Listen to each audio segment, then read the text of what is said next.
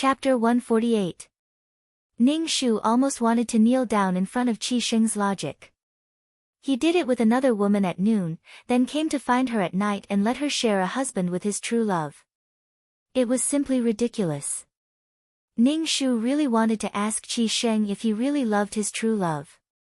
It was simply wanton and unrestrained. Did it mean that he could hide his love in his heart and do whatever he wanted with his body as long as he loved her in his heart? What a scumbag. Ning Shu twitched the corner of his mouth and looked at Qi Sheng, who looked very elegant under the moonlight, and said, "Young master, do you love Miss Yufei?" Qi Sheng nodded and said, "Yes, I have loved her for many years." Ning Shu was speechless. Since he loved her so much, why did he talk to another woman in the middle of the night behind Li Yufei's back?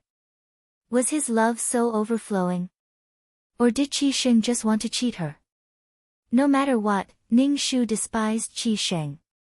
"I believe that Yufei will accept you. You will love each other. You are both kind women." Qi Sheng's expression was a little painful. "Recently, I found that I have fallen in love with you. I can't give up either of you or Yufei." Damn it, Ning Shu was disgusted to death. Damn it, there was no normal male protagonist in this world. One had a tragic childhood and a dark heart, one was a chauvinist and straight man, and one was a womanizer who cheated and cheated. Damn it, he didn't know what kind of man the latter was. If he was sick, he should go to see a doctor. Why torture Mu Yenluo? If either of you leaves me, I will be in so much pain that I want to die. Qi Sheng looked at Ning Shu affectionately. Ning Shu swallowed a mouthful of saliva. He really wanted to spit on this bastard's face. "Yenluo, I will die without you." Qi Sheng hardened his heart and grabbed Ning Shu's hand. His expression suddenly changed, but he still firmly grabbed Ning Shu's hand. "Then go to hell." Ning Shu withdrew her hand and shyly lowered her head. "This servant is very ugly and is not worthy of young master." "No, I know you're doing this to protect yourself.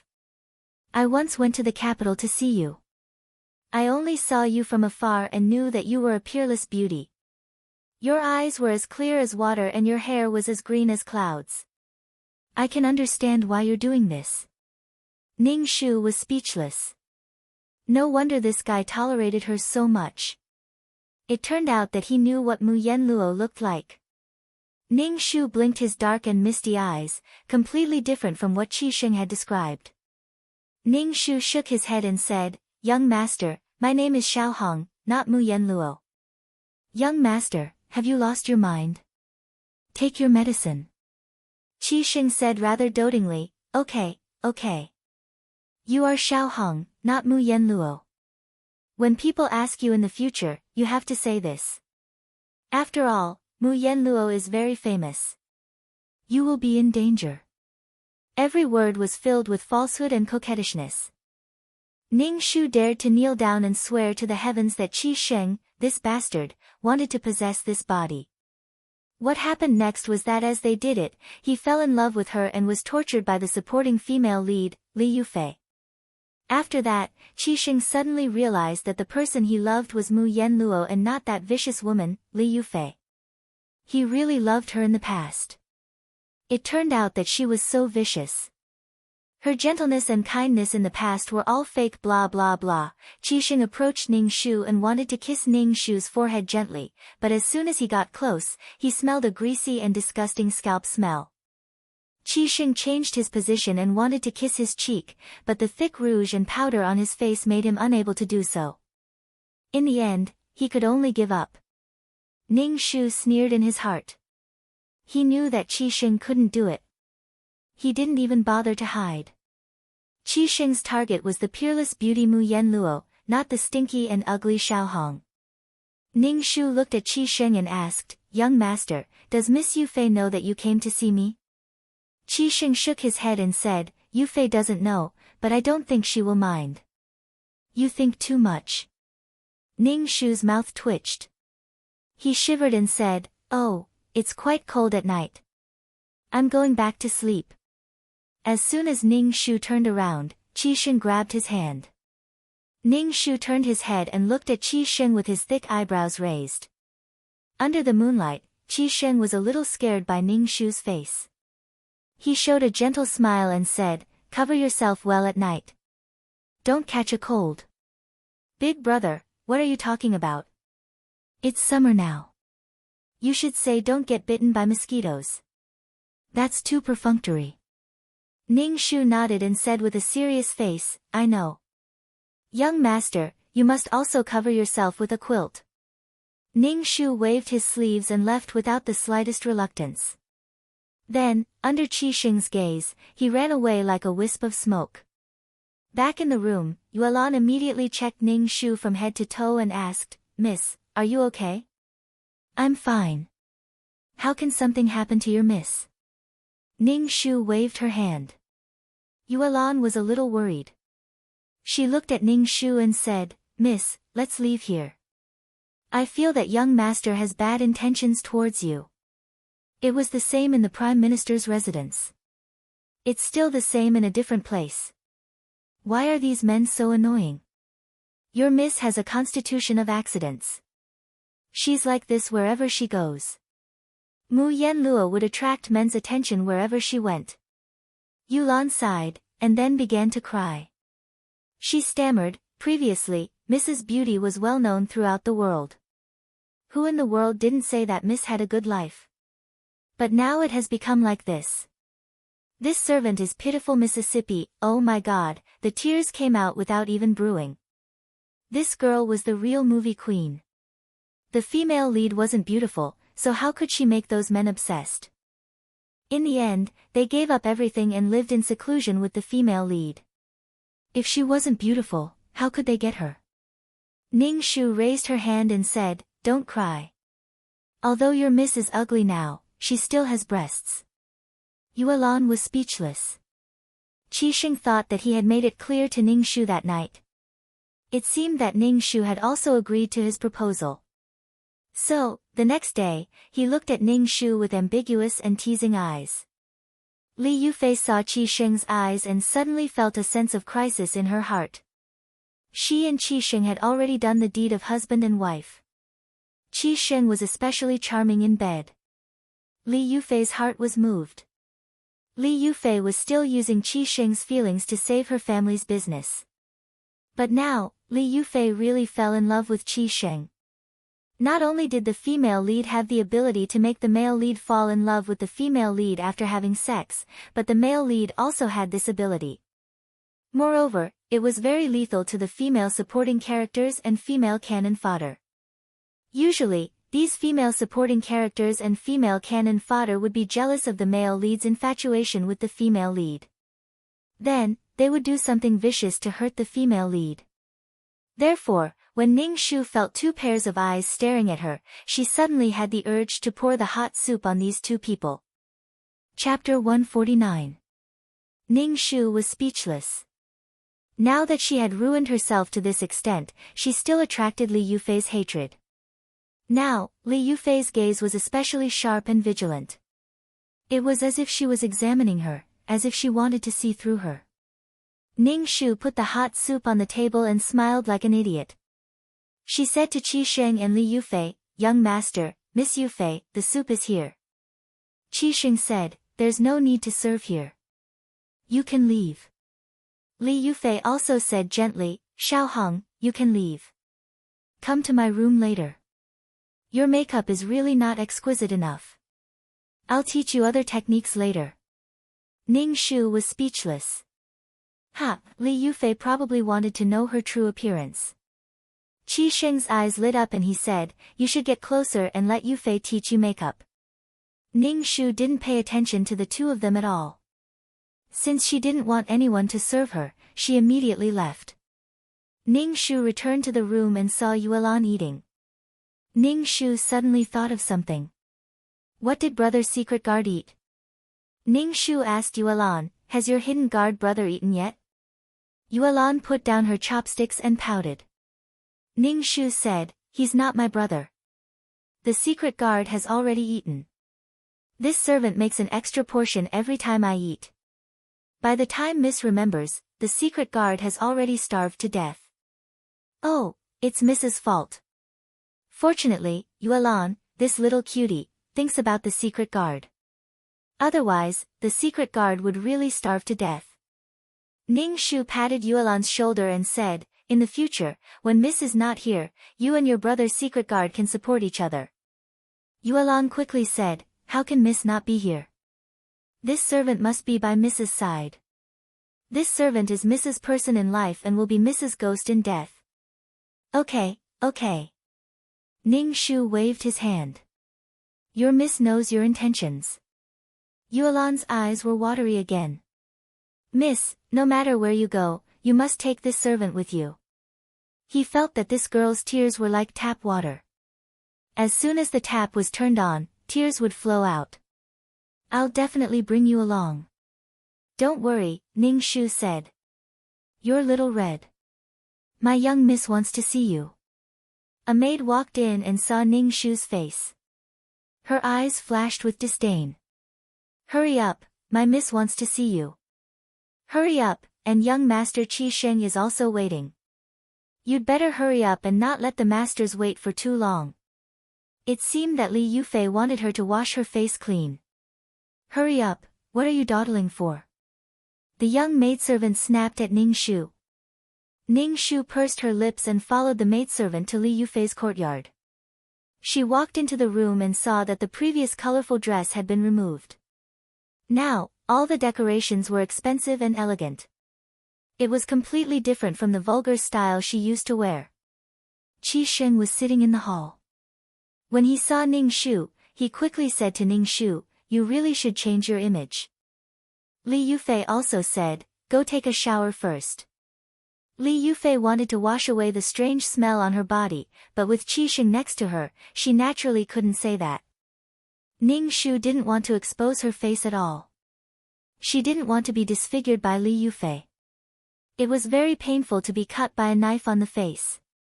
A woman's jealousy was really terrible. The hot water is ready. Go take a shower. After that, I'll teach you how to put on makeup. Li Yufei saw that Ning Shu didn't move and said another sentence. Ning Shu sat on the ground with a plop, startling Qi Sheng and Li Yufei. Li Yufei quickly said, Little Red, what are you doing? Get up quickly. The ground is cold. Qi Sheng said, if you have anything to say, we can all make decisions for you. Ning Shu cried and said, Miss Yufei, please don't let me remove my makeup. Otherwise, I really can't see anyone. Why is that? Li Yufei asked in surprise. I'm actually very ugly. The right side of my face has a black birthmark. That's why I put a thick layer of powder on my face to cover it. As Ning Shu spoke, she wiped off the powder on her face with her sleeve and then revealed the dark skin under the foundation. It was really dark and looked very disgusting. Qi Sheng was stunned for a moment and asked, why do you have a birthmark? Your birthmark is fake, right? It's fake, isn't it? When Ning Shu saw Qi Sheng's disillusioned and nauseous look, she spat in her heart. Qi Sheng slammed the folding fan on the table and then clenched it tightly in his hand. Blue veins appeared on the back of his hand and his face was ferocious for a moment. He turned to Li Yufei and said, I have something to do. I'll leave first. You guys go ahead. Then he left without looking back. Li Yufei looked at Ning Shu's dark half-face and smiled more gently. She said, since you're like this, I won't force you. You can go. Then Ning Shu turned and left. On the way back, he met a livid Qi Sheng. Qi Sheng frowned and looked at Ning Shu and asked, are you really not Mu Yenluo? Ning Shu blinked her panda eyes and said, young master, when did I say that I'm Mu Yenluo? I've always emphasized that I'm Xiao Hong, which means small and red. I'm not Mu Yenluo. Young master, you've always said that I'm Mu Yenluo. I've always denied it. Ning Shu stepped on Qi Sheng's sore spot. Abuse points, 10. Current abuse points, 20. 2333's voice was a little violent. Why are there so few abuse points, Ning Shu? How the hell would I know? It would be strange if someone with a fox's mind didn't get abused so easily. Then what's the matter with the maid beside you? She's a wanted person. Qi Sheng was still making his final struggle. Ning Shu looked at Qi Sheng with his dark half-face and said in a suppressed voice, that maid is a wanted criminal. I'm not very clear about this. Actually. Ning Shu lowered his head shyly and said, I met this maid halfway. At that time, she was lying in the middle of the road. My father and I saved her. Later, my father passed away. I told her to call me Mississippi. My father isn't a high-ranking official. It was all for vanity's sake. Young master, enough, don't say any more. Qi Sheng covered his face with his hands and rubbed them twice. Why did you lie to me? Why did you lie to me? When Ning Shu heard this, she almost spat at Qi Sheng's face. Ning Shu widened her misty eyes and asked in shock, when has this servant ever lied to you? This servant has never lied to you. Qi Sheng's face twitched and he roared loudly, Xiao Hong is a fake name. I thought you were Mu Yen Luo. What's wrong with Xiao Hong? I have an older brother called Xiao Ming. I'm called Xiao Hong. Ning Shu nodded firmly. Qi Sheng covered his heart and said, get lost. I don't want to see you now. How dare you lie to me? Ning Shu turned and ran away. Chapter 150. Ever since Qi Sheng found out that Ning Shu wasn't Mu Yen Luo, her attitude towards Ning Shu had changed drastically. The tea she brewed was either too hot or too cold. She covered her nose and bluntly said that Ning Shu smelled very bad. She almost bluntly said, you're so ugly, why don't you die? However, she didn't directly drive Ning Shu away. She still let Ning Shu be her personal maidservant. She guessed that there was still some connection between the male and female leads. Ning Shu still had dark circles under her eyes and bright red lips every day, swaying in front of Qi Sheng. Qi Sheng's attitude towards her was very bad, but strangely, Li Yufei's attitude towards her was unprecedentedly good. It was so good that Ning Shu's hair stood on end. She didn't understand what was wrong with Li Yufei. Did she want to be good friends with her? Was it because she was ugly now that she could set off Li Yufei's peerless beauty? Come, Xiao Hong, this pouch is for you. There are some pieces of silver in it. Go and buy some rouge and face powder. Li Yufei handed a pouch to Ning Shu. In the face of the female lead's charity, as a dignified female lead, she should righteously refuse and defend her dignity. Ning Shu quickly took the pouch and said with a smile, thank you, Miss Yufei. Ning Shu opened the pouch in front of Li Yufei. There were many pieces of silver in it. She opened her mouth wide and smiled brightly at Li Yufei. With a sneaky face, she said to Li Yufei, Miss Yufei, is there anything I can do for you? By medicine, by sex toys, Ning Shu felt that he could do it for her. Li Yufei took 2 steps back and covered her nose with a handkerchief. She said, no, it's just that I see that your rouge and face powder are cheap. You can use this money to buy some good ones. Xiao Hong, your brother Sheng's personal maidservant. Your appearance also represents brother Sheng's face. Even if you don't pay attention to your image, you still have to think about brother Sheng's face. Facing such humiliation from the supporting female lead, the female lead should be righteous and unyielding. You can insult my character, but you can't insult my dignity. Miss Yufei, although I, Xiao Hong, am ugly, I still have my dignity. Ning Shu puffed up his chest and rubbed it against Li Yufei's chest. Although I'm ugly, my chest is bigger than yours. Li Yufei. Qi Sheng came back from outside and saw Ning Shu and Li Yufei together. First, Ning Shu snorted coldly, and then he said to Li Yufei gently, how are you at home? Li Yufei's smile was exceptionally gentle. Her entire body seemed to be covered with a layer of holy and gentle light. Brother Sheng, Yufei has prepared the meal. Let's go eat, Li Yufei said shyly to Qi Sheng. Qi Sheng glanced at Ning Shu, took Li Yufei's hand, and said, I know Yufei knows my taste the best. The food you make must be to my taste. Li Yufei's smile became even more bashful. Ning Shu couldn't figure out what was there to be shy about. Qi Sheng turned around and coldly said to Ning Shu, "What are you waiting for? Come and serve Yu Fei and me. You're now a personal maid." Ning Shu pursed his bloody mouth. Li Yufei hurriedly persuaded Qi Sheng, "She's your personal maid. If there's anything she doesn't do well, just teach her more in the future." Qi Sheng looked coldly at Ning Shu, and then said to Li Yufei, "You're the kindest person. Some people just don't change. If it weren't for the 20 taels of silver, I would have kicked her out long ago." Ning Shu thought she felt that Qi Sheng was really awkward now. This bastard probably felt that she had cheated on his feelings. Nonsense. Qi Sheng clearly wanted to cheat on her feelings, but now he was playing the blame game. He was simply shameless. Qi Sheng and Li Yufei entered the room hand in hand. Ning Shu followed behind them and served them food. Qi Sheng clearly couldn't stand the stench on her body, but he still insisted on letting her serve him by his side. He was really sick. "Brother Sheng, drink this soup. Yufei specially prepared it for you. It's very hard to be busy with business every day." Li Yufei scooped up the soup with a spoon. Qi Sheng revealed a gentle smile on his face. He directly grabbed Li Yufei's hand, brought the spoon in Li Yufei's hand to him, and drank it with a look of enjoyment. Looking at Qi Sheng's rippling appearance, Ning Shu thought that he was drinking an aphrodisiac. "Yufei, you drink too." Qi Sheng scooped a spoonful of soup and brought it to Li Yufei.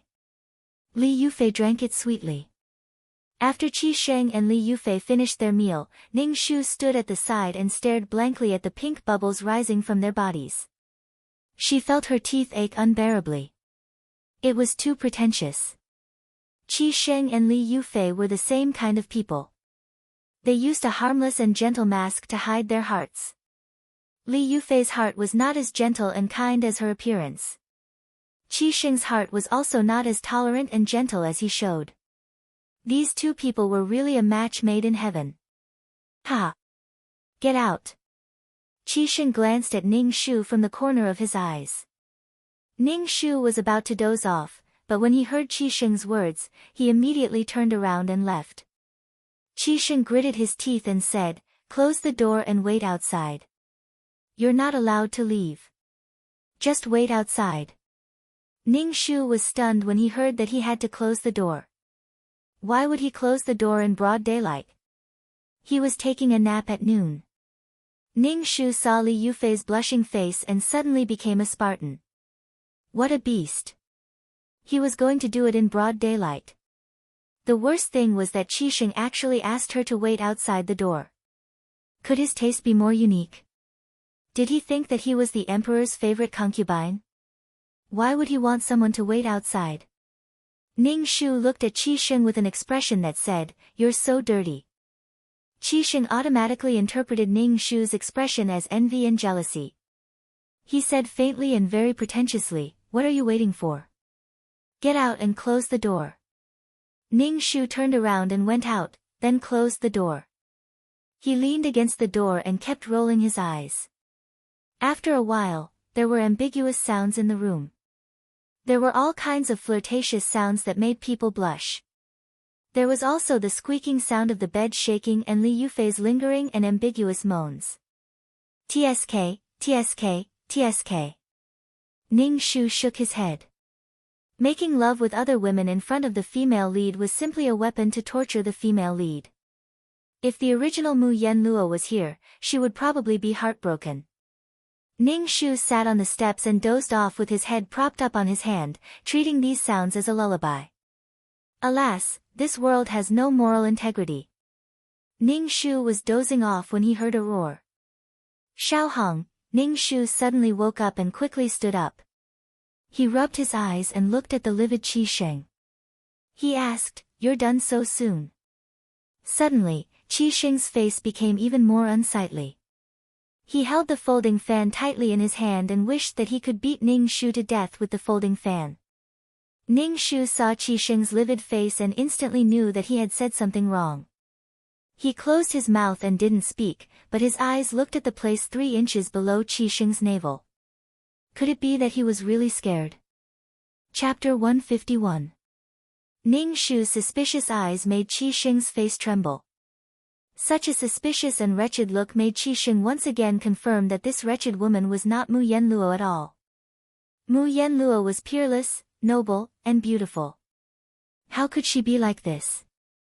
Get away from me. I don't want to see you now.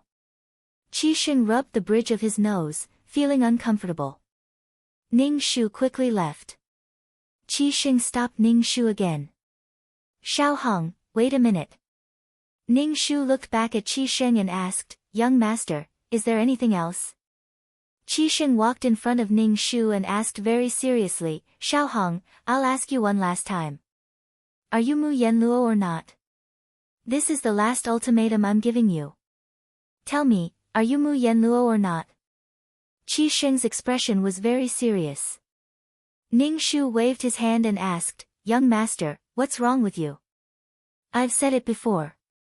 I'm not Mu Yanluo. My name is Xiao Hong. How many times do you want me to say it? Very good, very good.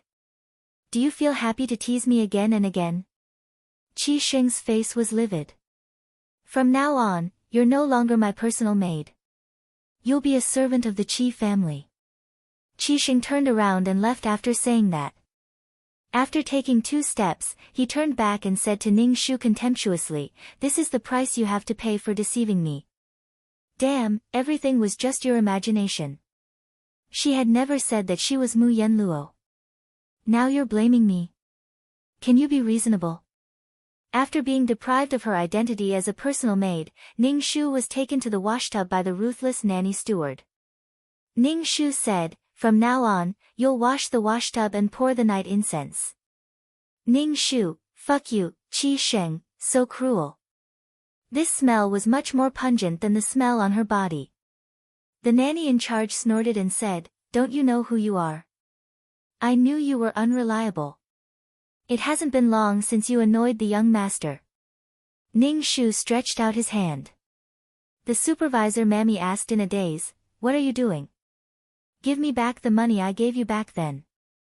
At that time, you said that I had a very promising future. Ning Shu lightly said. The nanny in charge's slanted eyes suddenly sharpened, When did I take your money?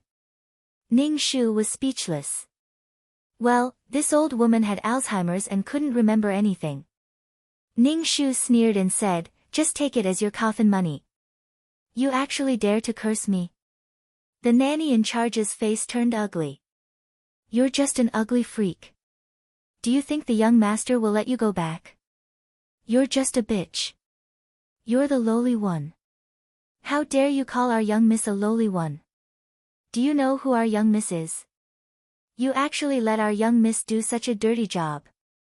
Yuelan stuck out her chest and was very imposing, scaring the nanny in charge. In the end, she was a maid of the Prime Minister's family and had seen the world. Ning Shu gave Yuelan a thumbs up. Yuelan immediately smiled at Ning Shu, destroying the imposing manner just now. The nanny in charge left with an unfriendly expression. She looked at Ning Shu with a particularly vicious gaze. When the female lead was in trouble, there would always be 1 or 2 vicious cannon fodders to deal with her. Ning Shu would never admit that she had courted death just now. Relying on the fact that she was the female lead, she had no scruples. Anyway, she wouldn't die. As long as she didn't get pushed by these 7 men, she would have completed the task. She would help Mu Yanluo get rid of these men and get rid of the NP ending. To be honest, Ning Shu would rather play with these NPCs. If she stayed with the male lead, she would be in danger of being pushed at any time. For example, she was facing Yi Lai Xiang and Gong Tong now. She didn't have to worry about being pushed by the male lead at all. Yuelan covered her nose and said to Ning Shu, Young miss, are we really going to do this? It's really smelly. Ning Shu clapped her hands and said indifferently, Your family's young miss is so noble and elegant. Such a peerless beauty, how could she do this kind of thing? Even washing clothes is more elegant than this. Then let's go, young Mississippi, didn't you say you wanted to travel around? Let's go now. Young miss, blow the whistle and let the shadow guards take us away. Yuelan held her breath and tried her best not to breathe. Her face was red from holding it in. Ning Shu looked at the sky at a 45-degree angle with a sad and beautiful face. Don't even mention how sinful she was. Your family's young miss still has things to do. She will leave soon. Ning Shu said in a rough voice. Yuelan was speechless. This servant doesn't understand what young miss wants to do. Yuelan nodded firmly. Wherever young miss goes, this servant will follow. Ning Shu's tears fell. This smell is too strong. The smell of urea fertilizer was very strong. That's right. Yuelan also wiped her tears. Little Red, our young miss is looking for you. A servant girl shouted at Ning Shu from afar. Ning Shu saw that the servant girl was one of Li Yufei's people. All kinds of conspiracy theories appeared in Ning Shu's mind. For example, Li Yufei saw that she was tired of Qi Sheng and wanted to find all kinds of reasons to torture her. Disfigure her. Little Red, come here quickly. The servant girl saw that Ning Shu didn't move and didn't dare to come over. She shouted at Ning Shu in a flustered and exasperated manner. Ning Shu walked over, carrying a strong smell. The servant girl almost vomited. She hurriedly said, "Young miss is looking for you," and ran away. Ning Shu couldn't figure out why Li Yufei was looking for her. Ning Shu didn't even wash up before heading to Li Yufei's courtyard. Ever since she came to the Qi residence, Ning Shu found that her body was full of all kinds of smells. Now, with the addition of the smell of the 5 grains, it was even more disgusting. As soon as Ning Shu walked into the room, Li Yufei immediately covered her nose. Ning Shu shouted, "What's that smell? Go wash up first. I have something to tell you. After you wash up, put on some powder." Li Yufei said with a frown. Ning Shu became more and more puzzled. What was this girl trying to do? Could it be that Li Yufei wanted to be good friends with her? That was impossible. The female lead had a halo that would make other women jealous. It would make people inexplicably unhappy with the female lead and then cause trouble for the female lead. She, the cannon fodder, became the female lead. Did this halo disappear? This didn't make sense. This wasn't fair. She was still the female lead. Ning Shu went back to wash up. Then, according to Li Yufei's request, she put some powder on her body and poured out an entire box. Right now, Ning Shu was very fragrant. Very fragrant, so fragrant that it was pungent. Ning Shu entered the room with a strong fragrance, causing Li Yufei to sneeze. She covered her nose and asked, "How much powder did you put on? Can't you smell it yourself? This servant can smell it. It's very fragrant. Young Miss Yufei, smell it." Ning Shu walked in front of Li Yufei and raised her arm to Li Yufei's nose. Li Yufei's face darkened as she took a step back. She said with an ugly expression, "Little Red, I called you here because I have something to ask you." Chapter 152. Ning Shu was a little surprised. What did Li Yufei want to ask him? Ning Shu approached Li Yufei and asked, "Miss Yufei, what do you want to ask me?" Li Yufei immediately took a step back, covered her nose, and asked, "Your brother Sheng's personal maid. Do you know if brother Sheng has someone he likes?" Ning Shu blinked her panda eyes and raised her eyebrows that were as thick as caterpillars. She said in surprise, "Why do you ask, Miss Yufei? Your young master's true love." "No, what I mean is that Miss Yufei is the person young master likes." Ning Shu's words pleased Li Yufei. Li Yufei smiled and glanced at Ning Shu coquettishly. Ning Shu was flirted by her gaze. She wasn't Qi Sheng. Why was she showing such a seductive look to him? Of course I know brother Sheng has me in his heart. Li Yufei's face was flushed. Ning Shu was speechless. She called her over just to say this. Was she trying to attack her? But the smile on Li Yufei's face dissipated a little. She looked at Ning Shu and said, "But I feel that there's someone else in brother Sheng's heart. I can feel it very keenly. A woman's intuition was really scary, and it was all true. Ning Shu waved his hand and said, Miss Yufei, you're thinking too much. If you have this feeling, it's nothing more than that. What's that? Li Yufei frowned and looked at Ning Shu. Ning Shu stomped her feet shyly and covered her face as she said, Oh, Miss Yufei, you know. Li Yufei's face darkened as she said, If you have something to say, just say it.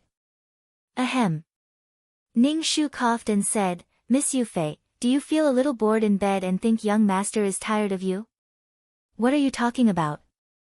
Li Yufei's face flushed red, and she was extremely shy. Ning Shu thought, I didn't see you shy when we were having sex. Your shy look is really annoying. Don't all men like novelty? Ning Shu grinned at Li Yufei. Li Yufei looked at Ning Shu and asked, What do you have in mind? If you want to capture a man's heart, you have to make him unable to stop. Ning Shu said in a very experienced manner. Li Yufei looked at Ning Shu and said, Why can't you stop? I feel like you're quite experienced. Pfft. Ahem, Miss Yufei, you're so annoying. Ning Shu covered his face with a handkerchief. I'm just a so-so. Li Yufei narrowed her eyes. In that case, you'll be my maid from now on. I'll tell Brother Sheng. How did she become Li Yufei's maidservant? Life was full of ups and downs. He thought he still had to go back and wash the toilet bowl. Go ahead, tell me your experience, Li Yufei said very grandly. As long as the matter is done well, there will be many benefits for you. Ning Shu was speechless. He braced himself. Ning Shu smiled very wretchedly. He patted his chest and said loudly, Miss Yufei, leave this matter to me. I'll definitely do it properly. Li Yufei hummed arrogantly. At night, Qixing came to find Li Yufei. When he saw Ning Shu standing by the door, he asked sternly, Why are you here? Aren't you a servant? Why are you here? Ning Shu said lightly, I'm now Miss Yufei's maid. Li Yufei walked over and said gently to Qi Sheng, Brother Sheng, Yufei found this little girl quite interesting, so I kept her by my side. Brother Sheng won't blame Yufei, right? Qi Sheng held Li Yufei's hand and said affectionately, It's just a maidservant. As long as you're happy, it's fine. But this maidservant is very stupid. She doesn't do things properly and her looks are barely satisfactory. You should pick a better maidservant. Brother Sheng, you're so good to Yufei. Yufei is thinking that Yufei can't leave you in this life. Li Yufei leaned on Qi Sheng's chest. Ning Shu watched from the side. They were so affectionate as if there was no one else around. Did they consider the feelings of the people around them? The lovey-dovey party should be burned to death. Li Yufei gave Ning Shu a look. Ning Shu tactfully went out and closed the door considerately. Then, he stood at the door. In the room, Li Yufei took off her clothes, revealing her snow-white skin. She wasn't wearing a dudu, but modern underwear. She was wearing underwear below. Her waist was thin and her legs were slender. It was indescribably tempting. Qi Sheng, who was drinking tea, spat out his tea and stared blankly at Li Yufei. Li Yufei walked to Qi Sheng in an enchanting and charming manner and sat on Qi Sheng's lap. Brother Sheng, Yufei specially prepared this. Do you like it? Qi Sheng felt his nose itch and hurriedly buried his head in Li Yufei's chest. Li Yufei's face revealed a smug expression. This was the first time she had seen Qi Sheng so excited. Brother Sheng, Yufei also prepared a surprise. Li Yufei became even more charming. Qi Sheng panted and said in a low voice, What surprise? I'm very surprised now. Good sister, you're so beautiful. Li Yufei was even more certain that Xiao Hong's method was right. Hence, she took out a whip from the box. Under Qi Sheng's baffled expression, Li Yufei coquettishly whipped Qi Sheng. Ning Shu heard Qi Sheng's heart-wrenching wail from outside. Then, he roared, Li Yufei, what are you doing? Why are you whipping me? Li Yufei said aggrievedly, Is Brother Sheng unhappy? Li Yufei's voice became even more aggrieved. Yufei wore this kind of clothes for Brother Sheng and even used a whip to make it more interesting. I don't need a whip at all. Ouch. Stop it. Brother Sheng, don't you love Yufei? Yufei changed like this because she loves you. Brother Sheng, this is very exciting. Li Yufei waved the whip as she spoke. Yufei, put down the whip first. Of course, I know you love me. I love you too. Don't use the whip. Ouch, Qi Sheng's wails and the sound of the whip mixed in the room. Ning Shu looked at the two of them through the crack of the door. As if they were too excited, the two of them started on the ground. They didn't care about the cold ground and fought with all their might. Qi Sheng's attacks were very fierce, making Li Yufei's cries especially exaggerated. Her cadence could be heard even from outside the courtyard. TSK, TSK, TSK. Can you keep your voice down? The entire Qi mansion probably knows that you two are having sex. You have no integrity and no sense of shame. Ning Shu saw the purplish-red whip marks on Qi Sheng's body through the crack of the door. Ning Shu shook his head regretfully. This kind of whip didn't have a barb. If it had a barb and soaked in salt and chili water, it would feel good to whip Qi Sheng. How good would it be if he could whip Qi Sheng? Sigh. Ning Shu felt very melancholy. He suddenly missed the time when he had infinite strength. Chapter 153. Ning Shu's legs were numb from standing outside. Inside, they were still having sex. Previously, Ning Shu had suspected that something had happened to Qi Sheng's penis. Now, it seemed that it was still very mighty. How could something happen to the male lead's penis? Ning Shu lowered his numb legs and heard the door creak open. He looked up and saw Qi Sheng come out pretentiously. His face was flushed, and his expression was both happy and angry. Anyway, it was hard to describe. Qi Sheng glanced at Ning Shu's ugly face and said in a hoarse voice, "In the future, when I come here, you can only stay outside. I don't want to see your face." Ning Shu thought, I fucking want to see you. Ning Shu lowered his head and didn't speak. Qi Sheng snorted and left. Ning Shu walked into the room and smelled a strong scent of sex.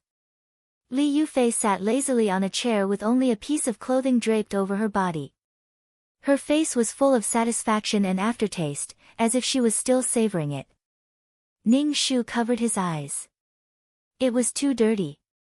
What a world without moral integrity. Li Yufei opened her eyes and saw Ning Shu.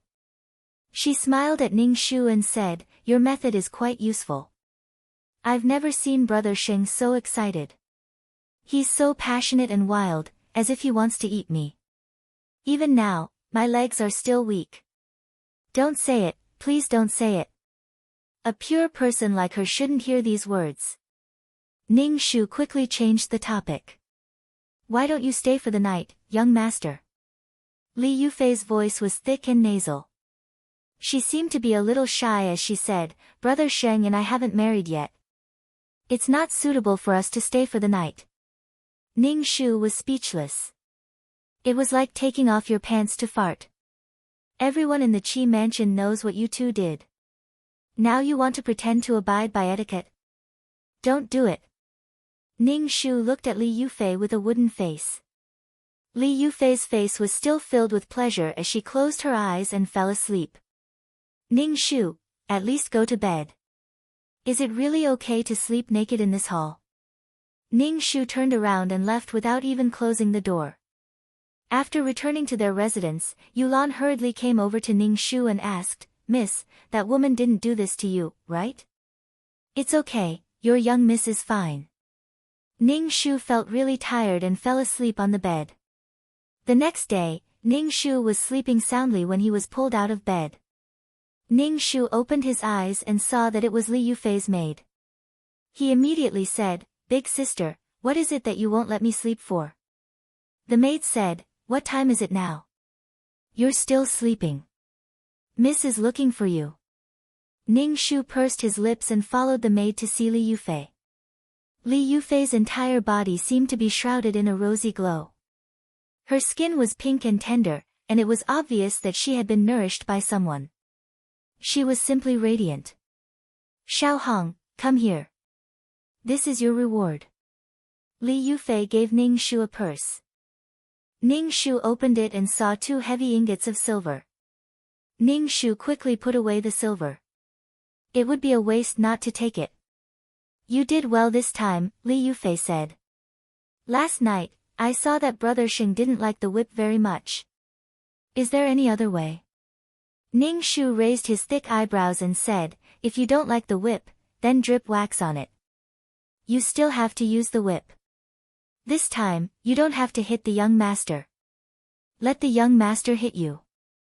These things need to be slowly adjusted. When the young master is used to this kind of stimulation, he will have no interest in other women. Naturally, his heart will be with Miss Yufei in the future. Then help me prepare, Li Yufei said. Ning Shu nodded.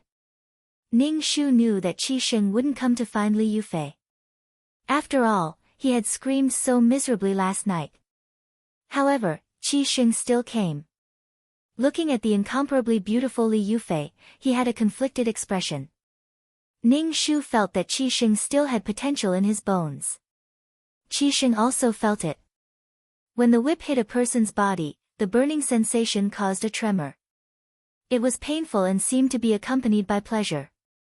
This strange feeling made Qi Xing feel very strange. He felt a different kind of experience and pleasure. Therefore, after hesitating for a long time, Qi Xing still came to find Li Yufei. On the spot, they carried out a new method. The candle dripped on his chest.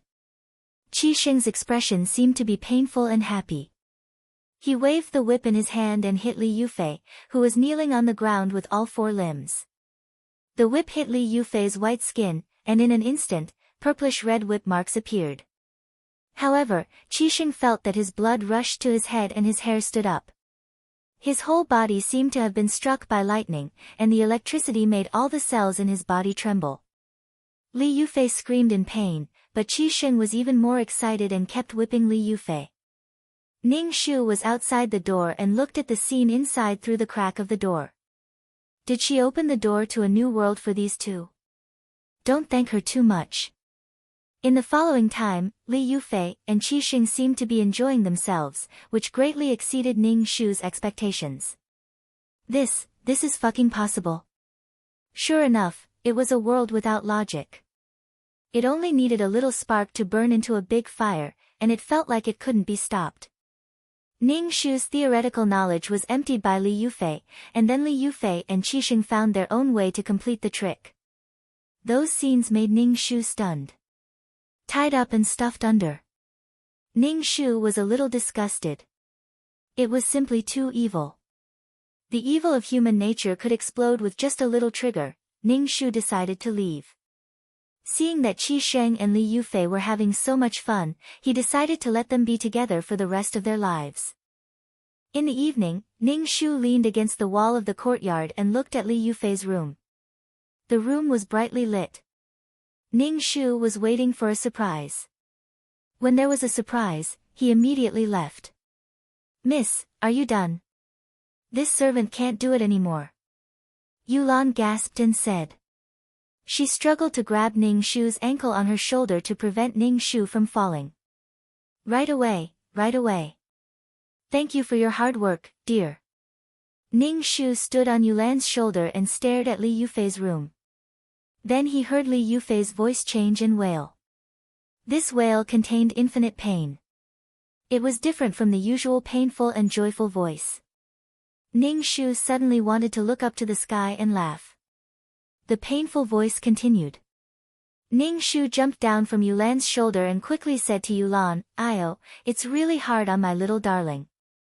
The black-clothed and masked shadow guard looked at Ning Shu and Yulan and said, "Miss, if you want to see something, you can just sit on the courtyard wall. Why go through the trouble of stepping on people's shoulders?" Ning Shu felt that the shadow guard was distressed for Yulan, so he said this.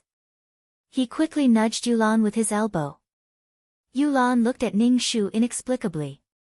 "Miss, what are you looking at?" Yulan asked Ning Shu. Ning Shu waved his hand, it's not suitable for children to know. Let's go. Chapter 154. Ning Shu and the other two left Yi City under the cover of the night. The brightly lit room of the Qi residence was bloody and sexy. Qi Sheng held a whip in his hand and whipped Li Yufei on the ground. Li Yufei's body was covered with whip marks and dripping with blood. She kept moaning and shouted at Qi Sheng, "Brother Sheng, stop hitting me. Yufei is in so much pain." Li Yufei felt the pain of being whipped and convulsed. Every time, she felt as if a piece of flesh had been hooked away. Qi Sheng's eyes were red, but he was even more excited. He panted and comforted Li Yufei, "It's okay. Does it feel good? Yufei, I love you more and more now. I love you so much that I can't wait to whip you to death." Li Yufei was furious. Her body was in so much pain that she wanted to die. She smiled at Qi Sheng and said, "Brother Sheng, give the whip to Yufei." Li Yufei took the whip and whipped Qi Sheng fiercely. Qi Sheng was in pain and pleasure. In the end, the two of them hugged each other with all kinds of excitement. Ning Shu sat in the carriage and whistled leisurely. He looked in the direction of Yi City and was very happy. He estimated that Li Yufei's snow-white skin would be ruined. As for whether her face would be hit by the whip, Ning Shu didn't know. She had specially made this whip. It had tiny barbs. Moreover, this whip had been soaked in salt and chilly water. If one was hit by the whip, the wound would probably be inflamed. It would be very normal for it to leave a scar. Ning Shu still remembered that Mu Yenluo was disfigured by Li Yufei. This was an eye for an eye. Ning Shu wiped off the heavy makeup on his face and felt that his head had become lighter. He felt very happy.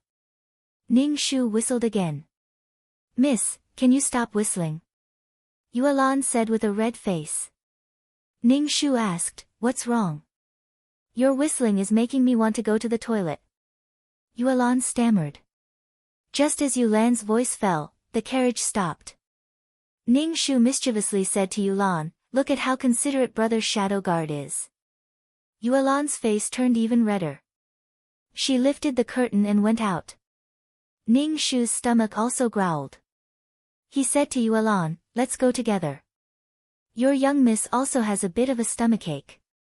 She probably ate too much chicken drumsticks at night." Ning Shu squatted beside Yuelan as the two of them chatted. Ning Shu said to Yuelan, "Miss, you're not young anymore. Have you ever thought about settling down? It's not a good idea to follow your young miss around like this. This servant has always been by Miss's side. Wherever Miss goes, this servant will follow." Yuelan covered her nose and said, "Miss, you should eat less meat in the future. I feel that your stomach has been a little bad recently. It's a little smelly." Ning Shu was speechless. Wasn't it cruel to say such words to a beauty? Beauties were otherworldly. Ning Shu couldn't find anything to wipe his butt with. In the end, he bitterly used tree leaves. He felt that the ancient times were really bitter. Next time, he would just buy rice paper to wipe his butt. The burrs on the leaves were really prickly. When they returned to the carriage, the shadow guard Ning Shu, who was driving the carriage, asked, "Where are we going now?" "Let me think." Shen Qingqing also didn't know where the scholar with a belly full of wisdom was. In the plot, Qi Sheng sent the disfigured and dying Mu Yenluo away. But he didn't expect that as soon as Mu Yenluo left, Li Yufei would send a thug to kill Mu Yenluo. Mu Yenluo lost her footing and fell off a cliff. She was rescued by a scholar and brought home. Where was that remote village? Ning Shu didn't know. Or did he want her to jump off a cliff again? "Miss, where are we going?"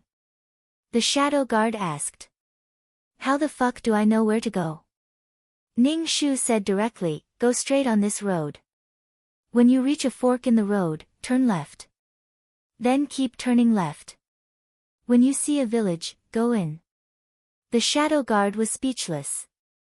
Ning Shu was so capricious. No matter what, the male and female leads would meet each other. Yulan asked worriedly, "Miss, what if we get lost?" "It's okay. There are always some shining existences guiding your miss forward. Ning Shu supported her chin and said. Yulan was confused and shook her head. I don't understand. Ning Shu seemed to think of something and said to the shadow guard, do you have paper on you? Miss, what do you need paper for? Yulan asked. I'm used to using paper. I'm not used to using leaves. Ning Shu said. Yulan's eyes immediately filled with tears as she said sorrowfully, Miss, you used to use paper. Now that it's your turn, Master will definitely feel very distressed. Miss, are leaves comfortable to use? Find a smooth stone, it's much more comfortable than leaves. Ning Shu covered her face. She was just borrowing toilet paper. Why did it lead to such a dirty topic? She felt like she was going crazy. Ning Shu and Yulan talked and fell asleep. They leaned against each other and fell asleep. The sound of the horses' hooves was very rhythmic. The wilderness at night was very quiet. Occasionally, there would be two strange bird calls. Ding, ding ding, ding ding. Li Yufei's abuse points are 100. Qi Xing's abuse points are 100. 2333's voice sounded in Ning Shu's mind. Ning Shu stretched and showed a happy expression. Li Yufei's abuse points were 100. Her skin was probably ruined. As for how Qi Xing's abuse points came about, Ning Shu didn't know. His skin was probably ruined like Li Yufei's. TSK. In fact, Qi Xing's abuse points were because he found that the maid named Little Red was missing the next day. He searched the whole Qi mansion but couldn't find her. Qi Xing felt a sense of loss in his heart. This feeling had nothing to do with love. It was because he found out that he missed a pearl covered in dust. It was a kind of anger that scratched his heart and lungs. Qi Xing guessed that this person named Little Red must be Mu Yenluo. She suddenly ran away, which made Qi Xing very angry. He went to ask Li Yufei where Little Red was, but Li Yufei was busy saving her skin. The whip marks all over her body were inflamed and swollen. She didn't care about Little Red. Moreover, Li Yufei hated Little Red in her heart. Their props were all prepared by Little Red. This whip suddenly had a barb, and so much material was added. Now that Little Red had run away, Li Yufei didn't even want to talk about Little Red. Qi Xing was very angry, but he couldn't directly tell Li Yufei that Little Red was Mu Yenluo. Qi Xing still couldn't bear to part with Li Yufei, especially since they had a common hobby. Qi Xing couldn't forget Mu Yenluo. He even imagined Mu Yenluo's white and flawless skin blooming with blood under his whip. Just thinking about it made Qi Xing tremble all over, and a look of enjoyment appeared on his face. As he thought about it, Qi Xing became excited. He pulled Li Yufei up from the bed and put the dog muzzle around her neck. He said to Li Yufei, "Come on, bark like a dog." Li Yufei's whip wounds hadn't healed yet. She felt a burning pain when her clothes rubbed against them. But when Li Yufei saw Qi Xing's evil appearance, her body began to heat up and tremble. Chapter 155.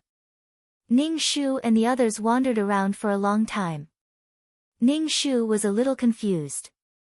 Why hadn't they found Brother Shu Sheng after such a long time? Where had the attraction between the male and female leads gone?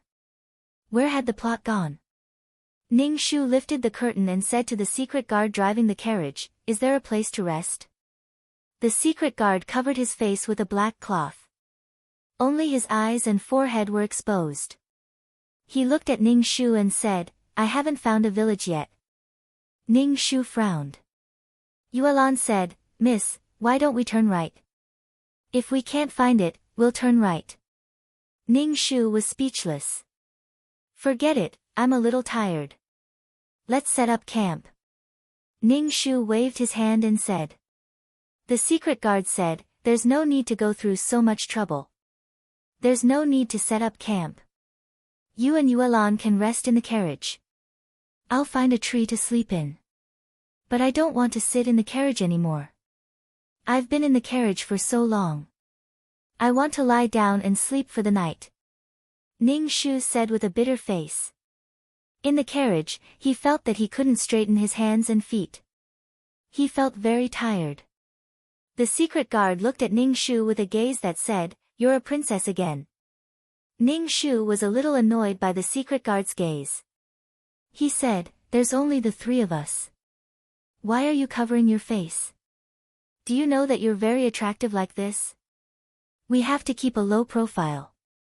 "How can we keep a low profile when you look like you want to rob the rich and give to the poor?" The secret guard didn't say anything, nor did he take off the black cloth. Then, he went to find a place to set up camp. Ning Shu covered his heart and looked hurt. He said to Yuelan, "Your secret guard is so cold." Yuelan said with a straight face, "Miss, the secret guard doesn't belong to this servant's family. He belongs to your family." Ning Shu was speechless. The secret guard was still more caring. He even roasted some game for Ning Shu and Yuelan. The shadow guard handed over something that looked like a chicken or a pigeon. Ning Shu quickly reached out to take the roasted chicken, but the shadow guard turned his hand and handed it to Yuelan. Yuelan was stunned at first. She took the roast chicken and saw Ning Shu's awkward look. She handed the roast chicken to Ning Shu and said, "Miss, why don't you eat first?" Ning Shu's face trembled as he reluctantly said, "No need, you can eat it. This is from Brother Dark Guard." "Miss, please eat." Yuelan Ning Shu said. "Ning Shu, I'm really not eating."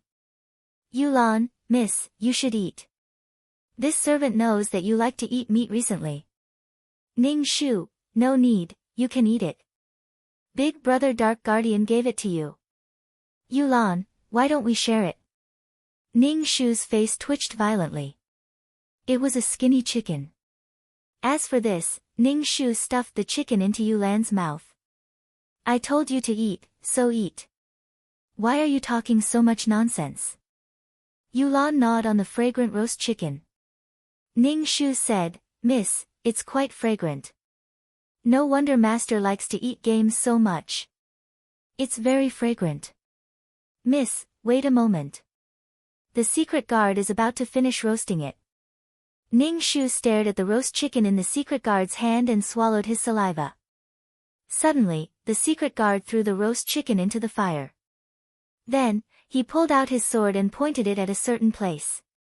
He shouted loudly, "Who is it?" Yuelan threw away the roast chicken in her hand that had only bones left and righteously stood in front of Ning Shu. She imitated the cool tone of the secret guard brother and shouted loudly, "Who are you? Come out and die. Don't even think about hurting my family's young miss."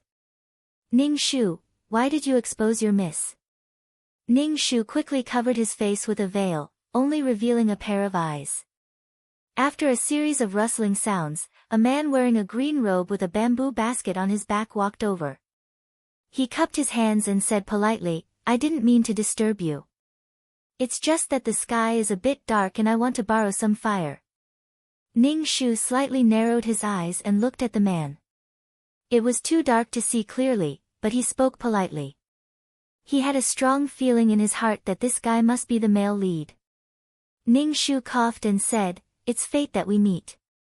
Such a warrior, come and drink a cup of water." The green-robed man elegantly cupped his hands and said to Ning Shu, "Thank you, Mississippi." The green-robed man put down the bamboo basket on his back. There were some herbs in the bamboo basket. Ning Shu was confused for a moment. Was this guy a scholar or a divine doctor? Ning Shu's shadow guard said, "See if the roast chicken in the fire is still edible. Let this warrior have a taste." The shadow guard glanced at Ning Shu and pulled out a black ball of roast chicken from the fire. It seemed that it was inedible. The green-robed man quickly said, "Brother, there's no need to trouble yourself. I have my own dry food." As he spoke, he took out his own pancake. Seeing that the three people were staring at him, he took out a few more. Ning Shu said, "It's something from the countryside. I don't know if you'll like it." "It's okay." Ning Shu took a bite of the pancake and almost broke his teeth. It was really hard. After taking a bite, he handed the pancake to Yuelan and said, "You should also try it. It's good for your bowels." When the green-robed man heard Ning Shu's words, he frowned in discomfort. However, he didn't say anything in the end. Yulan took the pancake and took a bite. Then, she handed the pancake to the shadow guard. The shadow guard took a bite and put away the pancake. He said indifferently, "This pancake is quite rare." The green-robed man quickly waved his hand and said, "It's not rare. It's just some crude food from the countryside. It's fine as long as you like it." As he spoke, he gnawed on the pancake and took out some water from the bamboo basket. Ning Shu and the other two stared blankly at him as he gnawed on the pancake. His teeth were really good. Ning Shu coughed and asked, may I ask for your name?" The man in the cheaphouse seemed to be a little disgusted by the name, warrior. He put down the pancake and cupped his hands elegantly. "I'm called Wen Ruhua." "Oh, a scholar." It was really a case of wearing out iron shoes in a fruitless search, only to find it without any effort. As expected, the attraction between the male and female leads led to the male lead naturally delivering himself to the door. Ning Shu immediately grabbed Wen Ruhua's hand. Wen Ruhua was startled and hurriedly broke free from Ning Shu's hand. He frowned and said, "Miss, men and women shouldn't touch each other clearly. I hope you will respect yourself." The shadow guard and Yuelan at the side looked at Ning Shu strangely. Ning Shu forced himself to squeeze out 2 drops of cat piss. He said in an agitated and sorrowful voice, "Cousin, I'm Qinxiang." "By Qinxiang." "Cousin." The shadow guard and Yuelan looked at Ning Shu even more strangely. Wen Ruhua, on the other hand, looked as if she had been struck by lightning. She looked at Ning Shu in a daze, his voice trembling with uncertainty. "Cousin." "Ah, it's me." Ning Shu replied crisply. Wen Ruhua's expression was very complicated. There was sadness, agitation, resentment, and a trace of deep longing and love. Her face was distorted. "You look like you've changed a lot." Wen Ruhua looked at Ning Shu suspiciously. "Are you really cousin Qinxiang?" "It's me, it's me, it's me. I'm Bai Qinxiang," Ning Shu said with certainty. Wen Ruhua's face instantly twisted. Ning Shu roared, "Then why did you come back? Why did you come back?" Chapter 156. Wen Ruhua was so agitated that her body trembled. Ning Shu roared and his saliva almost splashed onto Ning Shu. Ning Shu hurriedly took a step back and said in a sorrowful tone, "Cousin, are you still blaming Qinxiang?" Wen Ruhua's expression was ugly. She was so angry that she couldn't speak. Yuelan couldn't stand it anymore. She pulled Ning Shu to the side and asked, "Miss, when did you change your name? When did you have such a distant cousin?" Ning Shu patted Yuelan's head and comforted her, "Be good, don't make a fuss. Your miss naturally has her reasons." Wen Ruhua looked at Ning Shu with a complicated expression and asked, "Why did you come back this time?" "Naturally, I came back to find cousin," Ning Shu said matter-of-factly. Wen Ruhua was so angry that she gasped for breath. She looked at Ning Shu with red eyes and said, "You're already married. Why did you come back to find me? What do you take me for?" There was actually a rather twisted story that changed Wen Ruhua's fate. It was just that Wen Ruhua and his engaged cousin were in love with each other. Moreover, Wen Ruhua was a very talented person with a good family background. Wen Ruhua promised to marry Bai Qinxiang as soon as he passed the imperial examination. However, before Wen Ruhua could take the imperial examinations, she was struck by a bolt from the blue. Her cousin's father ignored the engagement and directly betrothed Bai Qinxiang to the son of a high official. Moreover, that high official wasn't someone he could afford to offend. Wen Ruhua wanted to find Bai Qinxiang for an explanation. They were so in love in the past, but her cousin married someone else just like that. Wen Ruhua found Bai Qinxiang. Bai Qinxiang said guiltily, "I'm sorry, cousin. I can't wait any longer. Instead of waiting for you to take the imperial examinations, I'd rather choose someone who's already successful and famous. Cousin, forget about me. You have someone more worthy of your love." Wen Ruhua simply couldn't believe it. In the past, they had been so sweet and intimate. In the blink of an eye, he could be so heartless. So what if they had feelings for each other in the past? When Ruhua's liver was about to explode from anger. Women were all vain sluts, and those officials were all tyrannical executioners who brought misery to people's lives. This world was really dark and filthy. After when Ruhua got drunk, she abandoned her family business and ran to a remote village to teach. She often lamented that she was full of wisdom but had no use for it.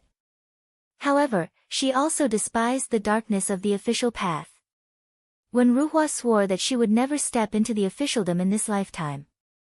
When Ruhua hated that official's son for stealing her beloved. She even hated that official. She hid in this corner and prepared to spend the rest of her life there. The corner of Ning Shu's mouth twitched. He felt that when Ruhua's brain was different from that of ordinary men. Normally, a strong-willed man would work hard when faced with this kind of situation. He would work hard to climb up and then go back to slap his cousin's cheap face. He would marry a woman who was better than his cousin and live a better life. He would take revenge on his cousin and make her regret it. However, when Ruhua directly shrunk back and hid, she was depressed that she couldn't achieve her goal. She was extremely pretentious. Even Ning Shu didn't like this man. A man's responsibility and wisdom were undoubtedly revealed when something big happened. However, when Ruhua was clearly the kind of person who didn't have much responsibility. Sometimes, he felt that she was quite childish and quite a bit of a narcissist. Why don't you say something? Why did you come back? Did that official's son abandon you? You're not a pretty girl to begin with, so of course he's tired of you. When Ruhua's voice was a little shrill, as if she was venting her anger.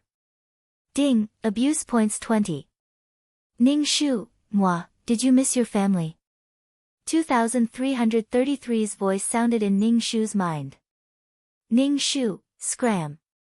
Humph, a woman who doesn't mean what she says. 2333 coldly snorted and disappeared. Say something. Why didn't you say anything? Why did you come back to me? Did you think that I would still accept you? I was tricked by you once. I won't be tricked by you a second time. When Ruhua screamed hysterically at Ning Shu.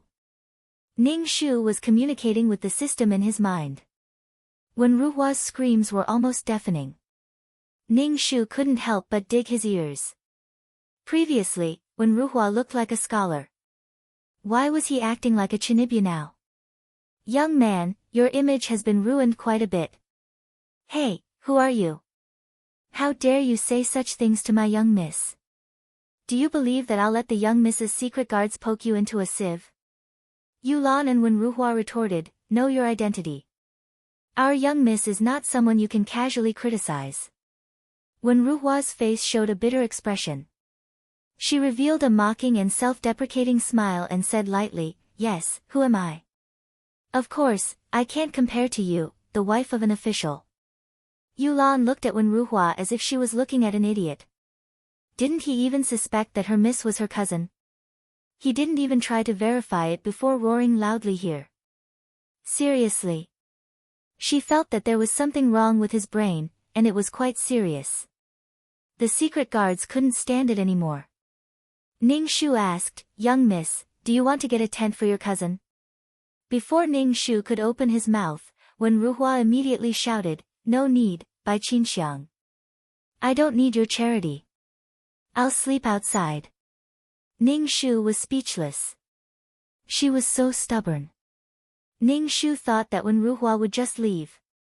Sleeping outside showed that she had a backbone. Ning Shu yawned. He really didn't want to argue with Wen Ruhua anymore. He pulled Yulan into the tent and said, turn off the lights and sleep. Wen Ruhua looked at the tent with a complicated expression. It was as if she wanted to see through the tent.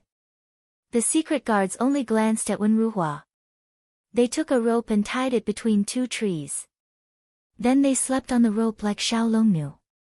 However, they didn't have Xiao Longnu's elegant beauty. The secret guards were only frightened. When Ruhua saw that no one was paying attention to her, She leaned against a tree and stared blankly at Ning Shu's tent. When Ruhua stared until her eyes were red. From time to time, she would grind her teeth. In the quiet night, she looked particularly gloomy. Ning Shu was sleeping soundly in the tent with Yulan in his arms. He didn't know that when Ruhua was pacing back and forth outside the tent after a sleepless night. Even if Ning Shu knew, he wouldn't care. However, when Ruhua's heart was much more irritable. She couldn't help but wonder what happened to Bai Qinxiang. Why did she come back to find her? What did she think of her? Why did she abandon her just like that? Why was his heart still so unsettled? Why was he affected by this vain woman? When Ruhua paced outside the tent for the whole night. In the morning, she saw Ning Shu stretching comfortably. The anger that she had suppressed for the whole night was about to explode. However, when she saw Ning Shu's eyes under the veil, she was stunned. Chapter 157. When Ruhua looked at the exposed eyes and was stunned. She asked, Bai Qinxiang, why are you so different from before? Are you not Bai Qinxiang? It was dark and she was wearing a white veil. When Ruhua could not see her face clearly.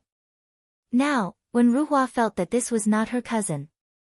Bai Qinxiang could only be considered delicate and pretty. She was not very tall. However, the person in front of her was tall and elegant. Obviously, this was not Bai Qinxiang. Ning Shu raised her eyebrows and said calmly, Cousin, I am Bai Qinxiang. I know that I broke the promise between us. But now, I have received my retribution. When Ruhua frowned. The person in front of her was not Bai Qinxiang. However, she seemed to know about her and Bai Qinxiang. What was going on? When Ruhua was dumbfounded. Ning Shu held her face in her hands and said, Do you feel that my eyes have become watery and that I've grown taller? After all, I married into a rich family. Eating sea cucumbers, abalone wings, and bathing in milk every day is very normal for there to be changes. If you eat well, you will naturally develop a second spring. Bai Qinxiang was only 15 or 16 when she married. Who knew? If the real Bai Qinxiang stood in front of when Ruhua might not even recognize her. Are you showing off your rich and noble life to me? When Ruhua looked at Ning Shu coldly. Then why did you come back to me? Ding.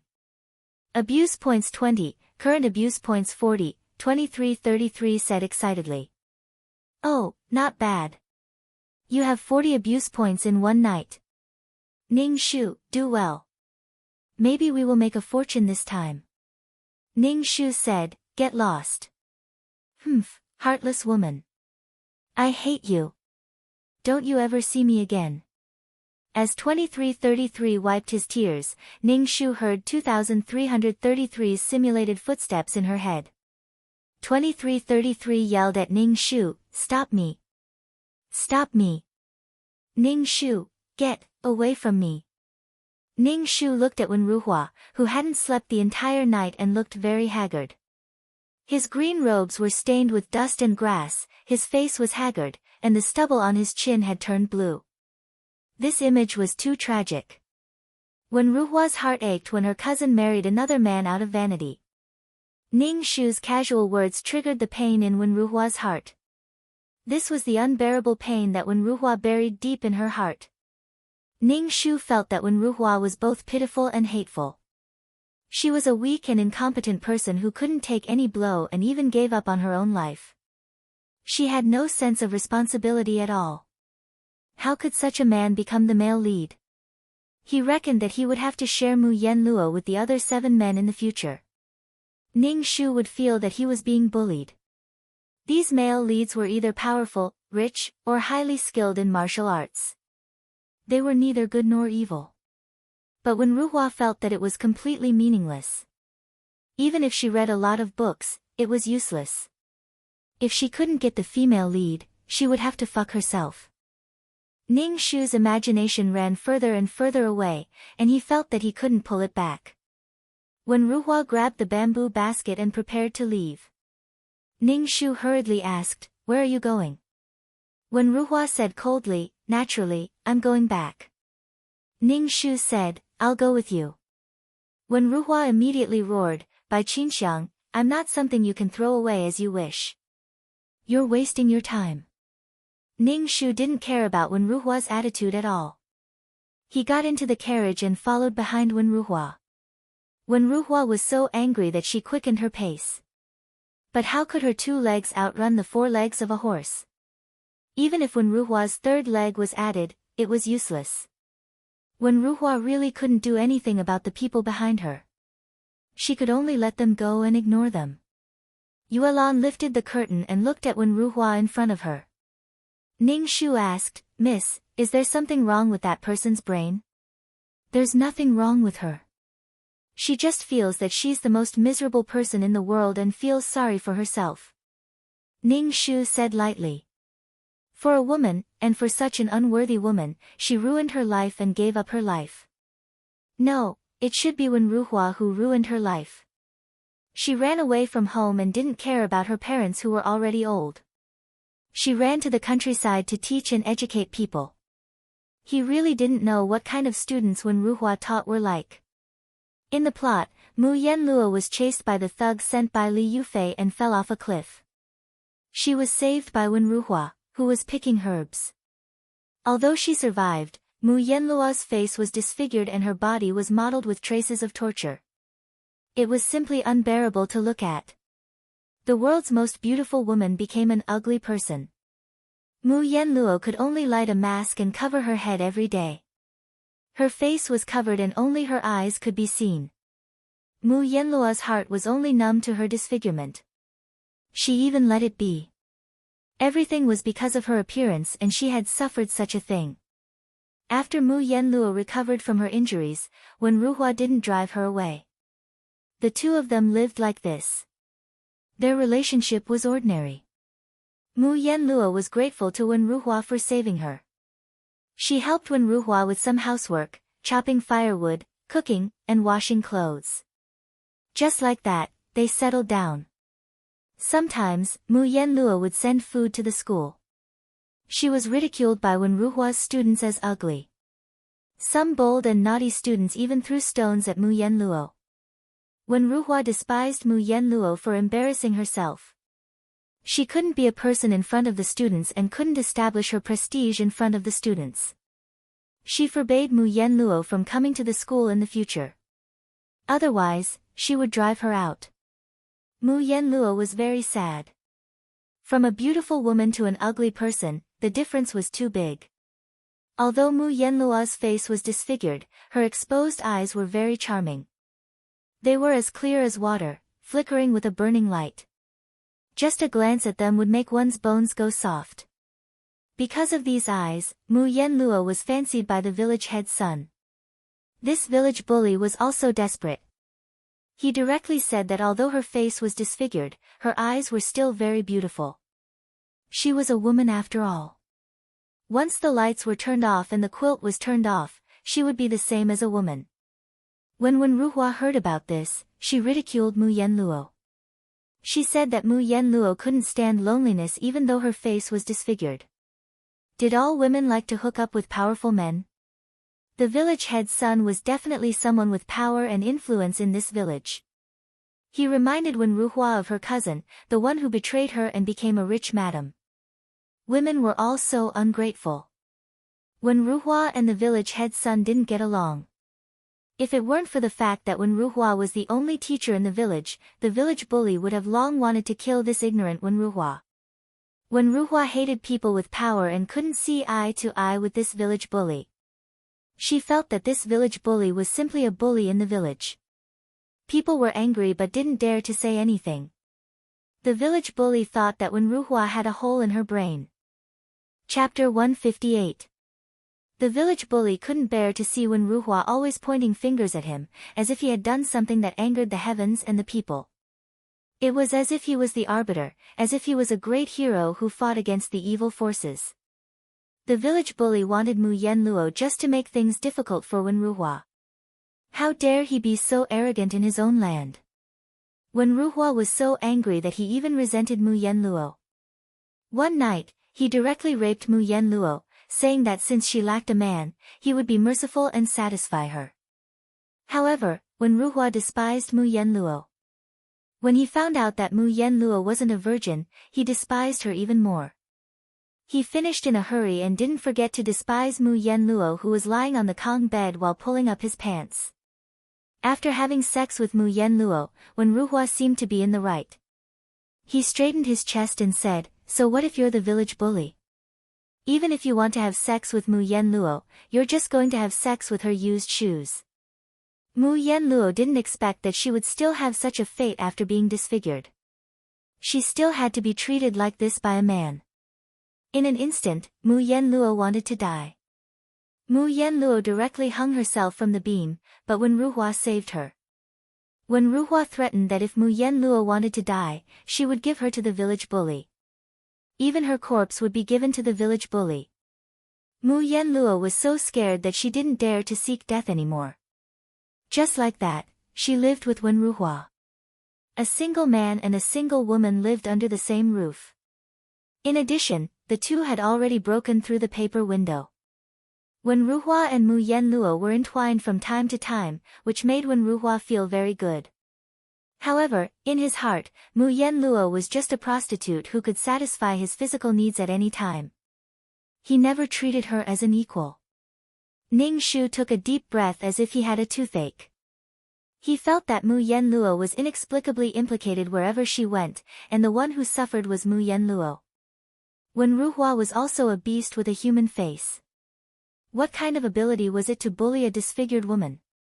He even despised her while doing it. Later on, the village bully felt that Mu Yenluo was too pitiful after being bullied by Wen Ruhua, so he told Mu Yenluo to send her away. Wen Ruhua, who had just returned from the school, saw the village tyrant and Mu Yenluo pulling each other. She immediately misunderstood and rushed into the central room. She pulled out her ancestral sword and randomly slashed at the village tyrant. As a result, in the chaos, she directly stabbed Mu Yenluo in the stomach. At this time, Mu Yenluo was pregnant and was bleeding profusely from head to toe. Wen Ruhua was scared out of her wits. Mu Yenluo, whose heart was as dead as ashes, fell and jumped into the river outside the house. The villagers searched for her body for several days but couldn't find it. Wen Ruhua was so dispirited that she wanted to die. Only when Mu Yenluo disappeared did Wen Ruhua realize that she had fallen in love with Mu Yenluo. This was the second blow in her life.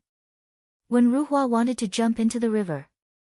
In the end, he was stopped by the village chief, who blabbered on and on about how the children in the school needed him. Without him, the children wouldn't know what to do. Then Wen Ruhua said in her heart, "Yenluo, because someone needs me, I can only live in this world. When the time comes, I will come and find you." "I love you," blabbered on. Ning Shu not only gasped for air, but also kept wiping the cold sweat on her forehead. Seeing Ning Shu's face full of cold sweat, Yuelan hurriedly took out her handkerchief and helped wipe the sweat. She asked, "Miss, what's wrong?" "I was scared stiff," Ning Shu said with a toothache. The weak scholar was as vicious as a murderer. Yuelan hurriedly looked left and right. Her face was a little pale. She stuck close to Ning Shu and asked with trembling teeth, "Miss, what did you see? Don't scare me."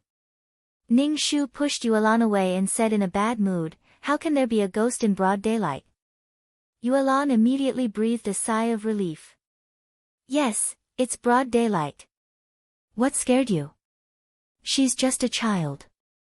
"Don't ask." Ning Shu lifted the curtain and saw Wen Ruhua walking in front of him. His speed was a little slow, so she guessed that he had left. "Cousin, do you want to get on the carriage? You're a scholar. You must be tired after such a long journey." Ning Shu shouted at Wen Ruhua. Wen Ruhua stopped and turned to look at Ning Shu. She asked with a cold face, "How long are you going to follow me?" "By Qinxiang, there's no relationship between us anymore." "Of course there's no relationship.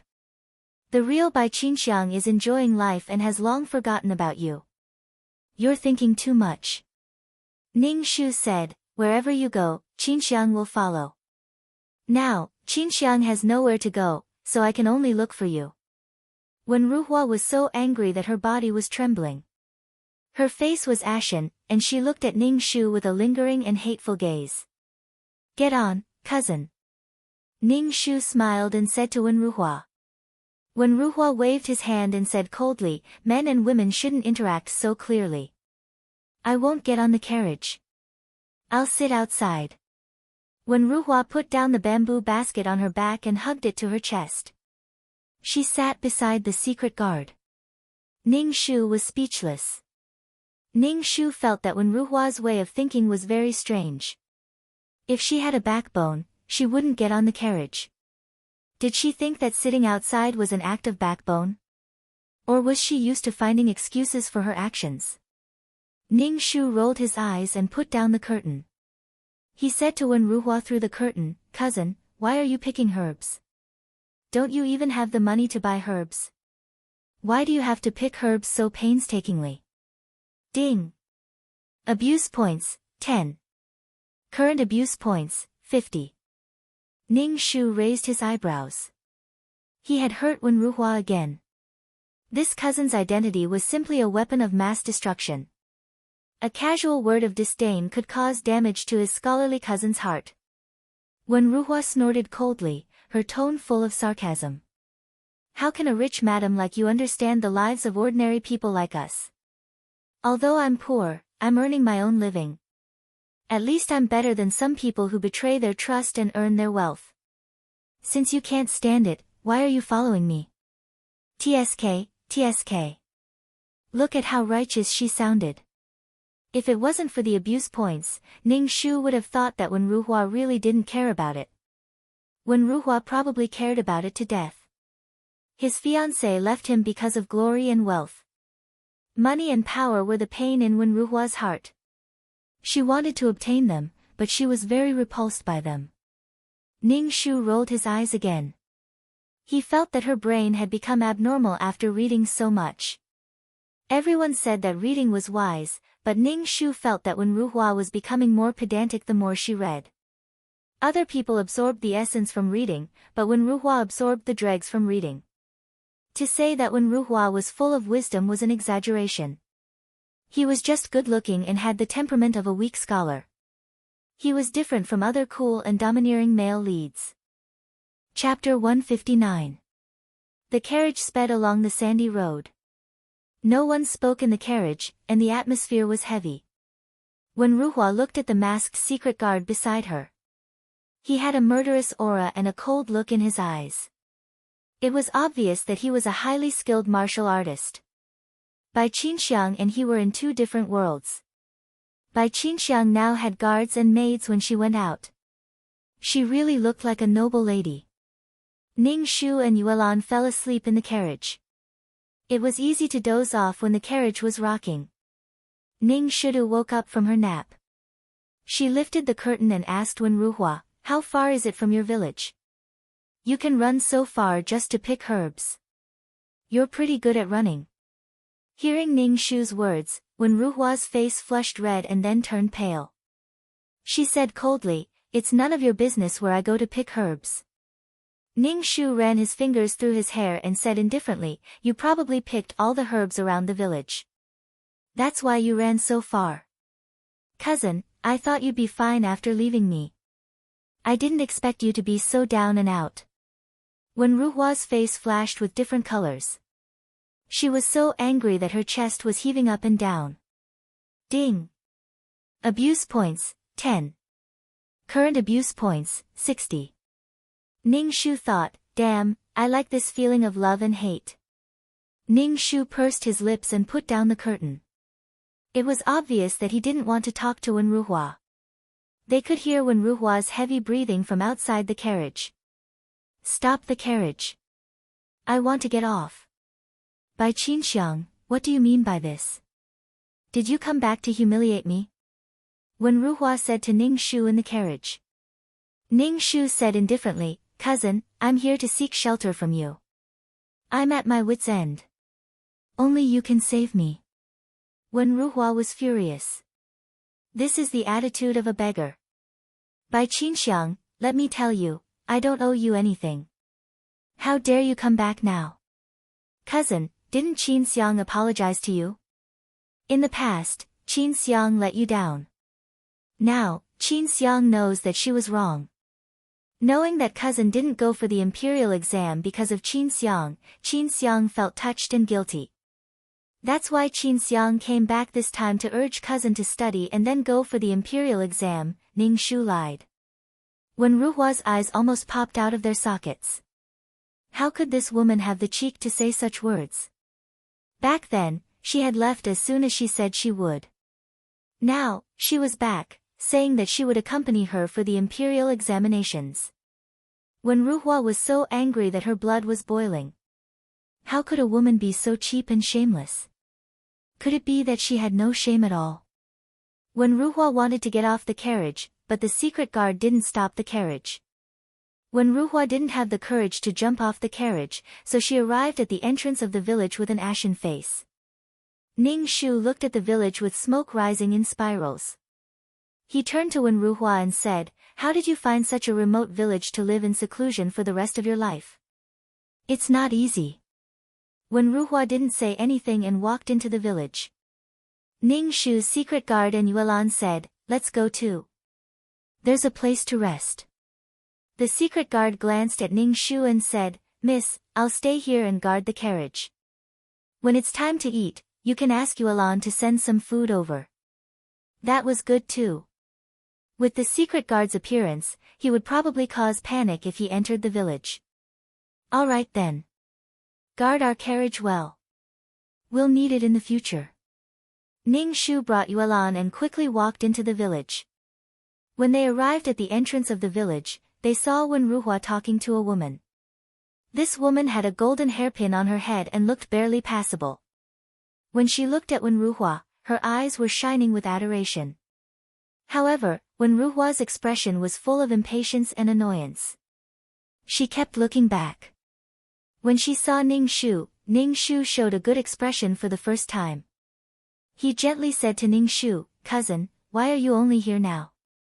I've been waiting for you for a long time." Before Ning Shu could say anything, the woman with the golden hairpin suddenly exploded. She pointed at Ning Shu and asked Wen Ruhua sharply, "Mr. Wen, who is this woman? What's the relationship between the two of you? It's none of your business. Miss He, I hope you won't disturb me in the future. Otherwise, other people's gossip will be bad for your reputation." He Xiaohua's finely trimmed eyebrows suddenly raised. She put her hands on her hips and said, "Who dares to talk about me in this He village? So what if I like you? As long as you marry into my family, your life will be better than now. In the future, you won't have to suffer when your students can't pay for their tuition." When Ruhua saw He Xiaohua's vulgar appearance and said sternly, "Miss He, I'll say it again. It's impossible between you and me. Just give up." He Xiaohua was a woman after all. She was rejected by Wen Ruhua in front of such a beautiful woman like Ning Shu. He Xiaohua was angry and anxious. Ning Shu said fiercely, "Just you wait," and ran away crying. Ning Shu raised his eyebrows and said to Wen Ruhua, "This woman is very cute. She really likes you. Why are you so against it?" Wen Ruhua's expression became worse. It was as if it was embarrassing to be liked by He Xiaohua. Moreover, He Xiaohua's temperament and appearance were not as good as Bai Qinxiang. Even Wen Ruhua couldn't deny that Bai Qinxiang was very beautiful now. Although her face was covered, her graceful figure and noble temperament were countless times better than the rustic He Xiaohua. Moreover, her light tone just now had a hint of surprise. It was as if Wen Ruhua, had fallen to the point of being liked by a woman like her. Ding, abuse points 10. Current abuse points 70. 2333's voice was very excited. "Come on, Ning Shu. Do your best and raise the abuse points to 100. She was just casually asking a question. How did she end up poking at Wen Ruhua's sore spot? Why was her heart so fragile? Wen Ruhua flicked her sleeve and coldly snorted, "It is impossible between me and Xiaohua. Her brother relies on the fact that his father is the village chief to bully everyone in the village. You also saw earlier that Xiaohua is just like her brother, unruly and overbearing. Even if I, Wen Ruhua, am unable to bear it, I will not marry such an unruly and rude girl. Ning Shu was speechless. He should really let this woman be alone for the rest of her life. She felt too good about herself. If she was in a modern society where there were more men than women, she would definitely be slapped in the face. He felt that this Wen Ruhua did not know how to be a person at all. She was simply an idiot. No wonder he Xiaohua's brother hated when rushing. Ning Shu chuckled and did not say anything. Beside him, Yuelan also curled her lips. Ning Shu followed Wen Ruhua to the thatched hut. The hut was surrounded by a bamboo fence. Some messy vegetables were planted inside. There were overgrown weeds and no one took care of it. Not far from the hut was a big river. In the plot, Mu Yanluo jumped into this river because she was injured and had a miscarriage. Chapter 160. Ning Shu couldn't figure out why Wen Ruhua would choose such a place near the river. If there was a storm and the river rose, wasn't she afraid that it would wash away his house? Or was it to serve the plot so that Mu Yanluo could drag her injured body into the river and disappear to meet the next man? Ning Shu stood in front of the fence and didn't enter.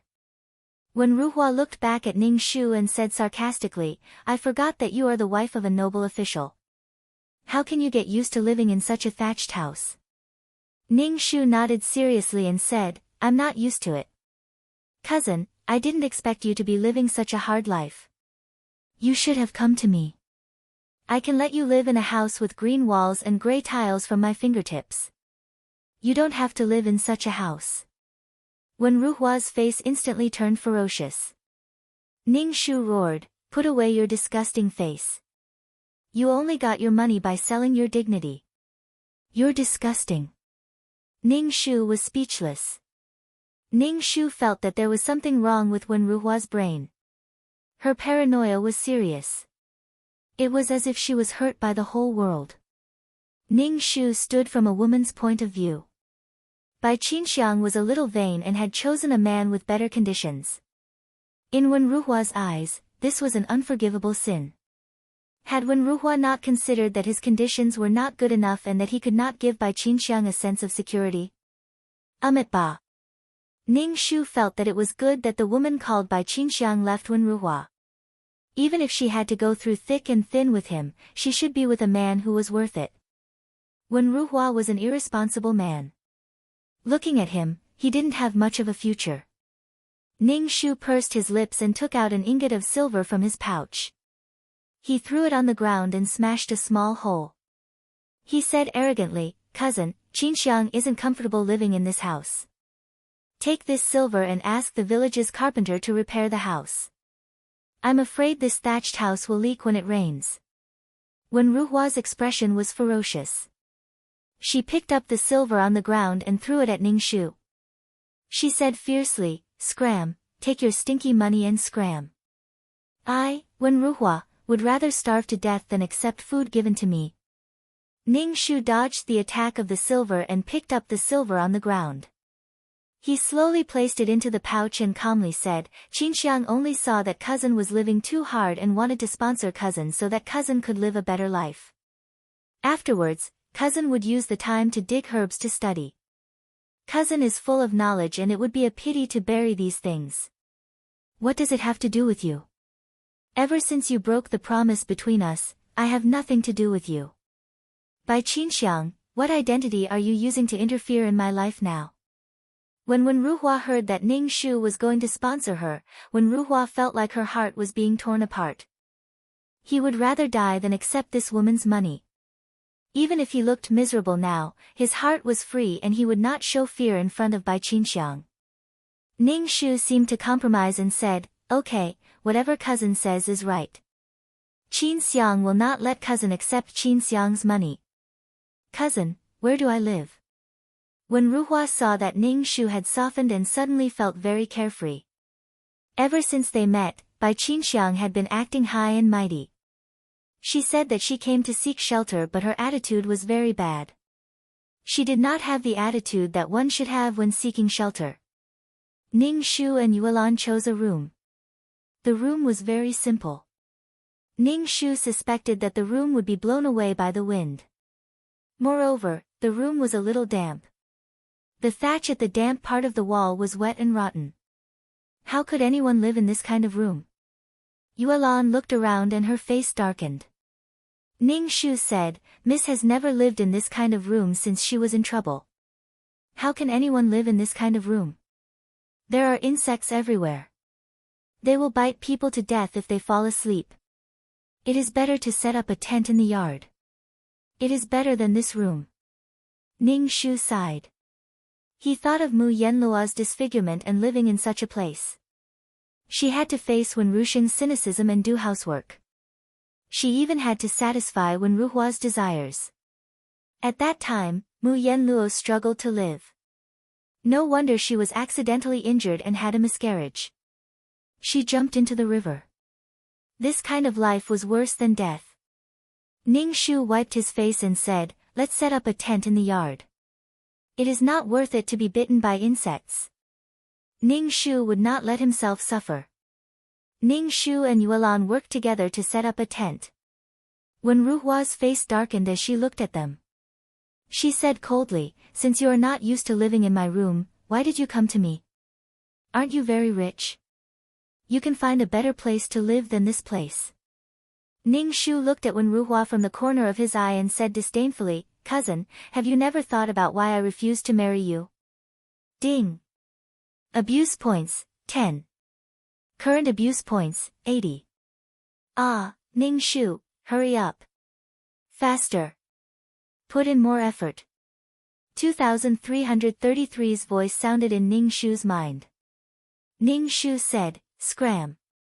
Why? When Rushing said mockingly, isn't it because you are vain and broke the promise between us to marry the son of an official? You want to live a good life. Ning Shu waved his hand. No, of course not. If you want to know why, I can tell you.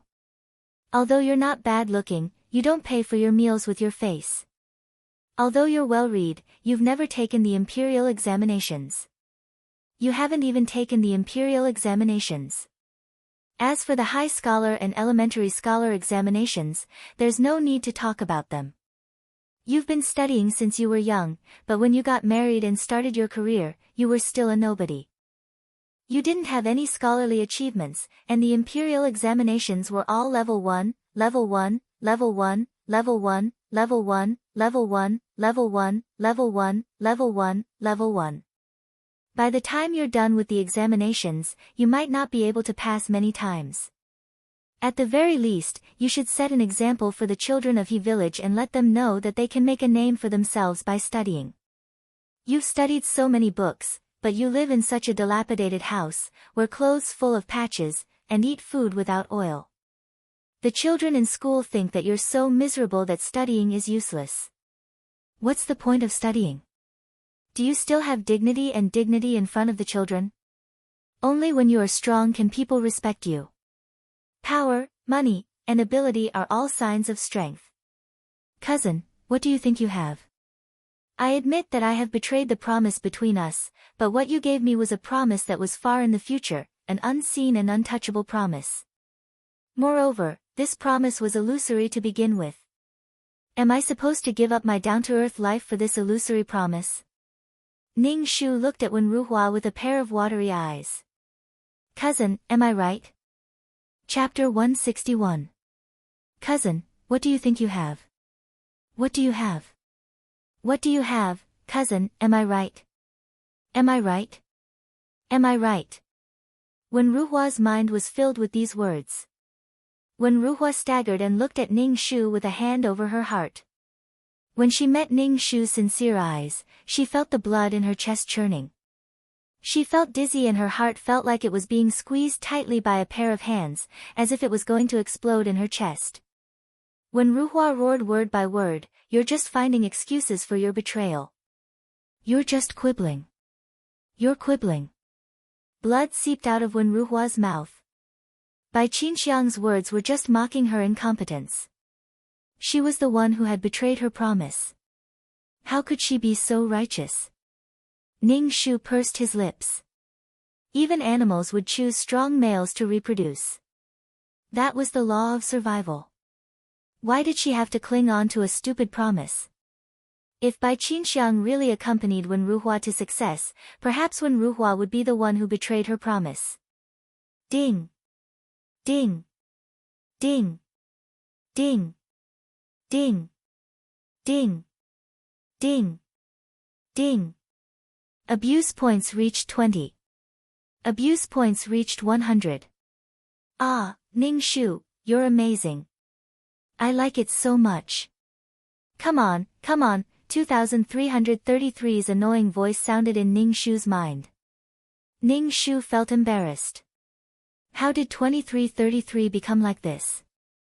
It was a disgrace. Ning Shu said, go to hell. When Ruhua staggered into the house and closed the door. She didn't want to face Ning Shu. Yuelan looked at Ning Shu with admiration. Miss, you made people vomit blood. You're amazing. You're invincible in the battle of words. Ning Shu raised his eyebrows and looked at Yuelan. Battle of words? Yes. Is there a problem, miss? Yuelan looked at Ning Shu in confusion. Ning Shu patted Yuelan's shoulder. As long as you're happy. Ning Shu and Yuelan were busy for a while and finally made the tent comfortable. It was time for lunch, but when Ruhua locked herself in the house and had no intention of coming out. The house was also quiet.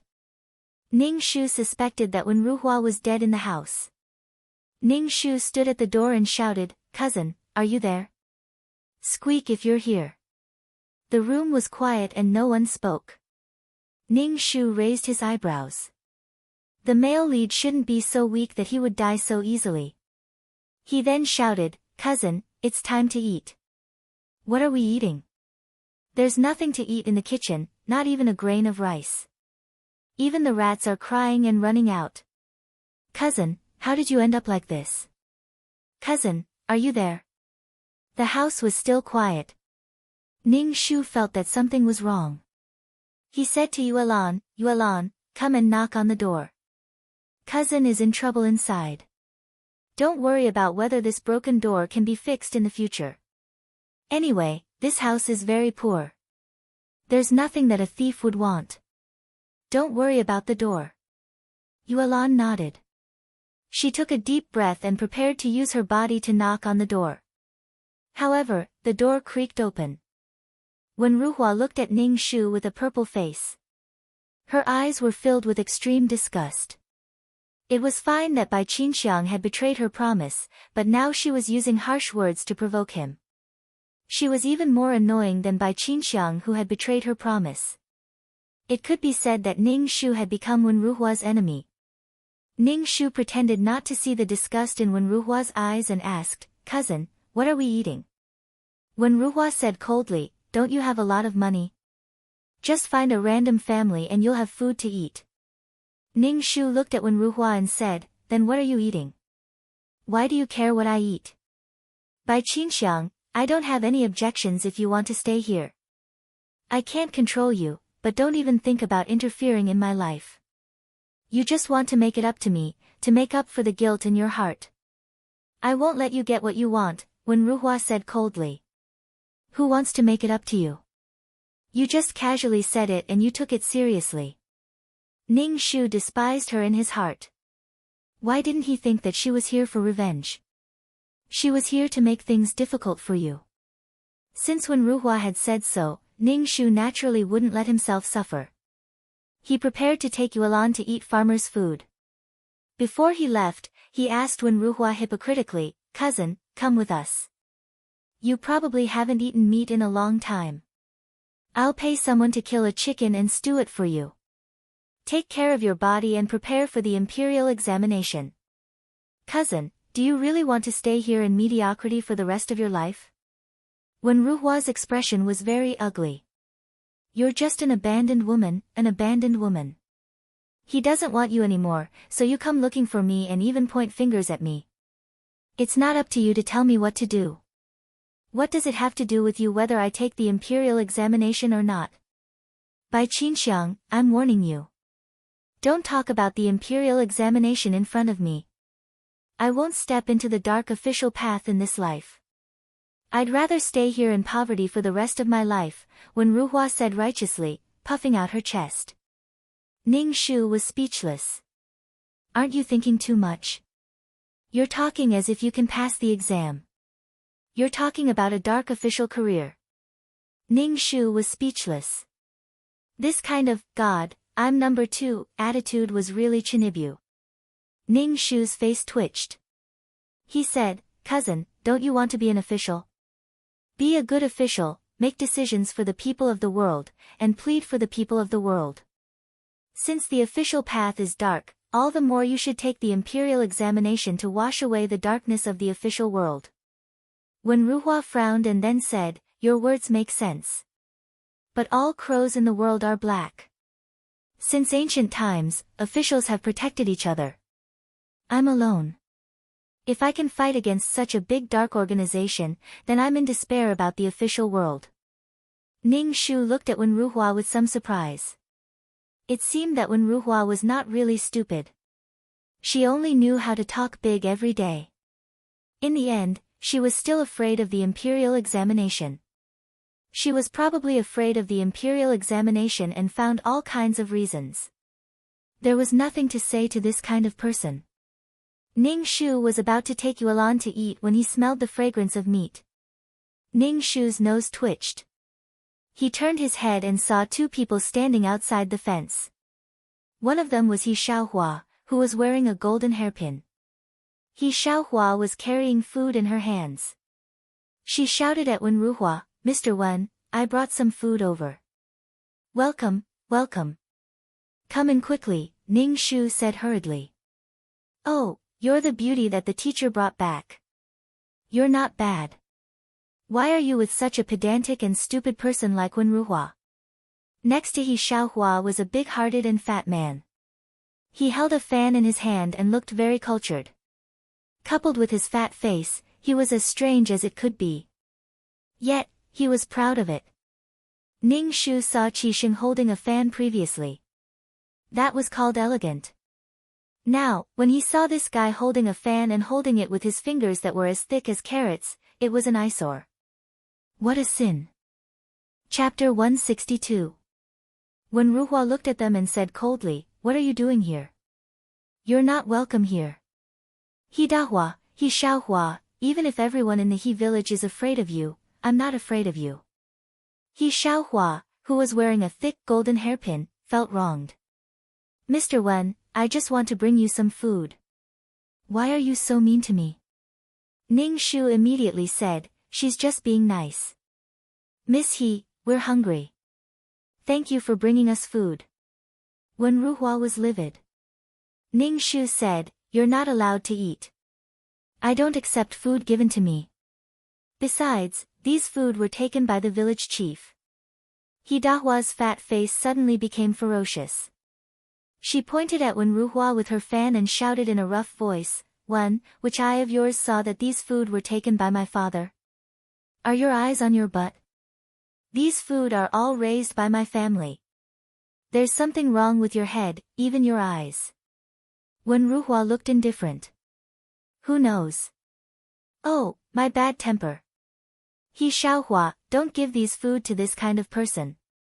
If you give it to a dog, the dog will wag its tail. He Dahua shouted at his sister, it's a waste of food to give to this kind of person. Brother, don't say any more. Mr. Wen is not that kind of person. He Xiaohua put the food on the simple stone table in the yard and said to Wen Ruhua, Mr. Wen, you have guests in your house. You need something to serve them. Take these food as gifts for the children in school. Tut, tut, tut. Ning Shu looked at her and shook his head. To be honest, He Xiaohua was a good girl, but she had a bad temper. Yes, yes, thank you, Miss He. We're hungry. I'm Bai Qinxiang, Wen Ruhua's cousin. I'm here to seek refuge with my cousin. Ning Shu said to He Xiaohua.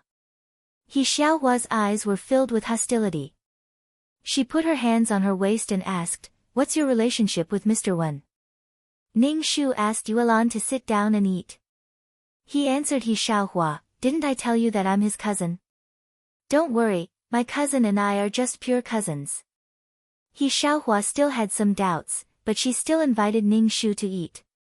She said to Wen Ruhua, Mr. Wen, you should eat some too.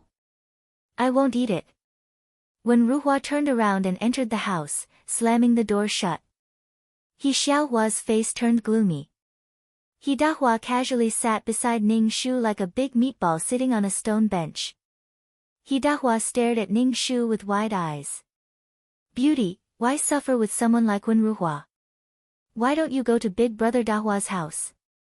You can live in a good house and eat meat every day. You won't have a future with someone like Wen Ruhua. Ning Shu turned around and looked at the fierce-looking He Dahua, the village bully. The brother was the village bully and the sister was the village belle. They were really outstanding.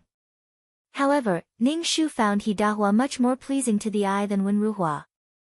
In the plot, He Dahua wanted to send the disfigured Mu Yenluo away. To a certain extent, he sympathized with Mu Yenluo. He also had a selfish motive. His younger sister was madly in love with Wen Ruhua and wanted him to send Mu Yenluo away. He Dahua and He Xiaohua were not vicious people. They were definitely kinder and more honest than Wen Ruhua. Most of the heartless people were scholars. After reading a lot of books, their bellies were full of twists and turns. Ning Shu said briskly, Thank you, Dahua. But I came here with a purpose. I want to live with my cousin. He Dahua picked up her fan and waved it. She curled her lips and said, What kind of man is Wen Ruhua? Don't mix with him. Don't be influenced by him. Ning Shu smiled and did not say anything. Ning Shu and Yuelan were full. To thank He Xiaohua, Ning Shu took out some good rouge and silk flowers and gave them to her. Miss, don't wear any golden hairpins. You're young. These silk flowers are more suitable for you, Ning Shu said to He Xiaohua. He Xiaohua was very happy. She reached out and patted Ning Shu's shoulder. Ning Shu immediately coughed. Damn, she was too strong. Beauty, why don't you stay with Brother Dahua? How can you live here? Even my pigsty is better than this. He Dahua fanned herself and pretended to be elegant as she said to Ning Shu. Ning Shu was speechless. After the He siblings left, Ning Shu heard the door creak open. Wen Ruhua came out with a dark face. She glared at Ning Shu viciously. She walked into the kitchen and used a ladle of cold water to mix with the pancakes. Ning Shu was speechless. He really did not understand what Wen Ruhua was thinking. Ning Shu walked into Wen Ruhua's room and saw many books on the tattered desk. Ning Shu did not expect Wen Ruhua to be so hardworking. Randomly picking up a book and flipping through it, Ning Shu's face immediately turned green. The content of this book was a story about a down-and-out scholar and a vixen. Inside, how the vixen seduced the scholar and the erotic things that happened between them. Ning Shu was speechless. Ning Shu picked up another book and flipped through it. The content of this book was about a chivalrous hero who helped the weak and killed corrupt officials. He was loved and respected by everyone. The books on the desk were all stories about the scholar and the brothel girl, the scholar and the lady from a noble family. The descriptions were all very vulgar. It was basically an ancient pornographic novel. When Ruhua read a lot of poetry and books like these. With such books, it was reasonable that she did not take the imperial examinations. Could it be that she read these books by herself? Ning Shu suddenly felt that the marks on the desk were all from Wen Ruhua. Who allowed you to touch my things? Wen Ruhua walked in and snatched the books from Ning Shu's hands. Get out. Don't touch my books in the future. Ning Shu wiped his hands with a handkerchief. He felt that the books were dirty. He asked Wen Ruhua, Cousin, do you usually read these books? Don't you study? How do you usually teach the children in school? Ning Shu felt a little disgusted. He felt that Wen Ruhua was a little like a beast of a teacher. Those books are already engraved in my mind. I don't even need to read them. I just flip through these books in my free time. Wen Ruhua said faintly. There was no embarrassment on her face. You women shouldn't meddle in men's affairs.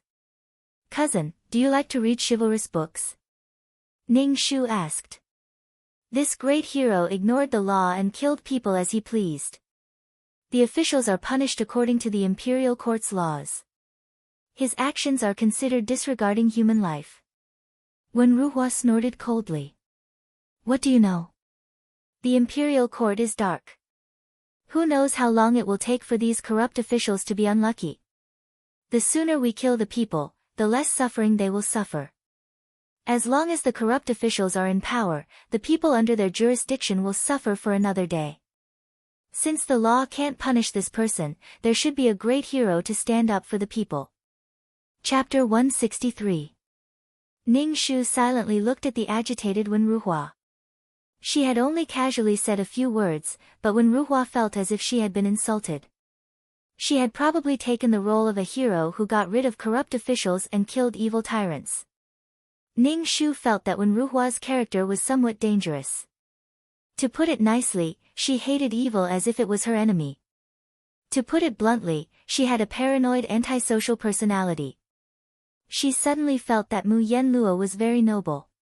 She sacrificed herself to subdue these sick men. Get out. You are not allowed to enter my room in the future. You are also not allowed to touch my things. People like you are not qualified to touch my things. By Qinxiang, don't challenge my bottom line. This dirty and broken thing, I don't even want to touch it. Ning Shu disdained in her heart and turned to leave.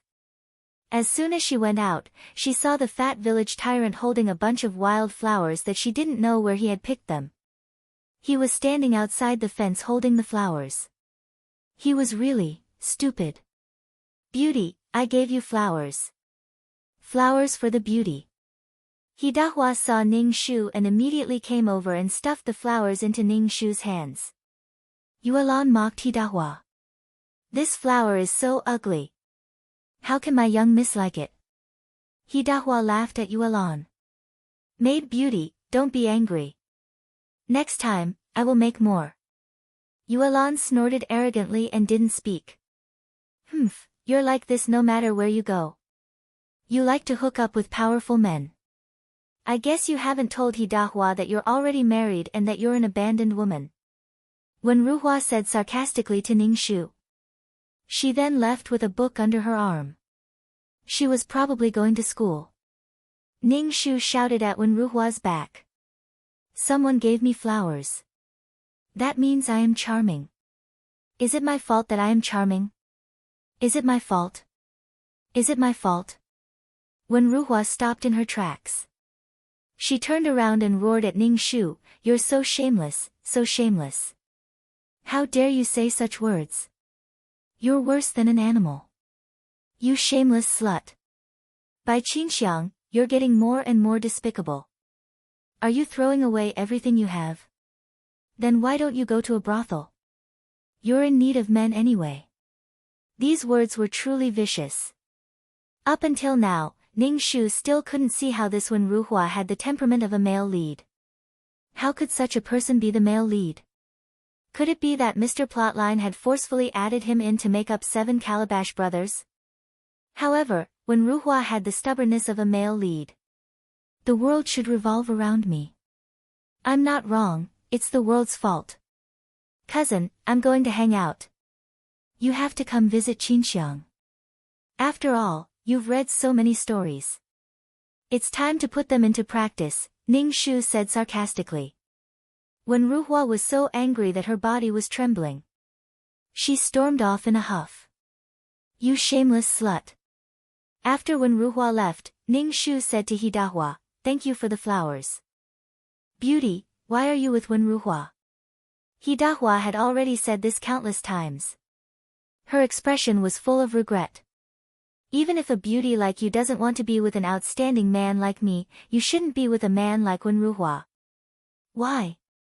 You hate Wenruhua, but your sister, He Xiaohua, seems to like Wenruhua a lot, Ning Shu said with a smile. Hidahua was instantly indignant. The fat on her face twitched. She spat in disdain and said, my sister's eyes are covered with shit, When Ruhua is just a pretty boy. My sister likes that face. If it weren't for the fact that I'm afraid my father will break my legs, I'd bring my sister to a brothel to see a pretty boy who's even prettier than Wen Ruhua. Ning Shu was speechless. This brother was also a weirdo. He wanted to bring his sister to a brothel. What a straightforward person. His personality was quite good, but he looked a little too shabby. If this guy was the male lead, Mu Yenlua wouldn't have suffered so much. Ning Shu nodded in agreement. Wen Ruhua is indeed a useless scholar who has achieved nothing. That's right. I finally have a confidant. Beauty, let's become sworn brothers. He Dahua wanted to reach out and hold Ning Shu's hand. Ning Shu immediately took a step back. Don't even think about taking advantage of me. He Dahua chuckled. With a swish, she opened her folding fan and fanned herself in a very showy manner. After a long time, Ning Shu and the He siblings formed some friendships. Every day, He Dahua and He Xiaohua would deliver food to him for meals. When Ning Shu said that he had a bodyguard, He Dahua very readily prepared an extra set. However, Ning Shu paid for it. After all, people in the countryside didn't have it easy. He Dahua was initially unhappy, but Ning Shu insisted and He Dahua accepted it. Ning Shu understood that He Dahua wasn't some village tyrant that Wen Ruhua said he was. He was just a little flirtatious. When he had nothing to do, he would flirt with the girls in the village. However, he had never really made a move. But in Wen Ruhua's eyes, this was worse than a beast's behavior. He would destroy a girl's innocence and make the girl angry but not dare to say anything. Ning Shu felt that Wen Ruhua was jealous of He Dahua's unscrupulous behavior. Wen Ruhua could only hide in his room and read pornographic books. How was his behavior more noble than He Dahua's? Wen Ruhua was stubborn. Every time the He siblings came to deliver food, he refused to eat it. After the He siblings left, he would eat some dry pancakes or thin porridge. After eating these every day, Ning Shu admired Wen Ruhua for not becoming a bag of bones. He still looked like a dog. It was too unscientific. Every time He Dahua came to Ning Shu, Wen Ruhua would have a cold face and mock Ning Shu for being shameless and wanting to seduce men. He would also mock He Dahua for being a man who picked up used shoes. Even He Xiaohua was implicated. He Dahua was a woman that no man wanted and would never be able to marry in this lifetime. Ning Shu was astonished by Wen Ruhua's actions. It was a skill for a man to be able to speak so viciously. After all, he was someone who had read a lot of books and was a scholar with a belly full of wisdom. Ning Shu and He Dahua didn't feel anything about Wen Ruhua's unpleasant words. However, He Xiaohua was very sad. Wen Ruhua was the person she liked. To be mocked and despised by the person she liked was like a hole being pierced in her heart. He Xiaohua's temper flared up. She put her hands on her hips and shouted at Wen Ruhua, "How am I, He Xiaohua, bad? My father is the village chief. My family has food and drinks. I'm also very good looking. What right do you have to despise me? You're just a teacher who doesn't even have food to eat. What right do you have to despise me? Wen Ruhua, let me tell you, it's your honor that I like you. Don't be so shameless. I won't marry you even if I don't get married in this lifetime," Wen Ruhua said indifferently and very firmly. You. He Xiaohua was so angry that she cried. She covered her face and ran away. Chapter 164. Ning Shu didn't know where Wen Ruhua's sense of superiority came from. She looked down on He Xiaohua, who liked him, as if he was some kind of noble person. TSK. She was actually an ignorant person. He Dahua pointed at Wen Ruhua with her fan and said viciously, "If anything happens to my sister, I will bury you alive. I will do what I say. The villagers don't dare to say anything. Who do you think you are?" He Dahua turned back to Ning Shu and said, "Beauty, go to Brother Dahua's house. This kind of person is too disgusting. Go comfort your sister," Ning Shu said. He Dahua went to chase after her sister. Ning Shu glanced at Wen Ruhua and turned to go into the tent. Wen Ruhua stopped him and said with a cold face, Ning Shu, we need to talk. Ning Shu raised his eyebrows and looked at Wen Ruhua. Cousin, what's the matter? Have you decided to study seriously and take the imperial exam? Don't mention the imperial exam. I will never take it in my life. What I want to say is that you have to be careful of your image. Do you know what the villagers are saying about you? They are saying that you are not a woman and that you use your beauty to seduce men. The children in the school all ask me why there is such a woman in the teacher's house. How do you want me to behave in front of the students? By Qinxiang, if you are so unscrupulous and unrestrained, you should leave He village. This place is not suitable for you. The brothel is not suitable for you. Wen Ruhua said a lot. Ning Shu just said, your students still don't know that you are reading a book about a scholar and a prostitute. If they know, how will they look at you? Wen Ruhua's face instantly turned green. Ning Shu roared, by Qinxiang, I am talking about you. Don't change the topic. Ning Shu didn't want to talk to Wen Ruhua at all. He bent down and went into the tent. Wen Ruhua was just a man who pretended to be righteous. He could do anything, but others couldn't. He could do whatever he wanted but others couldn't. Wen Ruhua looked down on women in every way and was a straight man. Tsk, tisk, by Qinxiang, you, cousin, Qinxiang is tired. Qinxiang wants to rest. Cousin is a gentleman. You wouldn't stand guard outside Qinxiang's tent. Cousin wouldn't do such a shameless thing. Ning Shu yawned. Outside the tent, Wen Ruhua's expression was ugly. She had a dark aura around her and her eyes were dark. It was as if she wanted to look through the tent and see Ning Shu. Wen Ruhua snorted coldly. She walked into the house and slammed the door shut. In the tent, Yuelan Ning Shu said, Miss, let's go. Why do we always meet some strange people? The male lead was just this willful and inexplicable. When it's time to leave, your miss will naturally know to leave. Now is not the time. Ning Shu yawned and closed his eyes to sleep. Ning Shu didn't take Wen Ruhua's words to heart. When he was bored, he would climb the mountain with the He siblings or catch fish in the river. His life was very carefree. He Xiaohua found a chance to ask Ning Shu, why doesn't Wen Ruhua like me? Ning Shu chewed on a wild fruit and said to He Xiaohua, why do you want him to like you? Wen Ruhua has nothing but a body. He can't give you a stable life. He can't even support himself. How can he support you and your child? Also, Wen Ruhua's personality was really too awkward. It was tiring to live with such a person.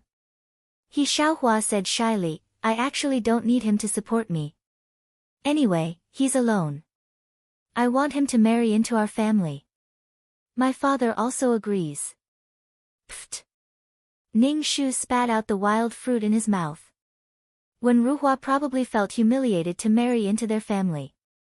Ning Shu patted He Xiaohua's shoulder. Good luck. Under normal circumstances, Wen Ruhua wouldn't agree to it unless he used some special means. Ning Shu came back from climbing the mountain and saw Wen Ruhua standing in the courtyard with a dark face. She was about to explode. By Qinxiang, you keep saying that you're here to supervise my imperial examination, but I think you're here to seduce men. Now you're going around with flower he, and you're not avoiding suspicion anymore. By Qinxiang, I really misjudged you in the past. You're so shameless. Do you lack men that much? If you really can't do it, I'll satisfy you. Ning Shu's body shook when he heard this. Wasn't this what Wen Ruhua said to Mu Yanluo in the plot? She was by Qinxiang now. If you don't know how to behave yourself, I'll satisfy you. Wen Ruhua snorted coldly. She brushed past Ning Shu and left. Ning Shu looked at Wen Ruhua's back and felt that Wen Ruhua might have been provoked by her. However, she didn't do anything. It was Wen Ruhua who was controlling and didn't allow her to interact with He Xiaohua. Ning Shu felt that it was necessary to think about her safety. Ning Shu walked into the central room and saw the ancestral sword hanging on the wall. Well, I'll use this to protect myself. Ning Shu hid the sword in the tent. Yuelan looked at Ning Shu and asked, Miss, what are you doing? Putting the weapon beside the bed. These things have a murderous aura. It's easy to have nightmares at night. It's okay. Your miss is strong. Your miss also has a chest. Ning Shu lifted her chest with her hand. Yuelan was speechless. Miss, why don't you call the shadow guard in? Yuelan asked Ning Shu. Ning Shu waved her hand. When Ruhua is a weakling, I can deal with her with one finger. There's no need to call your brother's shadow guard in. Do you miss him? You can go to the village entrance to see him. Yuelan stomped her feet. Miss, what nonsense are you talking about? There's nothing between me and the shadow guard. You make it sound like there's something between us. Ning Shu drank water and looked at Yuelan seriously. Your miss, I really hope that there's something between you and the shadow guard. You'll have someone to rely on in the future. Miss, you're my support. Well, men are unreliable. Without your support, the shadow guard will bully me. Yuelan said. Ning Shu sighed in her heart. She really hoped that something would happen between her big brother and little sister Yuelan. Beauty, save me. Save your brother Dahua. Dahua ran over. The fat on her body was trembling. When she ran, it felt like the entire ground was shaking. She was like a meatball running over. Ning Shu spat out a mouthful of tea. Dahua ran in front of Ning Shu and plopped down on the chair. The chair squeaked as it couldn't bear the weight. Dahua panted. Her breathing was rough like someone snoring. Ning Shu's mouth twitched. Are you being chased? It's scarier than being chased. Only you can help me. Dahua squeezed out tears and looked at Ning Shu. Chapter 165. Ning Shu saw that Dahua's face was so wrinkled that her eyes couldn't be seen. He asked, What's the matter? Dahua stretched out her chubby hand, wanting to hold Ning Shu's hand. Ning Shu immediately picked up the teacup and stuffed it into Dahua's hand. Beauty, seeing that we're so compatible, why don't you marry me? I think our personalities are very compatible. We're both people who don't care about trifles, unrestrained, and love freedom. Dahua looked at Ning Shu and howled, My father wants me to get married. Otherwise, he'll kick me out of the He family village. Ning Shu pursed his lips. When did we get along? At most, we're just friends who drink and eat. We're just acquaintances who hunt wild hares in the mountains. You want me to marry you? Can you be more reliable? Ning Shu said angrily. You can choose any girl in the He family village. Besides, you're so ugly. What if you affect the children? Ning Shu bluntly attacked Dahua. Dahua's chubby hand slapped the elephant leg. Ning Shu said, Beauty, do you know what I like the most about you? I like your sense of humor. In the entire He family village, which man is more outstanding than me? Ning Shu was speechless. Yuelan raised her eyebrows and snorted at Dahua. How can my miss marry you? My miss is the prime minister, ahem. Ning Shu coughed and interrupted Yuelan. Yuelan anxiously stomped her feet and pursed her lips. Miss, are you really going to marry this person? He. Yuelan didn't know how to describe Dahua. Beauty, don't worry. As long as you marry your big brother Dahua, you'll be in charge of everything. The chickens, ducks, and fish in the house will all be yours. I'll also be yours. Dahua patted her chest until the fat on her chest trembled. I forbid it. When Ruhua's voice suddenly rang out, Dahua immediately turned to look at her. Which bastard said no? If I say yes, it's okay. When Ruhua was so angry that her face turned ashen. Ning Shu mocked, By Qinxiang, you're really scheming. It's only been a few days and you're able to make the village bully marry an abandoned woman like you. He even gave you the family's property. You're not just a little vain. Wen Ruhua looked at Ning Shu with red eyes. Bai Qinxiang, you're using me again. You're treating me as a ladder for you to climb up. He Dahua's eyebrows. You can understand what he's talking about. I don't understand him understands what he's talking about. Yours your taste sees your taste zest, Wen Ruhua looked at He Dahua with disdain. Your taste is just like that. You actually took a fancy to an abandoned woman who was chased out of the house. He Dahua spat at Wen Ruhua and raised his chin. It's none of your business what kind of woman I marry. It's none of your business what my taste is like. I'll marry whoever I want. Wen Ruhua was disgusted by He Dahua's spitting. She felt insulted and snorted coldly. She turned and went back into the house, slamming the door. He Dahua looked at Ning Shu and said, Beauty, Brother Dahua values you as a person. Your past has nothing to do with me. You're the first person I like. You're boorish and unrestrained. Our personalities are quite good. I don't want to marry a bashful woman. Sigh. Ning Shu felt that He Dahua was quite interesting. He wasn't a good person, but he wasn't a bad person either. He had a high status in the He family village. He had his own principles and was very sly. This kind of man wouldn't be taken advantage of. He was a little scheming, but his thoughts weren't bad. It was just that his looks were a little shabby. He couldn't survive in a world where looks were important. Ning Shu looked at He Dahua with pity. If this kind of man had the ability to climb up, he would definitely be a noble. His personality was completely different from the stubborn Wen Ruhua. Ning Shu felt that a man should be sly and thick-skinned to live a better life. Beauty, think about it.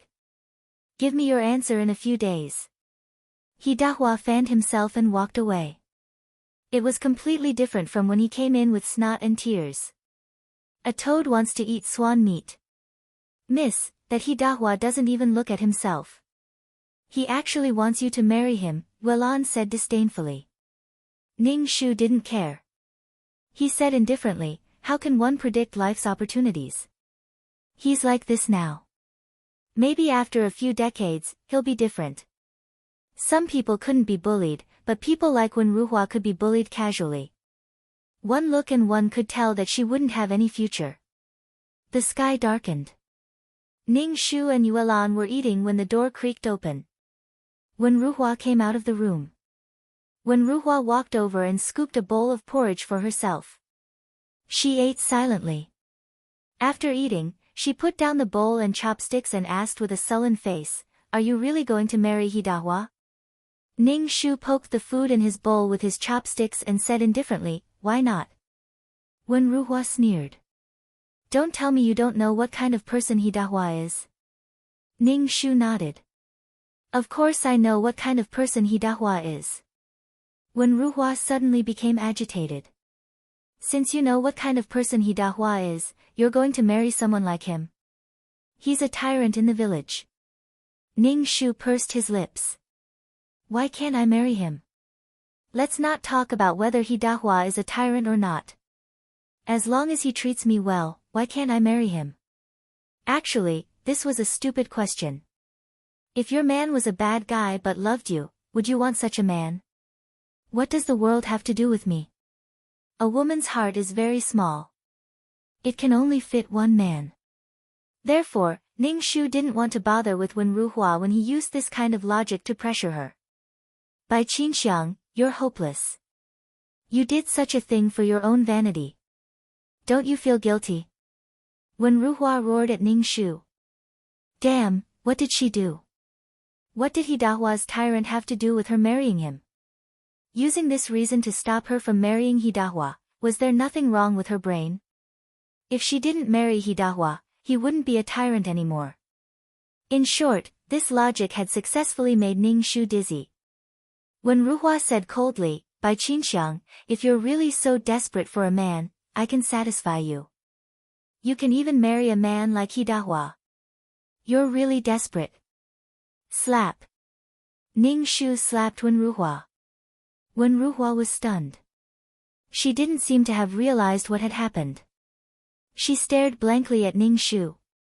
Ning Shu attacked with both hands, showering Wenruhua's head and face with ferocious slaps. Chapter 166. Ever since he came to this world, Ning Shu had never hit anyone with his own hands. This body's strength was pitifully weak. But now, Ning Shu was really disgusted with Wenruhua. He humiliated a woman to gain balance in his heart. Just because Bai Qinxiang had wronged him and betrayed his promise, he was simply a piece of trash. Even the real Bai Qinxiang had not wronged Wenruhua. Wenruhua held on to some promise and felt that she was the most miserable person in the world. Yuelan, come here. Your miss is a little tired. Ning Shu felt his hand tremble. He had used too much force. Impudent, how dare you? Wenruhua covered her face and looked at Ning Shu in disbelief.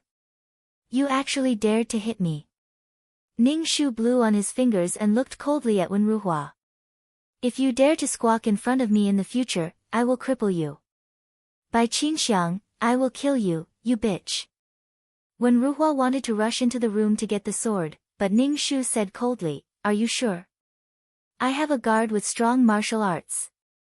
If I blow this whistle, you will die before you kill me. Wenruhua's body froze. Ning Shu walked in front of Wenruhua. Wenruhua took 2 steps back and looked at Ning Shu maliciously. Bitch, what do you want? Ning Shu said gently to Wenruhua, cousin, I want you to start reading tomorrow. Don't read those messy books. Hurry up and study for the imperial examinations. I said before that I will not participate in the imperial examinations. Also, what does what I read have to do with you? Wenruhua said with a pale face. Ning Shu said indifferently, you can't read too many of those books. It's not good for your body. Also, cousin's food is bad. If you continue to play like this, sooner or later you will be annihilated. I don't understand what you are saying. Move, I want to go in and sleep, Wenruhua said coldly. Ning Shu's voice was very gentle. Cousin, tomorrow morning Qinxiang will wake you up to study. If you don't study, you will die. Ning Shu waved the whistle in her hand. Wenruhua glanced at the whistle and entered the house angrily, slamming the door behind her. Ning Shu curled his lips and said to Yuelan, let's sleep too. Be more vigilant at night. Ning Shu entered the tent. First, he lifted the quilt to look at the treasured sword before going to sleep. Deep into the night, the sounds of frogs croaking could be heard everywhere.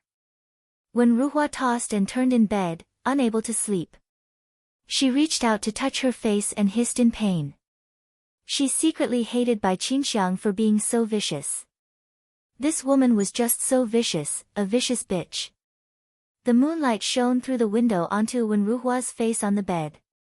Her pale face looked like a ghost under the moonlight. It was ferocious and terrifying. Wenruhua's chest rose and fell violently. Clearly, she was angry. She flipped over and sat up on the bed. Through the window, she looked at the tent in the courtyard. Her heart was filled with anger. She got off the bed and put on her shoes. She quietly opened the door and walked out of the tent. Hearing the sound of breathing inside, Wenruhua sneered silently. It was good that he was asleep.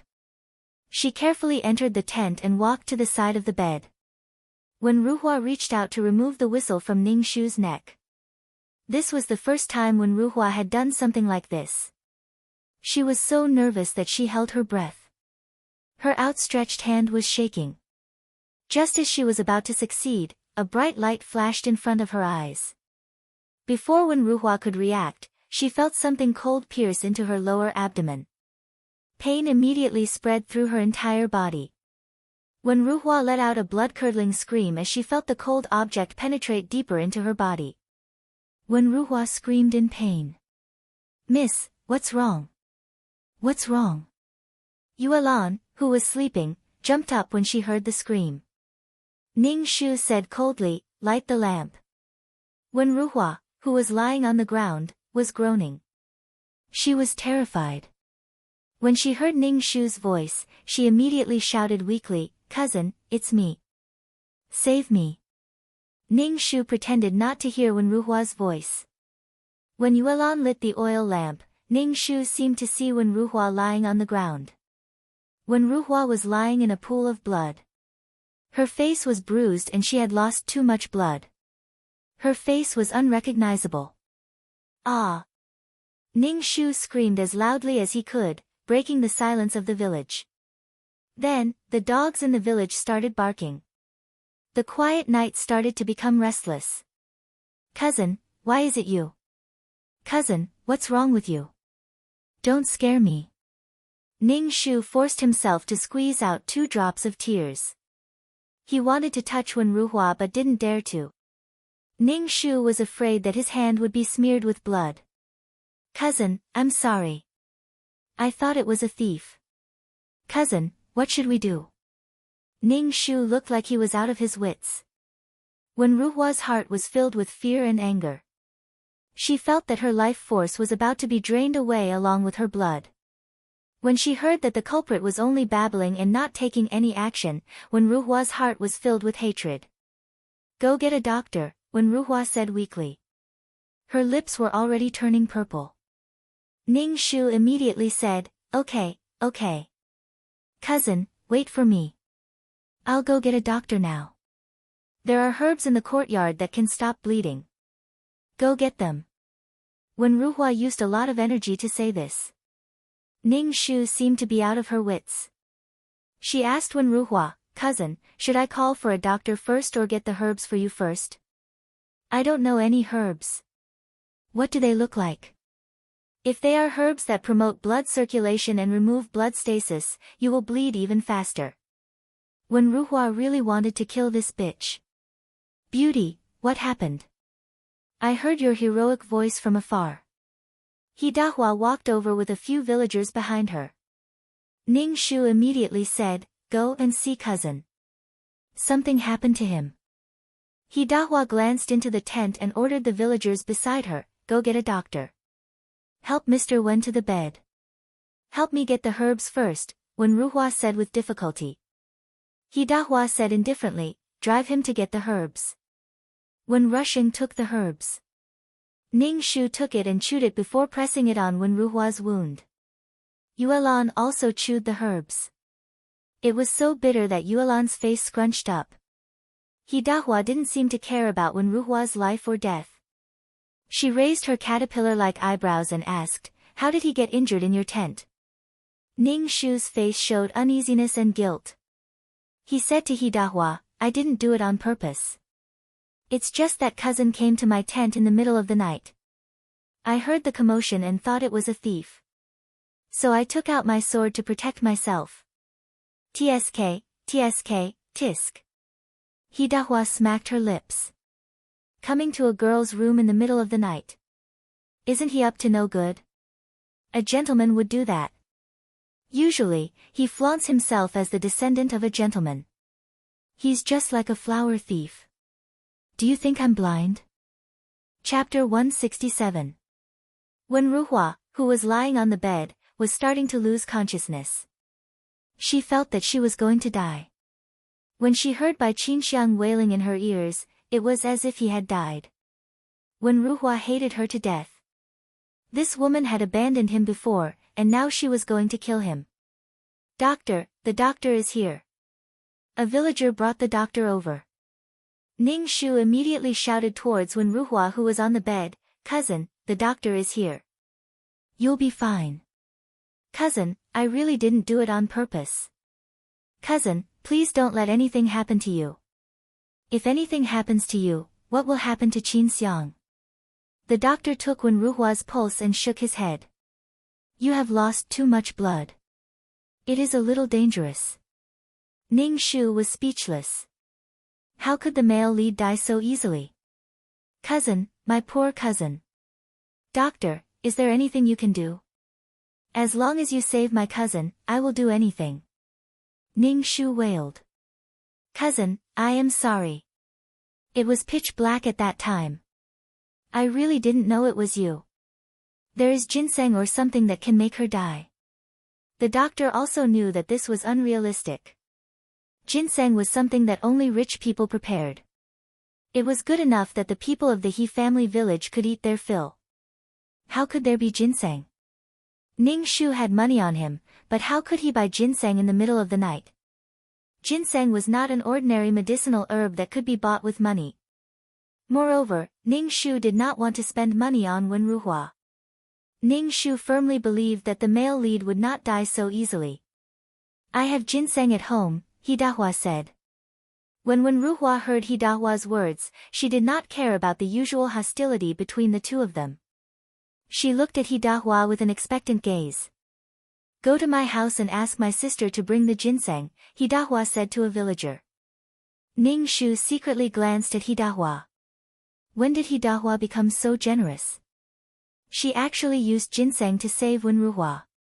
It was as if the sun rose from the west. Wen Ruhua's wound was bandaged by the doctor with a cloth strip to prevent it from bleeding too much. In addition, with the help of the herbal medicine, the bleeding had stopped, but Wen Ruhua felt like she would die at any moment. After a while, hurried footsteps could be heard. He Xiaohua's clothes were a little messy. It was obvious that she had come in a hurry. He Xiaohua looked at Wen Ruhua, who was lying on the bed, and her face turned pale. She quickly took out the ginseng in the box. The ginseng was as thick as a thumb, and its roots were intact. It was a very valuable ginseng. He didn't expect the village head's house to have such a good thing. Doctor, how do I use this? He Xiaohua was very anxious. Wen Ruhua heaved a sigh of relief when she saw the ginseng. She also found He Xiaohua pleasing to the eye. He Dahua reached out and took the ginseng from He Xiaohua's hand. He Xiaohua looked at her brother in astonishment and said anxiously, Brother, what are you doing? Mr. Wen is still waiting for the ginseng. How can you give such a precious thing to him so easily? Wen Ruhua is not worth the ginseng. This thing is our father's lifeblood. Ning Shu wiped his tears with a handkerchief and stammered, Just tell me what you want. As long as you can save my cousin, I'm willing to do anything. It's all my fault. It's all my fault that my cousin became like this. Cousin, I'm sorry. I'll give you all the money I have. Ning Shu said to He Dahua. He Dahua waved her hand and squinted at Ning Shu.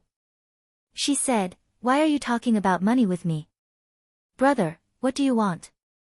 Mr. Wen can't wait. He Xiaohua said very anxiously. This good thing should be used on our family. If Wen Ruhua agrees to marry Xiaohua and marry into our He family. He Dahua's expression was very cold. Of course, you can refuse. He Xiaohua's face suddenly turned red. She was very shy. No. Wen Ruhua's eyes widened, and she shouted, No, with a strong voice, as if she was experiencing terminal lucidity. That's right. Ning Shu immediately finished Wen Ruhua's words. If you save my life, I'll repay you with my body. If you give me a drop of water, I'll repay it with a spring. I'll agree on behalf of my cousin. Hurry up and give my cousin the medicine. Wen Ruhua's eyes widened as she stared at Ning Shu. Her bruised face was contorted. She made a gurgling sound from her throat and fainted, unconscious. He Dahua looked at Ning Shu. He'll kill you when he wakes up. Ning Shu blinked and looked at He Dahua. Am I wrong? My cousin is a scholar. Of course, he understands this. He Dahua opened her folding fan and fanned herself coquettishly. She curled her lips and looked at Wen Ruhua on the bed. The doctor just used some ginseng roots to boil the medicine and poured it down Wen Ruhua's throat. He told Wen Ruhua some precautions and left. He Xiaohua now served Wen Ruhua as her husband. She wiped the cold sweat on Wen Ruhua's forehead and wiped her hands. She was so shy that it seemed like she was shrouded in happiness. Ning Shu yawned and saw that Yuelan had fallen asleep leaning against the door frame. She was drooling. This girl's nerves were too thick.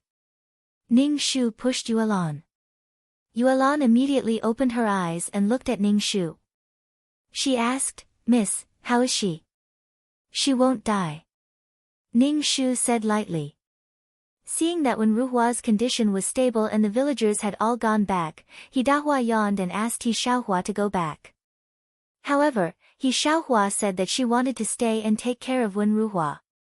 He Dahua let her be. She walked to Ning Shu and said, "Beauty, I didn't expect you to be so violent when you're so weak. I'm a little scared of you now." Ning Shu immediately squeezed out 2 drops of cat urine and said guiltily, "I was careless."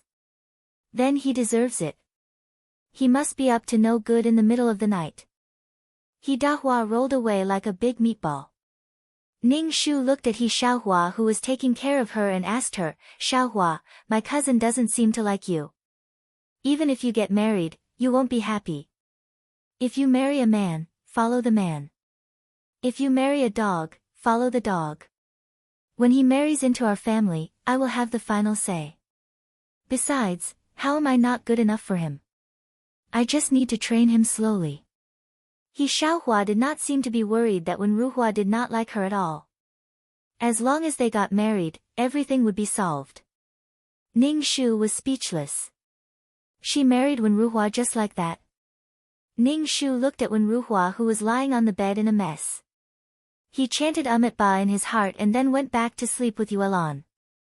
"Miss, when can we leave here?" Yuelan's face was filled with anger. "That man sneaked into our tent in the middle of the night. What does he want to do?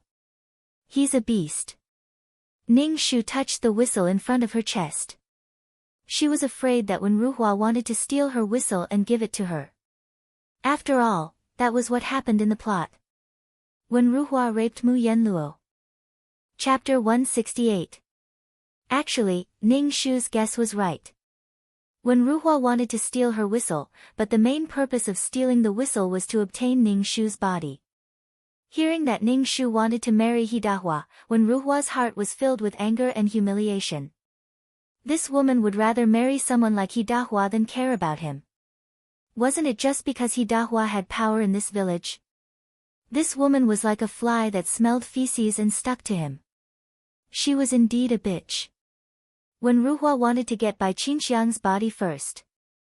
Even if Bai Qinxiang married He Dahua, she was just a used shoe that he had slept with. This way, he could take revenge on Bai Qinxiang and humiliate He Dahua. However, Wen Ruhua's imagination was very beautiful, but the reality was completely different. How did his ancestral sword end up in Bai Qinxiang's hands? Ning Shu and Yulan went out and saw a shadow guard in black standing in the yard. If it wasn't for the moonlight, it would be hard to notice him. "Miss, what are you shouting for?" "I heard it at the entrance of the village." Ning Shu asked, "There's a smell of blood. Who's injured?" Ning Shu waved his hand and said, "It's okay. Go back and sleep. It's all settled." The shadow guard said to Yulan, "Be careful. Miss is unreliable. Hey, how could you say bad things about her in front of her? Do you still want to live?" Yulan nodded, "I know." Then, the shadow guard leisurely left.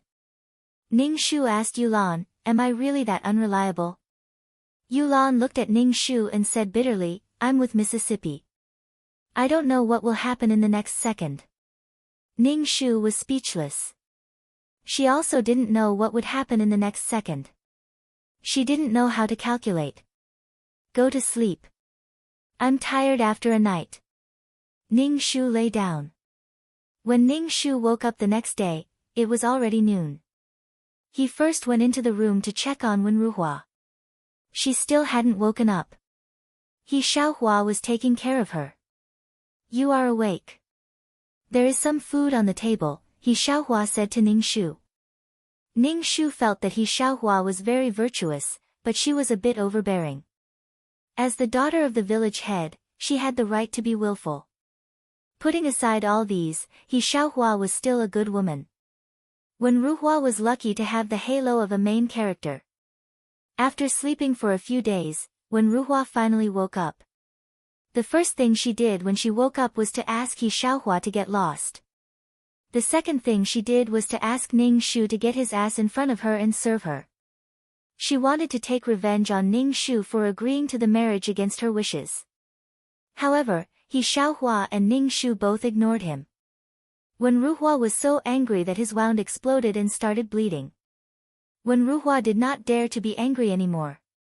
He Xiaohua had already regarded Wen Ruhua as her husband, so she spoke much more casually and unintentionally hurt Wen Ruhua. Moreover, He Xiaohua had never been to school and was illiterate. Sometimes, when Wen Ruhua said something meaningful, He Xiaohua would be dumbfounded. Wen Ruhua would rather die than marry such a woman. Moreover, she wanted to marry into the family. It was simply trampling on his male dignity. Wen Ruhua hated Ning Shu the most.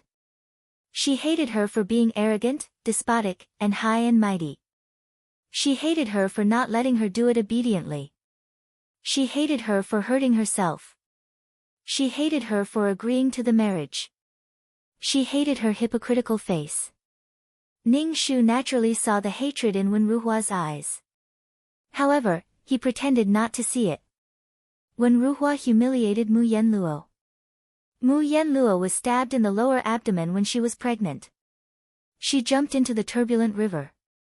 How could Wen Ruhua understand that kind of pain? Ning Shu asked Wen Ruhua with concern, "Cousin, how are you feeling today?" Wen Ruhua looked at Ning Shu maliciously. "Are you disappointed that I didn't die?" "Cousin, what are you talking about? How could Qin Xiang bear to see you die?" Qin Xiang was really careless. "Besides, I didn't know that you sneaked into the tent in the middle of the night. I thought that you were a beast with a human face and a beast's heart. That's why I attacked you. If I knew it was you, I wouldn't have attacked you. You are a gentleman, not a beast." Wen Ruhua's face was ferocious. She looked at Ning Shu and panted. "Get out. I don't want to see you." Ning Shu sighed helplessly. He tucked Wen Ruhua in and said, "Cousin, Qin Xiang knows that you are angry that Qin Xiang hurt you. However, I have already explained it clearly. There is also the marriage between you and Miss He. Qin Xiang saw that Miss He was deeply in love with you. In addition, your life was saved by the He family. Qin Xiang thought that this marriage was reliable and agreed on your behalf. Cousin, you don't have to be grateful to Qin Xiang. This is what Qin Xiang should do. Cousin, you should take good care of your body. When you are better, the village chief will arrange your marriage." Ning Shu ignored Wen Ruhua's red and ashen face. He said, "Since you have found your happiness, Qin Xiang can let go of a big matter. Get out. Get out." Wen Ruhua was like an injured beast. Her eyes were red. Ning Shu roared hoarsely, "By Qin Xiang, get out." "Okay, don't be angry. I will go out now." Ning Shu turned and left without looking back. Wen Ruhua was so angry that she wanted to die.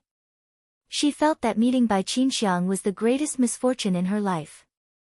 This woman ruined her life, abandoned her, and now came back to find her. Now, her life was a mess.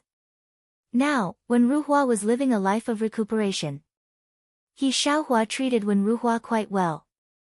She made nourishing things for Wen Ruhua, killed chickens and ducks, and served her with good food and drinks. However, Wen Ruhua did not treat He Xiaohua well. Ning Shu watched from the side and felt that it was unfair for He Xiaohua. This kind of man did not have a heart. He only had himself in his heart. He was selfish and cold. No matter how good you were to him, he would not feel it. Ning Shu could not help but persuade He Xiaohua. He Xiaohua only shook her head. She said that she was willing to do all these. She was very happy to be with Mr. Wen. She also said that after they got married, she would train Wen Ruhua well and make Wen Ruhua fall in love with her. Ning Shu looked at He Xiaohua's valiant appearance and did not care about her. He could only give his blessings. Wen Ruhua's wound was very deep and would get inflamed from time to time. She would get a fever from time to time, and it was very torturous. When Ruhua had lost a lot of weight, her cheekbones were protruding, and her cheeks were sunken. She looked a lot more down and out, not as pretty as before. She did not even look good anymore. She did not look like a gentleman anymore. In addition, during this period of time, when Ruhua was very gloomy, her whole body was covered with a layer of black fog that could not be dispersed. When she looked at people, her eyes were cold. There was a layer of ruthlessness and indifference between her brows. It made people feel very uncomfortable. Chapter 169. When Ruhua's wound was almost healed, she could get out of bed and walk. The village head's family immediately began to prepare for the marriage between Ruhua and He Xiaohua. They decorated the house with red lanterns and colored banners. Ruhua was so angry that she lay back on the bed. Ning Shu felt that he was also part of Ruhua's family. He seriously prepared a few sets of clothes and a new quilt for Ruhua. He even stuffed a few ingots of silver into Ruhua's pocket and told her that it was her dowry. When Ruhua heard the word dowry, she was furious. She threw the ingots of silver in front of her and looked at Ning Shu gloomily. I will never marry He Xiaohua even if I die. Ning Shu picked up the silver on the ground and corrected him. Cousin, now you are marrying Miss He and marrying into the He family. You are not marrying Miss He. By Qinxiang, will you only be satisfied when you destroy me? Ruhua's thin face was ferocious. Ning Shu was stunned and said to Ruhua with grievance, Cousin, how can you think like that? Everything I did was for your own good. If it was not for Miss He's ginseng, you would be in the 18th level of hell now. You would not be able to talk to Qinxiang like this. Ruhua was speechless. Ning Shu added, Cousin, don't worry. You need to focus on recuperating. Leave everything else to me. I will definitely let you get married in a grand manner. Besides, cousin, there are many people who can testify to this matter. Don't tell me you want to act shamelessly. Do you want to ruin Miss He's reputation? Don't you hate this kind of behavior the most?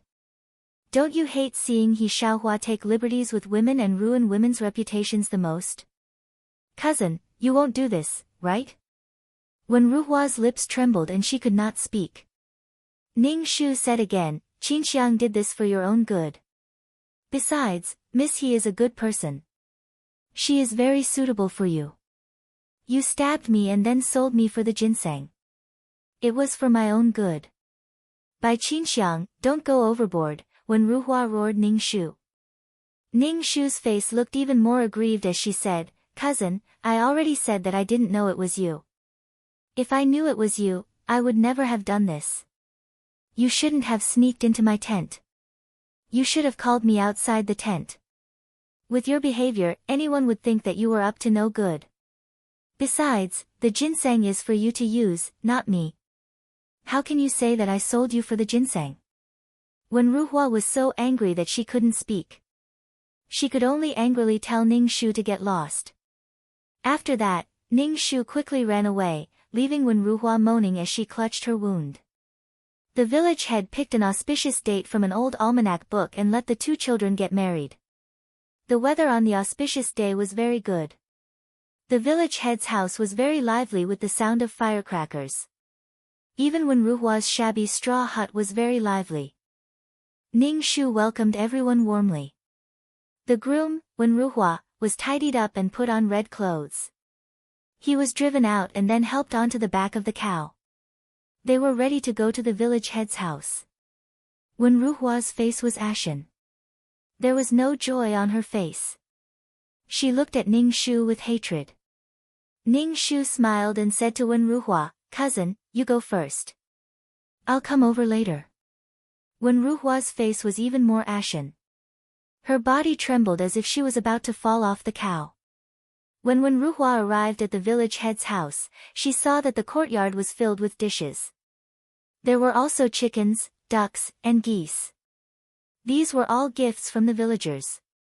The vulgar villagers had poor faces. The air was filled with the stench of chicken, duck, and goose excrement. Ruhua was unwilling to accept this. He roared in his heart. This wasn't his life. His life shouldn't be like this. It shouldn't be like this. Looking at the bride who was being helped out, Ruhua's emotions became even more intense. This wasn't the wife he wanted to marry. This wasn't the life he wanted. He was going to be married into the village head's family. From now on, he would have to look at the village head's face. When Ruhua glanced back and saw Ning Shu walking towards them, his heart was filled with bitterness, hatred, and a strange feeling. That feeling of love and hate made Wen Ruhua unable to control himself. The auspicious time has arrived. Groom, why aren't you getting off the cow? He Dahua waved her fan and said to Wen Ruhua. Wen Ruhua ignored He Dahua and stared straight at Ning Shu. Ning Shu immediately walked over and said, Cousin, it's time for you to get off. It's time for the wedding ceremony. I've said it before. I won't marry He Xiaohua, Wen Ruhua said to Ning Shu, seemingly in a fit of pique and expectation. He Dahua glared at Wen Ruhua with a murderous look in her eyes. The village chief's face instantly darkened. He ordered people to violently drag Wen Ruhua down from the cow's back and drag her to the main hall to perform the wedding ceremony. Wen Ruhua wanted to struggle, but he was just a weak scholar. How could he compare to the villagers who did farm work? Moreover, Wen Ruhua was injured now. Wen Ruhua was forced to perform the wedding ceremony. When he heard the words ceremony is complete, Wen Ruhua felt as if something had exploded in his heart. His heart suddenly felt empty, so empty that it was unbearable. Ning Shu looked at Wen Ruhua's red face from outside the central room. All kinds of emotions flashed across his face, but there was no joy of marriage. Ning Shu walked into the central room and said to the smiling village head, please take care of my cousin. This is my dowry for him. I heard that the ginseng that saved my cousin is the village head's most precious thing. I specially ordered people to go to the city to buy it. Ning Shu took the ginseng from Yuelan's hand and handed it to the village head. The village head opened the box and saw the ginseng that was similar to the previous one. He immediately became happy and said, Okay. You don't have to be so polite. We're all family. Wen Ruhua's eyes turned red when he saw the ginseng. Ning Shu questioned, why didn't you take out the ginseng before? Why? If Bai Qinxiang had taken out the ginseng earlier, he wouldn't have had to marry He Xiaohua and suffer such humiliation. At most, he could have returned the ginseng to the He family. He wouldn't have fallen to this point for a ginseng. Ning Shu thought to himself, I love to see you struggle in vain. Ning Shu's face showed a stunned expression and said, there was no ginseng before. I saw that you were going to get married, so I specially bought one for you as a wedding gift. Did I do anything wrong? Wen Ruhua's heart was burning. She wanted to grab her chest and roar to vent the anger in her heart. If she continued to hold it in, Wen Ruhua felt that she would go crazy. Wen Ruhua took off the big red flower on her chest and threw it on the ground. She said to the village head, I've returned the ginseng to you. I won't marry He Xiaohua. The old village head's face turned cold. He Dahua said to Wen Ruhua coldly, Bastard, let's see if you can walk out of this central room alive. If you can go back alive, I'll take your surname. He Xiaohua directly lifted the veil and said to Wen Ruhua with a ferocious face with terrible makeup, Don't talk nonsense. Let's go to the bridal chamber. Chapter 170. Wen Ruhua was dragged into the bridal chamber like a pig waiting to be slaughtered. As for the situation in the bridal chamber, Ning Shu did not know what it was like. Ning Shu felt that He Xiaohua should take it easy. After all, Wen Ruhua still had a hole in her belly. At noon, they had a wedding banquet at the village head's house and were ready to return to the thatched cottage. Beauty. He Dahua jumped down from the slope and pretended to be elegant as she opened her fan and fanned herself. Ning Shu said, Beauty, you see, Wen Ruhua is already married to my sister. Shouldn't we get married too? You and I are practically a match made in heaven. We'll be even closer. Ning Shu only said one word, get lost. Beauty, don't be like this. My younger sister is married now. My father has his eyes on me. I don't have a good life. He Dahua chased after Ning Shu. Don't tell me a man like me doesn't deserve you. Ning Shu looked at He Dahua. Get lost. He Dahua touched her nose. can you be more tactful? Fortunately, I am magnanimous. Otherwise, I would have been hurt by you. Ning Shu could see that He Dahua was just talking nonsense. He said disdainfully, if you meet a girl who takes your words seriously, let's see what you will do. He Dahua fanned herself and said with a laugh, that's good. If she is serious, I will get married immediately. I am casting a wide net. Ning Shu thought, get lost. Ning Shu planned to leave. Anyway, when Ruhua had found happiness in the future, she would have sex with He Xiaohua and have a litter of babies. It had nothing to do with him. By the way, get rid of this broken thatched cottage. In 3 days, my sister will bring Wen Ruhua back to her family. This is also Wen Ruhua's family. You are also my brother-in-law's family. TSK, TSK, TSK. I have long wanted to get rid of this broken thatched cottage. It is too ugly. He Dahua said to Ning Shu. Ning Shu was speechless. Bring Wen Ruhua back to her family. Ning Shu glared at He Dahua.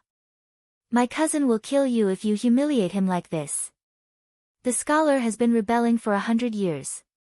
Look at him. I don't even need to do anything. My younger sister will be obedient. He Dahua said disdainfully. Since you look down on my cousins so much, why did you agree to this marriage? Ning Shu was very puzzled. He Dahua said, first of all, He Xiaohua likes Wen Ruhua very much. Second of all, my father respects scholars and wants to have a child who can read. Oh, so Wen Ruhua was just a tool to borrow his seed. TSK, TSK, TSK. Wen Ruhua had always prided himself on being noble. He probably didn't think that he would have such an image in other people's hearts. Ning Shu originally wanted to leave, but he remembered that Wen Ruhua was going back to her parents' home. He couldn't miss such a rare occasion. Therefore, Ning Shu quietly waited for his return 3 days later. On the morning of the 3rd day, Ning Shu didn't sleep in. He waited at the door early in the morning and asked Yulan to hang 2 strings of firecrackers. Not long after, 2 figures could be seen walking towards them. He Xiaohua was wearing festive clothes, and even Wen Ruhua was wearing brand new clothes. However, Wen Ruhua's complexion wasn't good. Her face was green. On the other hand, He Xiaohua was radiant. It seemed that Wen Ruhua had nourished her very well. Light the firecrackers. Ning Shu called Yulan. Yulan nodded and trembled as she lit the firecrackers. The crackling sound startled Wen Ruhua and He Xiaohua who were approaching. He Xiaohua's face was flushed as she called Ning Shu, cousin. Ning Shu generously called He Xiaohua cousin-in-law, which made Wen Ruhua's face turn ashen. She felt that Wen Ruhua was like a barrel of explosives. Just a glance or a word from others could make Wen Ruhua have a violent reaction. He Xiaohua came over with a gift and then went to the kitchen to prepare lunch. After all, they had to eat lunch here. Ning Shu asked Wen Ruhua, cousin, how are you doing? You and cousin-in-law seem to be very happy. Wen Ruhua's face twitched. She actually gave Ning Shu a very gentle smile. When Ning Shu saw this smile, his hair stood on end. It was very disgusting. Wen Ruhua's face was thin and blue. When she smiled, it was a fake smile. It looked very ugly. Ning Shu smacked his lips and said, cousin, you've become a lot more haggard recently. Who did I become like this because of? Wen Ruhua couldn't help but roar at Ning Shu. What happened? He Xiaohua stood in the kitchen with a spatula and looked at Ning Shu and Wen Ruhua in confusion. Wen Ruhua immediately said, nothing. Talk to your cousin properly. Why do you keep roaring at her? He Xiaohua said and turned to go into the kitchen. Ning Shu looked at Wen Ruhua with some surprise and said, cousin, it seems that you and cousin-in-law are getting along very well. Strictly speaking, Wen Ruhua was a little afraid of He Xiaohua. In 3 days, He Xiaohua had tamed Wen Ruhua. Wen Ruhua reached out to grab Ning Shu's hand. Ning Shu dodged. Wen Ruhua's face trembled. She said gently to Ning Shu, cousin, let's elope. Pft, cough cough. Ning Shu beat his heart and choked on his saliva. What are you talking about? Ning Shu looked at Wen Ruhua in surprise. Wen Ruhua's face showed pain and sadness. She looked at Ning Shu with regret, affection, and helplessness in her eyes. Ning Shu said, cousin, I really regret it. I shouldn't have been angry with you before.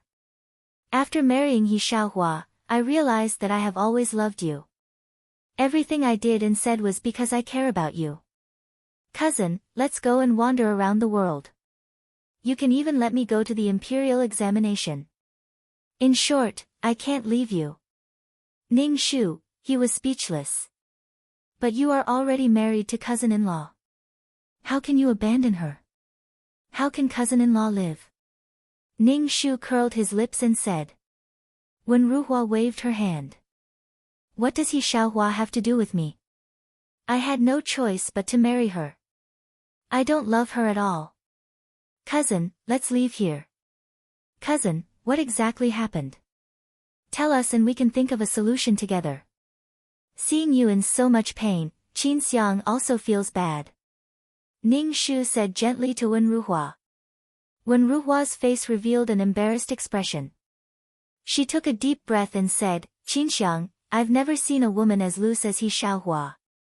She's so fierce in bed and doesn't care about my feelings at all. Moreover, she's so excited. You also know that He Xiaohua isn't someone I like. I don't want to have sex with her at all. Qin Xiang, the person I've always loved is you. I don't have any feelings for He Xiaohua at all, but she has never considered my feelings.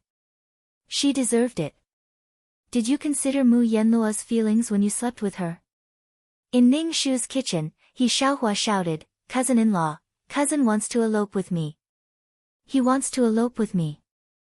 Chapter 171. Wen Ruhua stared at Ning Shu in a daze. Just a moment ago, he was still warm and affectionate.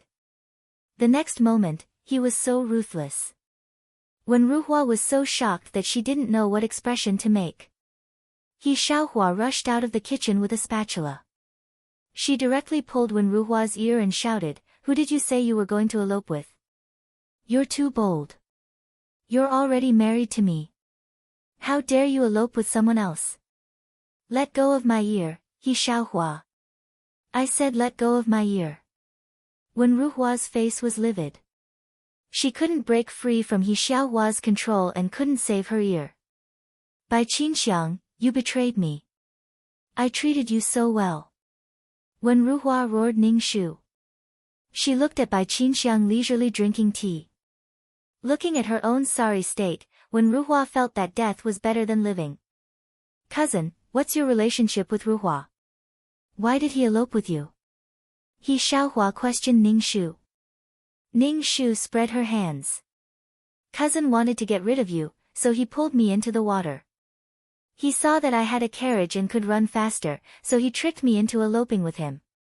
Wen Ruhua almost spat out blood. Ning Shu roared, Bai Qinxiang, you bitch. Cousin, we're leaving first. He Xiaohua pulled Wen Ruhua's ear and left. Ning Shu asked Yulan to sit down and eat. It's a pity to leave without eating such a big table of food. Yulan also nodded. He Xiaohua is really a powerful woman. Miss, when are we leaving? I really don't want to sleep in the tent. Yulan said bitterly. Ning Shu ate and said, we're leaving tomorrow. Great. After the meal, Yulan was very active in packing up her things. Ning Shu divided the things on her body into 2 portions, one for Yulan and the other for herself. Yulan looked at the banknotes and asked, Miss, why are you giving this servant so many banknotes? Don't put all your eggs in one basket. If something happens, we can only eat dirt, Ning Shu said indifferently as he leisurely laid on the bed and watched Yulan pack up. Thinking of the days of trekking tomorrow, Ning Shu and Yulan went to bed quite early. They planned to leave early the next morning. In the middle of the night, Ning Shu was woken up by someone. The groggy Ning Shu thought that Wen Ruhua had snuck into the tent again. He hurriedly took out his sword and stabbed the person on the bed. However, none of them managed to stab him. "Miss, it's me." The secret guard's voice rang out.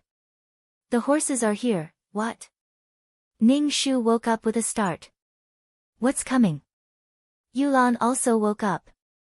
When she heard the secret guard's words, her face immediately turned pale. "Me? Miss, the bandits are here." Ning Shu almost jumped up. Why would a bandit come to this remote village in the middle of the night? Coming out to rob in the middle of the night, you are not a thief. There was no such thing in the plot. What's going on? Ning Shu suddenly had a bad feeling in his heart. He hurriedly put on his shoes and went out of the tent to see the village head's house was brightly lit.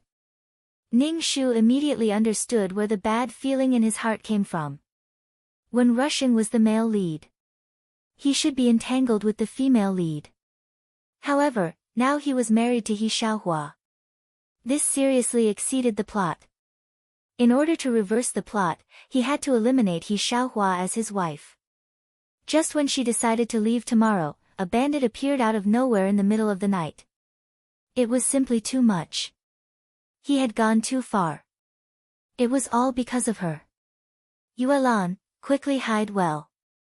Forget it. Secret guard, take Yuelan and hide well. Then come find me. Ning Shu stuffed the package into Yuelan's arms. Yuelan's teeth were chattering. She hugged the package tightly. Ning Shu anxiously asked, "Where is the young miss?" "Young miss, let's go together. These bandits are people who kill without blinking.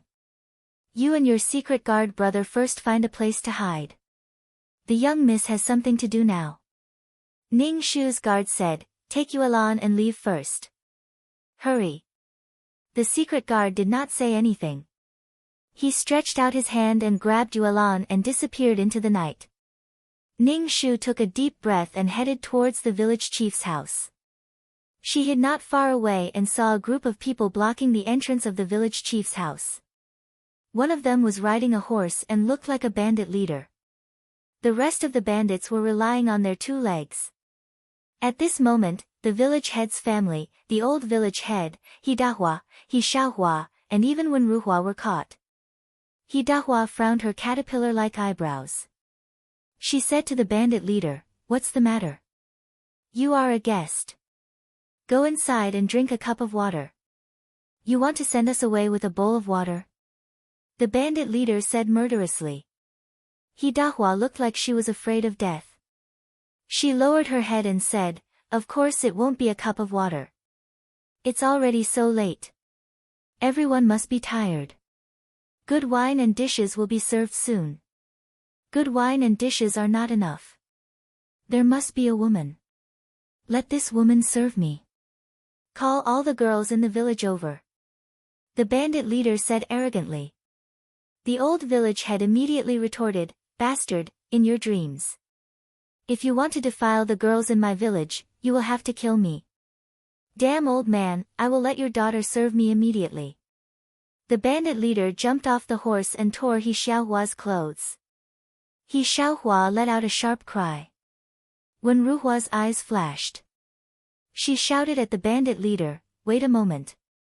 Ning Shu, who was hiding, saw Wen Ruhua make a sound. Seeing his woman being hurt, as a man, he should stand up. "What do you want?" The bandit leader looked at Wen Ruhua. Wen Ruhua cupped her hands at the bandit leader, with the elegance of a scholar. "You people are just after money. I know where the valuable things in this house are hidden. I can take you there, but my condition is that you let me join you. I have studied and can be the military counselor of the team." Wen Ruhua's words shocked the He family and Ning Shu. Okay. My team welcomes anyone. You are a scholar. Okay, you will be my military counselor from now on. The bandit leader patted Wen Ruhua's shoulder. Wen Ruhua smiled. Her smile was cold in the dark. She picked up the sword on the ground and said to the bandit leader, "I have a request. I want to kill this woman with my own hands." Wen Ruhua's body and voice were trembling. There was a gloomy look on her face. The He family looked at Wen Ruhua in disbelief. He Dahua stood in front of He Xiaohua, whose face was as pale as ash, and said coldly, "Wen Ruhua, it's a waste that you're well educated. Xiaohua is your wife. Do you want to kill your wife? You are an inhumane bastard. I've never acknowledged He Xiaohua as my wife. You forced me to marry her. I hate her. I hate her," Wen Ruhua said coldly. "Every time I'm in bed with her, I feel so disgusted that I'm about to throw up." Chapter 172. When Ruhua had completely darkened, and her true personality was completely exposed. In the plot, Mu Yanluo had endured humiliation and tolerated Wen Ruhua. In the end, Wen Ruhua stabbed Mu Yanluo, causing her to lose her child and disappear. This made Wen Ruhua completely understand Mu Yanluo's position in her heart. However, Ning Shu didn't tolerate him, and there was no reason for her to. Wen Ruhua's personality had always been stubborn and depressed. Coupled with these things, she had completely turned evil. Now, she wanted to kill He Xiaohua with her own hands. When Ruhua slowly walked towards He Xiaohua, the tip of her sword scratching the ground with a piercing sound. He Xiaohua shook her head and shouted at Wen Ruhua with tears streaming down her face, "Wen Ruhua, you can't do this to me."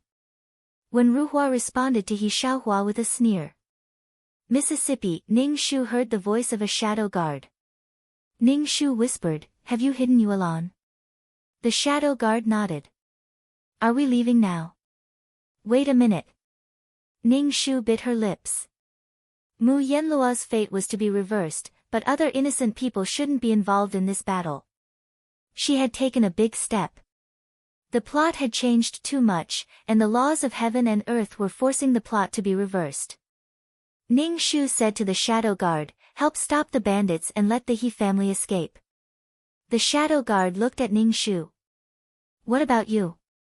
"I only have my own way." Ning Shu watched when Ruhua slowly walked towards He Xiaohua. "My task is to protect Mississippi. I don't care about the others."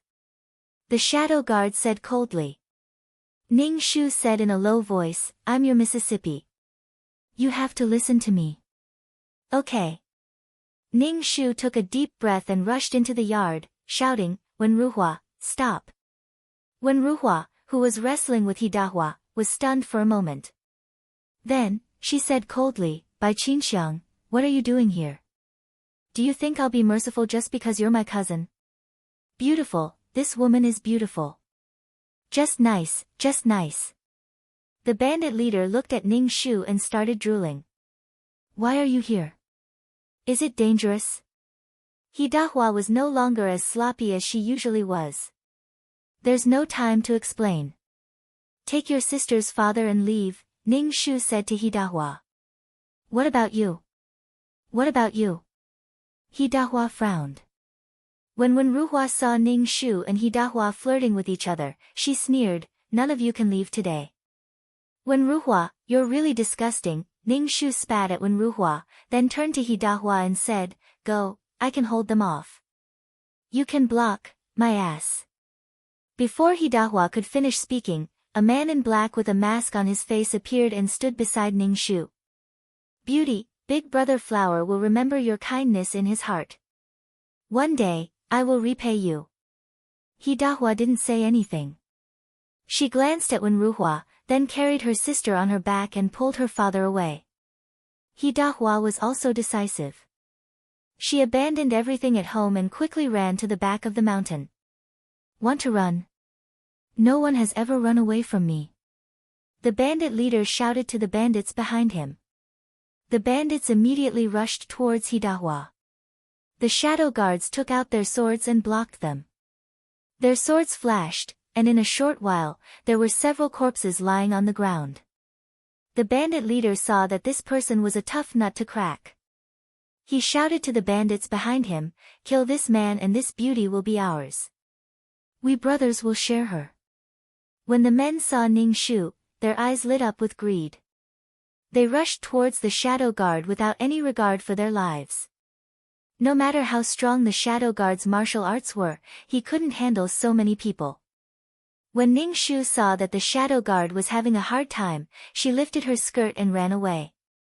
She hoped that she could share some of the burden with the shadow guards. Chase after her. This woman is an outstanding beauty. She is the wife of a high official. It is very likely that she will make a fortune. When Ruhua tempted the bandit leader. The bandit leader quickly led a group of people and Wen Ruhua to chase after Ning Shu. The sky gradually brightened. The roosters in the village were crowing. Ning Shu lifted her skirt and ran in front. A large group of people followed behind her.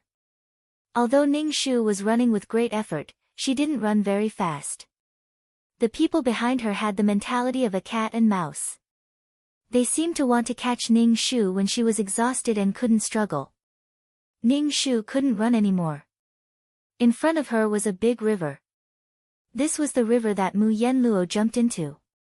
Why aren't you running, Bai Qinxiang? Why don't you run? Wen Ruhua held a sword in her hand. She looked very vicious. Perhaps Wen Ruhua was more suitable to hold a sword than a pen. Wen Ruhua imagined herself to be a great hero who punished corrupt officials. Ning Shu turned around and spat at Wen Ruhua. Wen Ruhua, your hatred of evil is only because you are envious that those high-ranking officials can do whatever they want, but you can't. You want to be like them, but you can't. So you are envious, jealous, and hate them. Nonsense. It's not like that at all. Wen Ruhua refuted. I'm doing this for the sake of the people. I want them to live a better life. Without these corrupt officials, the people can live a real life. Bah, Wen Ruhua, you've joined the bandits. Do you know what bandits are? They burn, kill, rob, kill, and take lives. Everywhere they go, there will be whales. Ning Shu said disdainfully. Wen Ruhua, you crave power but can't get it. You're still using the mask of righteousness to wrap yourself up. Don't you have any shame? Later, you'll still rob this village and even kill the villagers. What's the difference between you and those corrupt officials? Ning Shu's heart was on fire. Why hadn't the shadow guards arrived yet? Ning Shu glanced at the river. Did she really have to jump in? I crave power. If I had power, would you, Bai Qinxiang, choose the son of a high official? Wen Ruhua said indifferently. When I have power, I'll kill all the corrupt officials in the world. Ning Shu replied with 3 words, ha ha ha. Boss, let me tell you a secret. This village has a big secret. Wen Ruhua ignored Ning Shu and said to the bandit leader. The bandit leader immediately asked, oh, what secret? Wen Ruhua moved closer to the bandit leader's ear and seemed to be saying something. However, the sword in her hand stabbed into the bandit leader's heart. Ah! The bandit leader looked at Wen Ruhua in disbelief and his body fell to the ground. Master, first master. The lackeys all cried out in alarm as they looked at Wen Ruhua in astonishment. Ning Shu was also stunned. Looking at the bloody sword in Wen Ruhua's hand, Wen Ruhua's expression was very cold. The gloominess between her eyebrows dissipated. It was as if something had broken out of her body. Wen Ruhua was completely different. It was as if Wen Ruhua was supposed to be like this. Wen Ruhua raised the bloody sword in her hand and shouted loudly, from today onwards, I'm the boss of this team. From today onwards, I'll lead everyone to live better lives and have more money and beauties. If anyone objects, they'll end up with this corpse. Wen Ruhua kicked the corpse of the boss on the ground. Chapter 173. After Wen Ruhua intimidated the bandits, she turned around and looked at Ning Shu with her sword in hand. Ning Shu extended her hand and said coldly, cousin, come here. I'd be crazy if I went there. Ning Shu took a step back. Behind her was the river. There was no way out. Wen Ruhua revealed her white teeth. Ning Shu smiled as if she was bewitching her. Bai Qinxiang, come here. Do you want me to catch you personally? Are you waiting for your guards? Wen Ruhua said coldly. I'll catch you when your guards arrive. Wen Ruhua walked over with her sword in hand. Ning Shu immediately said, don't come over. If you come any closer, I'll jump. I'm really going to jump. With your vanity, you won't bear to die. Wen Ruhua didn't stop walking. She obviously knew Bai Qinxiang very well. Ning Shu looked anxious. She lifted her skirt and shouted at Wen Ruhua, "Don't come over. I'm really going to jump." Wen Ruhua was different now. She was no longer a lonely scholar. She had so many subordinates. She couldn't win against Wen Ruhua now. Ning Shu felt that it was her own fault. If she wasn't wearing the female lead's skin, grass would be growing on her grave. Sigh, Wen Ruhua, I'm really going to jump. Fuck, I'm really going to jump. Ning Shu lifted her skirt and shouted at Wen Ruhua. Wen Ruhua sneered. Her smile was full of sarcasm. Ning Shu took a deep breath. She knew that she couldn't be caught by Wen Ruhua. If she was caught, she would be tortured by Wen Ruhua like in the plot. Moreover, there were so many bandits. With Wen Ruhua's hatred for her, she would probably treat her like a prostitute and serve these bandits. Thinking of this, Ning Shu no longer hesitated. She jumped into the river and gulped down 2 mouthfuls of water. She heard Wen Ruhua's roar. Bai Qinxiang, I won't let you go even if you die. Miss? The secret guard appeared. If you had appeared 1 second earlier, you wouldn't have had to jump. The river was very fast. Ning Shu disappeared in a few seconds after jumping in. The secret guards searched along the river. Wen Ruhua's eyes were red as she shouted at the bandits, "Find her. Even if she dies, we must find her body. Bai Qinxiang, you bitch." Ning Shu could feel the pain of the undercurrent hitting his body. He tried his best to dig with his limbs. Thinking about how Mu Yenluo had suffered a miscarriage and jumped into the river, Ning Shu felt that he hadn't gone overboard at all. Wen Ruhua was originally a person with a flawed personality. If she was in the modern world, she would be a terrorist who would affect the stability of society. Now that Wen Ruhua had become a bandit, she would probably cause chaos wherever she went. Moreover, Wen Ruhua always used justice to flaunt herself. It was so disgusting. Ning Shu dog-paddled for a while and was exhausted. He was hit by the undercurrent in the river and his whole body felt like it was being torn apart. He fainted from the pain. When Ning Shu woke up, half of her body was still soaked in water. Fortunately, she was still alive. The problem wasn't she supposed to be at the divine doctor's house? Why did he leave her here and no one cared about her? They were both female leads, but why was there such a big difference?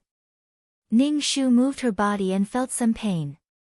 There were also scratches on her arms, which were caused by the submerged reefs in the river. Ning Shu looked around and found a man not far from him. He was dressed in white and seemed to be fishing. Ning Shu immediately shouted, "Hero, help!" The man in white turned to look at Ning Shu, put away his fishing rod, and left with the bamboo basket. Damn, I've never seen such a heartless person. Ning Shu hurriedly got up and wrung the water from his skirt. He lifted his wet skirt and chased after the man. He didn't have the fate of being the female lead and had even contracted her illness. He had to rely on himself for everything. As soon as he approached the man, Ning Shu smelled the fragrance of medicine on his body. His hair was tied up with a wooden hairpin, meticulous and meticulous. His whole body exuded a cold aura. This coldness came from his bones. It was austere and unapproachable. This was one of Mu Yenluo's harem, the divine doctor. In the plot, Mu Yenluo was saved by a villager and sent to the divine doctor's house. The divine doctor basically didn't do anything, but at that time, Mu Yenluo was in a miserable state with scars all over her body. Perhaps the divine doctor wanted to challenge his medical skills, so he treated Mu Yenluo and healed her like a cheat. Moreover, the scars on her body and face disappeared, just like before. It was even more exaggerated than skin removal. However, Ning Shu could understand. Mu Yenluo couldn't have been disfigured forever. Without her smooth skin, how could she have attracted so many men to the point that they decided to share her? The divine doctor was the calmest and most restrained man in Mu Yenluo's harem. He was also the coldest man. When he was with Mu Yen Luo, the only time they had sex was when the divine doctor was concocting a medicinal powder. The powder changed into an aphrodisiac, and its effects were extraordinarily strong.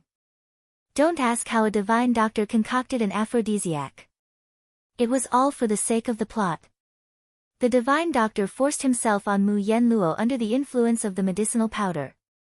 Ning Shu stared at the divine doctor's back. Damn it, don't you have hands? Can't you do it yourself? The divine doctor was indeed a divine doctor. After they had sex, the divine doctor gave Mu Yen Luo a pill and said that if she put it down there, she would become a virgin again.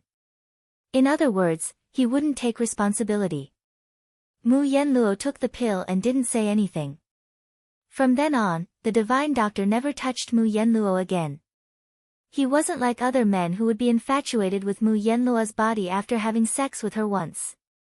But the divine doctor didn't. Even when he shared Mu Yen Luo with other men, those men would fight for the right to use Mu Yen Luo. The divine doctor didn't. He would only do his own thing quietly. But Mu Yen Luo liked the divine doctor. He couldn't understand why the divine doctor wanted to join the harem. He didn't feel that he was after Mu Yen Luo. He didn't fight for her favor, nor was he infatuated with Mu Yen Luo's body. The divine doctor turned around and looked at Ning Shu. He said coldly, "Why are you following me?" The divine doctor's voice was so cold that it made one's heart tighten. Ning Shu squeezed out 2 drops of cat urine and stammered, "This little girl was alone and had no family. I felt that there was no meaning in living, so I decided to jump into the river. If I live, it means that the heavens want me to live. If I die, it means that I'm fated to die. Now that I'm still alive, it means that the heavens want me to live. I must stay strong and live on." Ning Shu clenched her fists and said passionately. The divine doctor looked at Ning Shu as if he was looking at a crazy person and ignored her. Ning Shu continued, "Hero, we can be considered to be fated. The first person I saw when I woke up was you. Since we are so fated, let's be good friends." The divine doctor still ignored Ning Shu. Ning Shu continued, "Divine doctor, I want to be your disciple. I want to know how to cure the aphrodisiac." Chapter 174. How do you know I'm the godly doctor? The godly doctor turned around and said coldly, "And who sent you here?" Ning Shu said, "I smell medicine on you. As for calling you the godly doctor, it's just a polite way of addressing you. For example, if you meet a third-rate Jianghu person who knows how to wield swords, wouldn't they call him a hero? It's just a polite way of addressing you." The godly doctor was quite good-looking, but he was too cold. He was like a moving iceberg.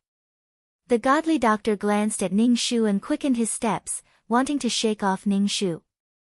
Ning Shu lifted his skirt and ran behind the godly doctor. As he ran, he panted and shouted, "Godly doctor, let's be friends." "Are you crazy?" The godly doctor frowned and said coldly. "You have medicine." Ning Shu sighed, "I just want to know if there's any other way to get rid of an aphrodisiac other than having sex." Ning Shu followed the godly doctor to his residence. The godly doctor's residence was much better than Wenruhua's. At least the godly doctor's bamboo house was clean and tidy. In front of the house was a neat and tidy medicinal field. There were all sorts of medicinal herbs planted in the field. Ning Shu sighed in his heart. Finally, there was a good place to stay. The godly doctor walked into the house. Ning Shu wanted to follow, but the godly doctor immediately closed the door, almost pinching Ning Shu's nose. Ning Shu felt a little cold. It was very uncomfortable to wear wet clothes. Ning Shu sat on the ground with a plop. Then, she knocked on the door and shouted, "Big brother, can you give me a tattered shirt? I want to change my clothes." There was no sound in the house. Obviously, the godly doctor did not care about Ning Shu. Ning Shu knocked on the door and said, "Big brother, don't be like this. As long as everyone extends a hand, the world will become a beautiful tomorrow. Can you give me a shirt to wear?" Scram. The godly doctor's voice was very cold, if you don't scram, I'll poison you to death. So vicious. Ning Shu really did not dare to provoke the godly doctor. He went out of the forest and found a farmer to change into some coarse linen clothes. Then, he returned to the bamboo house. The godly doctor had already come out of the house and was looking at the herbs in the medicinal field. Ning Shu quickly went over to greet him and asked, "Godly doctor, have you eaten?" The godly doctor looked at Ning Shu coldly. "Why did you come back?" Ning Shu said, "I want to learn medicine from you." The godly doctor, "I want to learn to medicine from you." Godly doctor's doctor, godly doctor. The godly doctor furrowed his brows. "Is there something wrong with your brain? Which village are you from?" "I've said it before, without my permission, no one is allowed to come close." "Do you want to be poisoned to death?" He wanted to poison people so easily. "Master, I want to learn medicine from you. I want to know how to treat a man who has been drugged by an aphrodisiac so that he won't defile a woman. Should I soak him in ice water or knock him out and wait for the effects of the aphrodisiac to wear off?" The godly doctor frowned even more and said, "Scram." Ning Shu saw that the godly doctor did not want to see him and wanted to scram.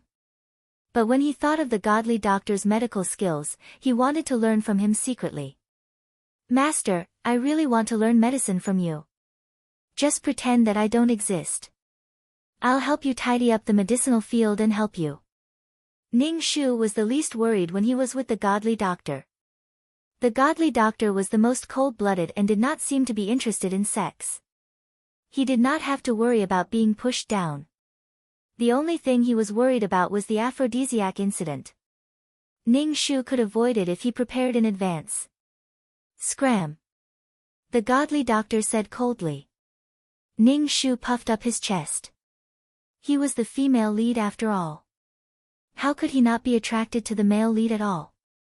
The godly doctor did not even look at Ning Shu, which made Ning Shu feel very defeated. Ning Shu had no choice but to wait outside the bamboo house every day. The godly doctor did not like Ning Shu and ignored Ning Shu from start to end. Ning Shu could only shamelessly follow behind the godly doctor. "Master, master, please accept me as your disciple. I will definitely learn well and spread your teachings to benefit the world." Ning Shu chattered on. The godly doctor sprinkled some powder on Ning Shu. At first, Ning Shu sneezed, but she didn't feel anything. Then, her entire body went limp.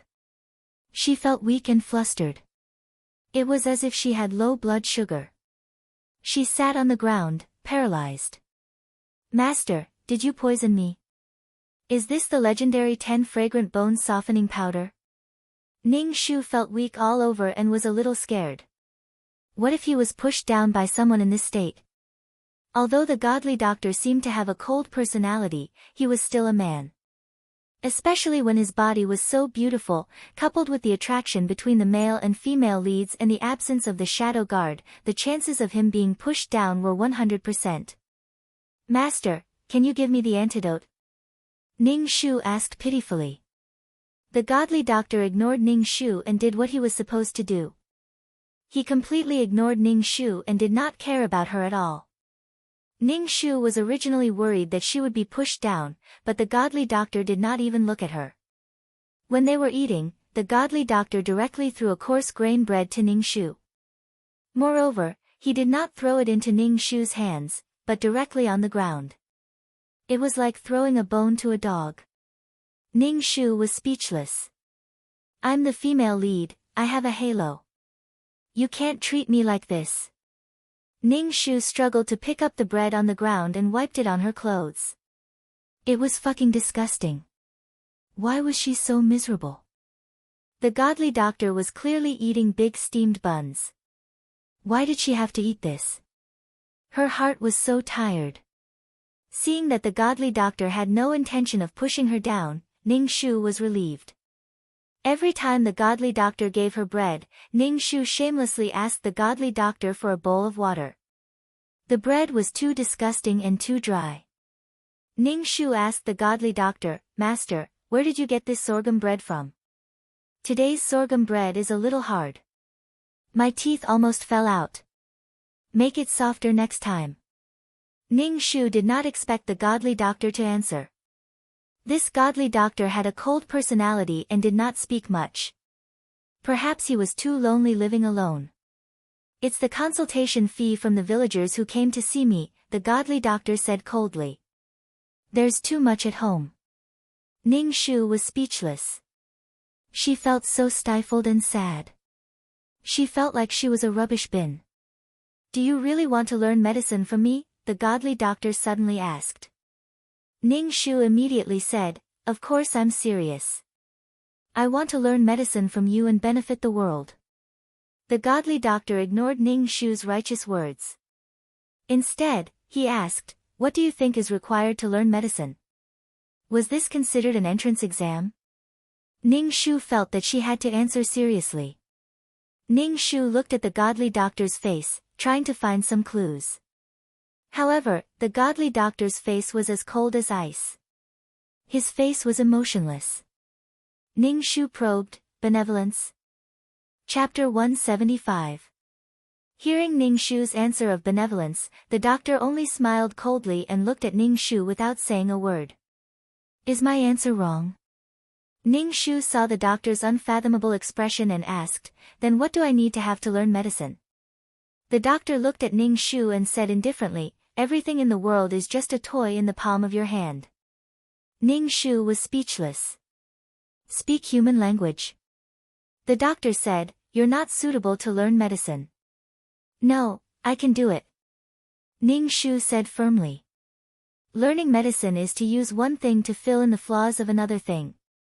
Using herbs to treat people is to use herbs to repair the human body. The godly doctor said faintly. What the hell is this compassion that you're talking about? Ning Shu was speechless. Didn't they say that doctors were benevolent? Why was it not the same when it came to the doctor? Not only was the doctor cold, even his heart was cold. He treated people as toys that needed to be repaired. If he was happy, he would do it. If he was unhappy, he would not do it. He thought that this was a person who was cold on the outside but passionate on the inside. But in reality, he was a person who was cold from the inside out. He really did not know how Mu Yenluo could tolerate him. Ning Shu looked at the doctor and asked, Master, can you teach me how to repair toys? I said you can't do it. The doctor shook his head with a cold expression. Under Ning Shu's shameless behavior, the doctor finally relented and allowed Ning Shu to start fertilizing the herbs. Now, Ning Shu was carrying a bucket and applying the 5 grains reincarnation item to the herbs. He also had to loosen the soil and pull out the weeds. She had avoided the washing bucket in the Qi residence, but she still could not avoid the fertilizing. Why was it that the female lead was always the master begging to take her in as a disciple? Why was she so miserable? Ning Shu felt that he needed to increase his luck a little. If he had enough points, he could buy a halo that everyone loved. Even if Ning Shu washed himself clean every day, he still felt that there was a smell of feces on his body that could not be removed. It was simply too disgusting. Only Ning Shu smelled the smell of dung on his body. The godly doctor didn't want to get close to Ning Shu. The two of them basically didn't speak a word, let alone eat. Ning Shu ate coarse noodle cornbread, and there was still a lot of coarse noodle cornbread waiting for Ning Shu. Ning Shu also had a mission, which was to eat all of these coarse noodle cornbread. After eating this every day, Ning Shu was constipated. It was especially painful when he pooped. Furthermore, the godly doctor did not seem to like meat. There was basically nothing oily at home. It was simply too miserable. Ning Shu had not eaten meat in a long time. He was craving meat. Occasionally, there would be villagers who came to the godly doctor for treatment. Ning Shu would watch from the side as the godly doctor treated these people. Then, these villagers would give him some vegetables, a bag of flour, or a small piece of meat. Then, Ning Shu's eyes would turn green when he saw the meat. Basically, all of the meat would enter Ning Shu's stomach. The days passed unhurriedly. Ning Shu and the godly doctor's relationship did not improve. They did not even speak much. The godly doctor was busy in the house, while Ning Shu was outside looking after the herb garden. Ning Shu treated taking care of the herb garden as his job. Looking at the herb garden every day, Ning Shu had already memorized all the herbs. When the godly doctor was not busy, he would ask about the characteristics and properties of these herbs. The godly doctor would explain to Ning Shu, but it was usually only once. He did not care if Ning Shu could remember or understand. The godly doctor's herb garden was filled with some common herbs. They were all herbs used to treat some diseases. Ning Shu asked the godly doctor why he did not plant some more precious herbs. The godly doctor only looked at Ning Shu coldly and said that precious herbs had their own way of growing. He did not care about delicate things. Most of the diseases were treated with common herbs. Ning Shu wanted to talk to the godly doctor. For example, his family situation, where were his parents, how old were they, and other topics that could bring them closer together. However, the godly doctor never bothered about him. This made Ning Shu speechless. How could there be such a person in this world? Ning Shu did not have much hope in studying medicine. Moreover, Ning Shu was actually interested in the godly doctor's poison. If he could make some poison, he would have an extra layer of protection during missions. In so many worlds, if he did not have the means to protect himself, he would disappear sooner or later. From then on, Ning Shu would cease to exist. Being alive was better than being dead. Therefore, Ning Shu really wanted to kill the godly doctor, imprison him and force him to teach him. Ha ha ha, this was just a random thought. Last time was the bone softening powder. Who knew what the next time would be? He just needed to recognize all the herbs in the herb garden. While Ning Shu was munching on the coarse bread, the godly doctor threw a book to Ning Shu. Ning Shu hurriedly wiped his hands and picked up the book. He muttered, why can't I recognize these words? You're holding the book upside down. The godly doctor said coldly. Ning Shu did not look embarrassed at all. He turned the book around and looked at the name of the book. 100 Herbs Collection. Ning Shu flipped the book open. It was filled with herbs. Ning Shu said gratefully, Master, thank you. The godly doctor's face was very cold. He turned and left. After interacting with the godly doctor for a period of time, Ning Shu did not care about the godly doctor's attitude. Since the godly doctor ignored her, she also learned to ignore the godly doctor's cold face. Although the book's name was 100 Herbs Collection, there were more than 100 types of herbs in the book. The content was very detailed. Ning Shu now did not only take care of the garden, but also read the 100 Herbs Collection and memorize the content in the book. Sometimes, the godly doctor would check Ning Shu's memory.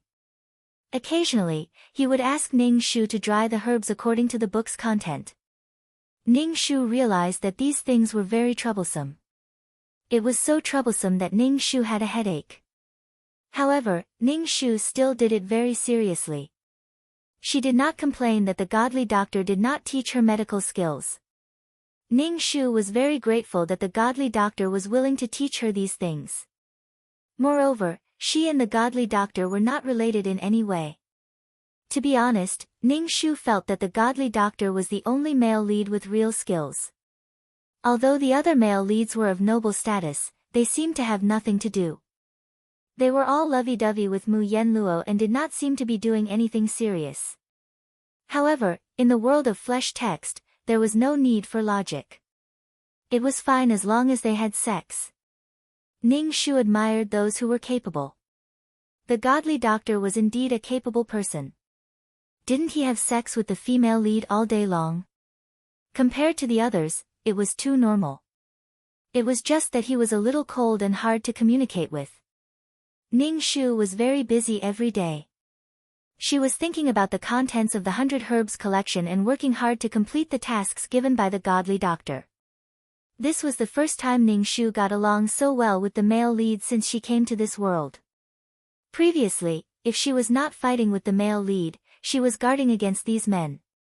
Ning Shu wanted to become sworn brothers with the godly doctor, but the godly doctor did not like her. Chapter 176. Ning Shu didn't know how long he had been with the godly doctor, but his days were very fulfilling as he dealt with herbs every day. Then, the godly doctor gave Ning Shu some books. They were all very simple treatment methods, but Ning Shu was still very happy. Everything started from the simplest. For example, now that Ning Shu was injured, he knew what herbs to use to stop the bleeding and reduce the inflammation. This made Ning Shu very satisfied. If the injuries of the villagers were simple, the godly doctor would let Ning Shu treat them. Of course, they were all superficial wounds. If it was an illness that required medicine, Ning Shu wouldn't be the one to treat it. Moreover, Ning Shu didn't have the ability to do so. Ning Shu watched the godly doctor treat the patients. Although the godly doctor was cold, he was still very serious when it came to his work. Ning Shu felt that her relationship with the godly doctor had improved.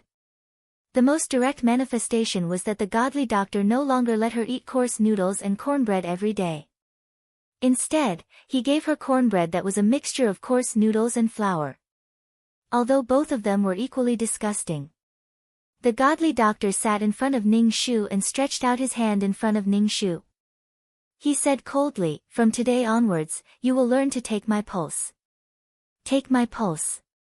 Ning Shu swallowed a mouthful of saliva. She was a little nervous. To be honest, she was a little afraid of doctors. This made her think of the perverted school doctor. Ning Shu's hand trembled as she pressed on the godly doctor's wrist. She was stunned and said, "Master, you don't have a pulse." "You pressed the wrong place," the godly doctor said coldly. Ning Shu was speechless. Ning Shu pressed on the godly doctor's pulse. A normal pulse would be strong and rhythmic, but the godly doctor's heartbeat was very chaotic. Ning Shu suspected that she wasn't pressing on the godly doctor's pulse. How could a normal person's pulse be like this? Ning Shu smiled awkwardly at the godly doctor. Then, she pressed on the godly doctor's pulse and confirmed that it was the same result countless times. The godly doctor definitely had a heart condition. "It's been almost an hour. What's the conclusion?" the godly doctor asked coldly. Ning Shu retracted his hand and said, "Your disciple is inexperienced. I can't come up with any conclusions." The godly doctor looked at Ning Shu with disdain and said coldly, "You can't even feel it when it's so obvious. You can't even feel such an obvious pulse. You're really not suited to learn medicine. My illness is a heart disorder. My pulse is so obvious. Can't you tell?" The godly doctor looked at Ning Shu with disappointment. Ning Shu was speechless. Godly doctors, godly doctor s, was godly doctors as. The godly doctor looked at Ning Shu indifferently and said, "This kind of disease is usually brought on when you're in the womb." Ning Shu was speechless. He didn't know how to comfort the godly doctor. This kind of disease was incurable. Even in the modern era, where medical expertise was advanced, there was no cure. The only way was to change the heart. Ning Shu finally understood that the godly doctor didn't have any emotions. This kind of disease was taboo to have emotional fluctuations. He was called a godly doctor, yet he couldn't even treat his own disease. It was understandable why the godly doctor wasn't interested in having sex. He was the complete opposite of the other male leads who were like wolves and tigers. This kind of vigorous activity wasn't good for the body. If he got too excited, he might get sick and die on top of Mu Yenluo. As for the fact that he joined Mu Yenluo's harem in the end, he probably still liked Mu Yenluo. Ning Shu looked at the godly doctor with pity. The godly doctor ignored Ning Shu's gaze. Ning Shu asked, "How do you treat this kind of disease?" "It's an incurable disease," Ning Shu said casually. The godly doctor looked at Ning Shu. Ning Shu immediately changed his words. "No, what I meant was that this kind of disease can't be cured easily. However, if you take good care of it and don't get too agitated, you'll be just like a normal person."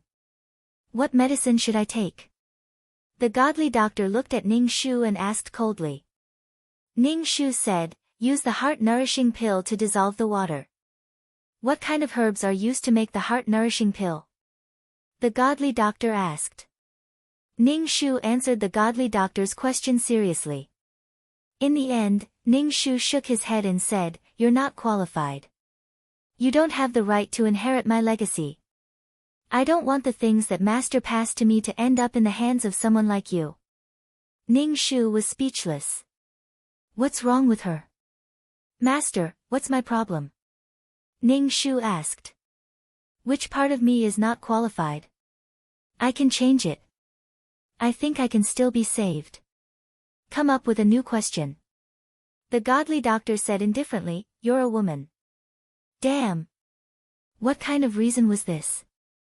Gender discrimination? Alright, this reason was too strong.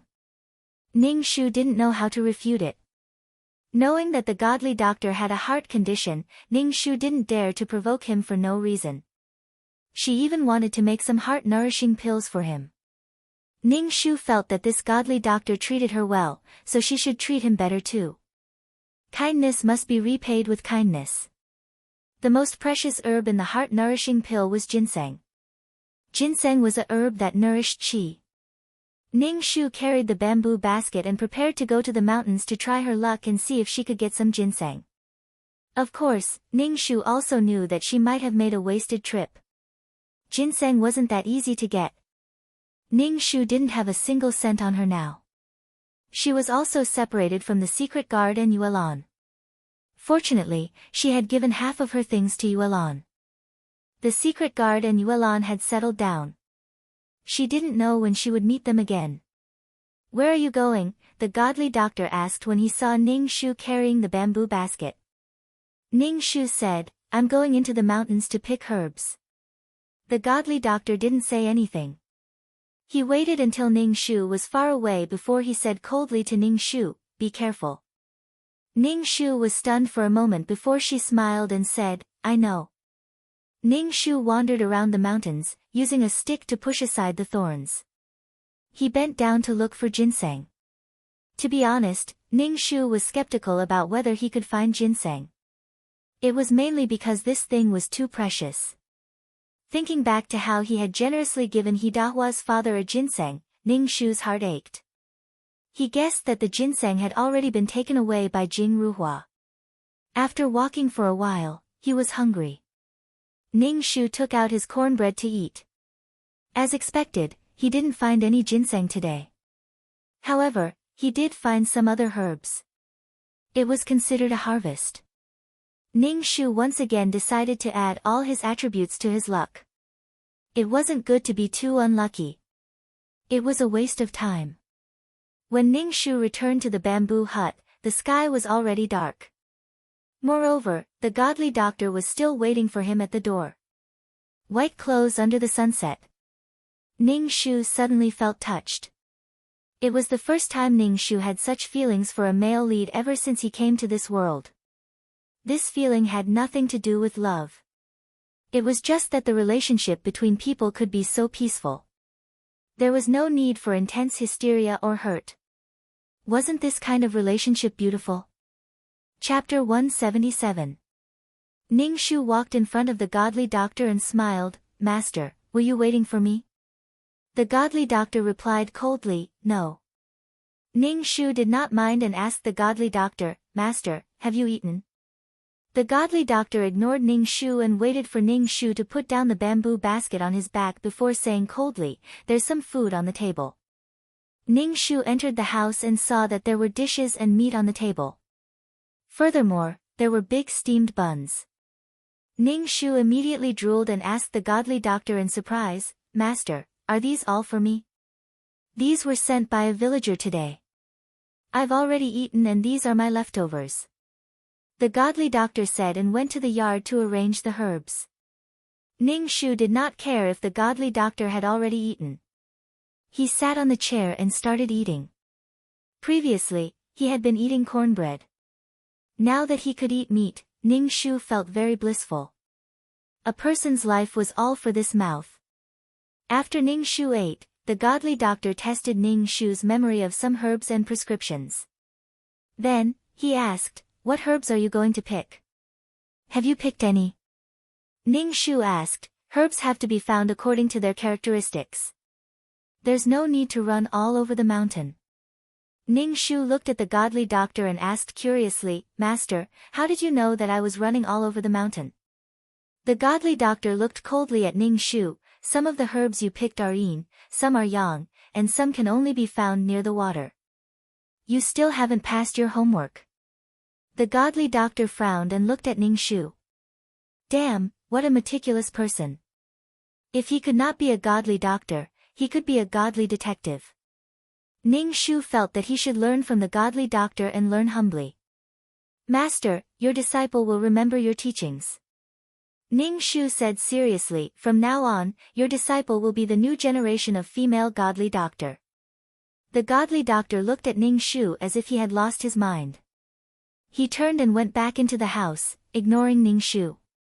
The next day, Ning Shu went up the mountain to pick herbs.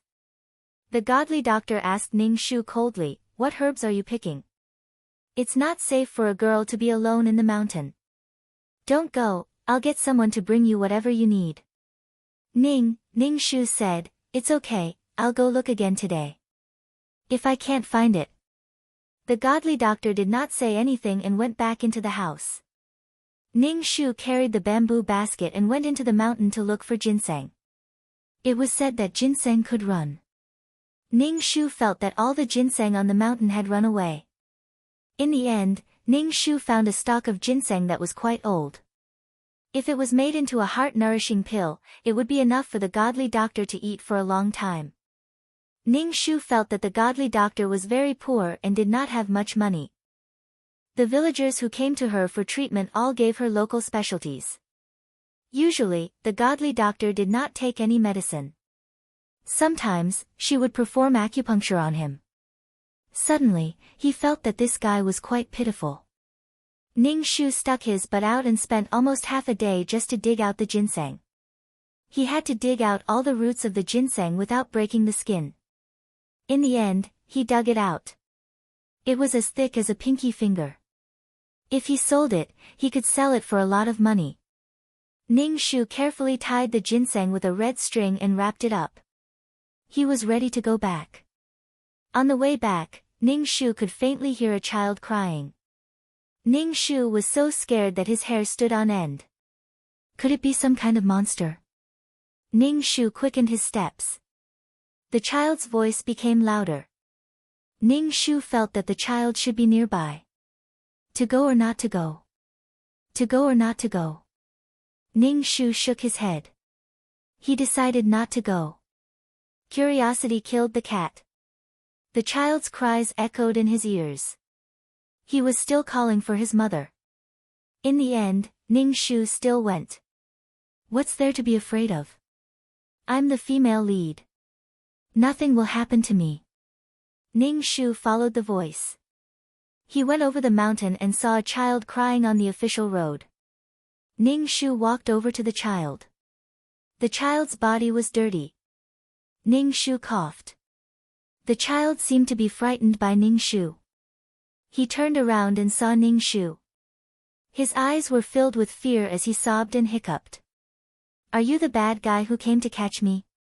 The child asked aloud. Ning Shu rolled his eyes. Have you ever seen a bad guy as beautiful as me? Don't be afraid. I'm not a bad guy. Little kid, why are you here alone?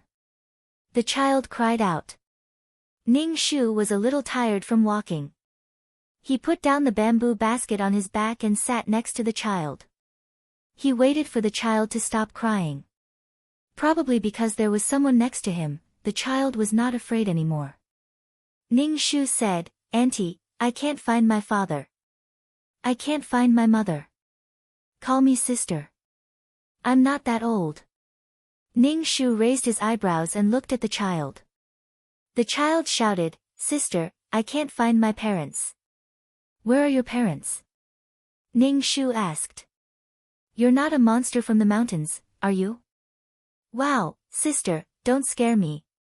Are you a monster? The child was scared and retreated. Ning Shu then asked the child where his parents were. The child cried and told her what had happened. It was that the child and his family had gone on a trip and encountered bandits. His parents had lured the bandits away and then asked the child to wait here. However, the child had waited for 2 days and his parents still hadn't come. Ning Shu took out some steamed buns and gave them to him. Did you remember the wrong place? Your parents didn't agree to meet you here. Yes, my father said that it was 5 miles down this road. The child said with certainty. Ning Shu almost fainted. Did such a small child know how far 5 miles was? Did you get the wrong place? The child nibbled on the steamed bun and cried. Yes. Ning Shu stood up, patted the dust on his butt and said, you continue to wait. I'll go first. The child pulled the corner of Ning Shu's clothes and shouted, Sister, don't go. What if I don't go? Ning Shu looked at him. Don't you still have to wait for your parents? Sister, don't go. I'm scared. The child clung to Ning Shu. Ning Shu was speechless. Ning Shu had no choice but to take the child back to the bamboo house. The miracle doctor saw that there were 2 people when they went out. He looked coldly at Ning Shu and said, Explain. Looking at his expression, one would think that a husband saw his wife cheating. Of course, Ning Shu was overthinking. The child hid behind Ning Shu and looked at the doctor's cold face. He pouted and looked like he was about to cry again. Ning Shu explained the child's origin very simply and concluded, if something really happened to this child's parents, this child might have to live with us. I found you an heir. He's a boy. Ning Shu said and pulled down the child's pants to check. The child cried and grabbed his pants. I'm really a boy. See, I found you an heir. From now on, you have someone to pass on your legacy.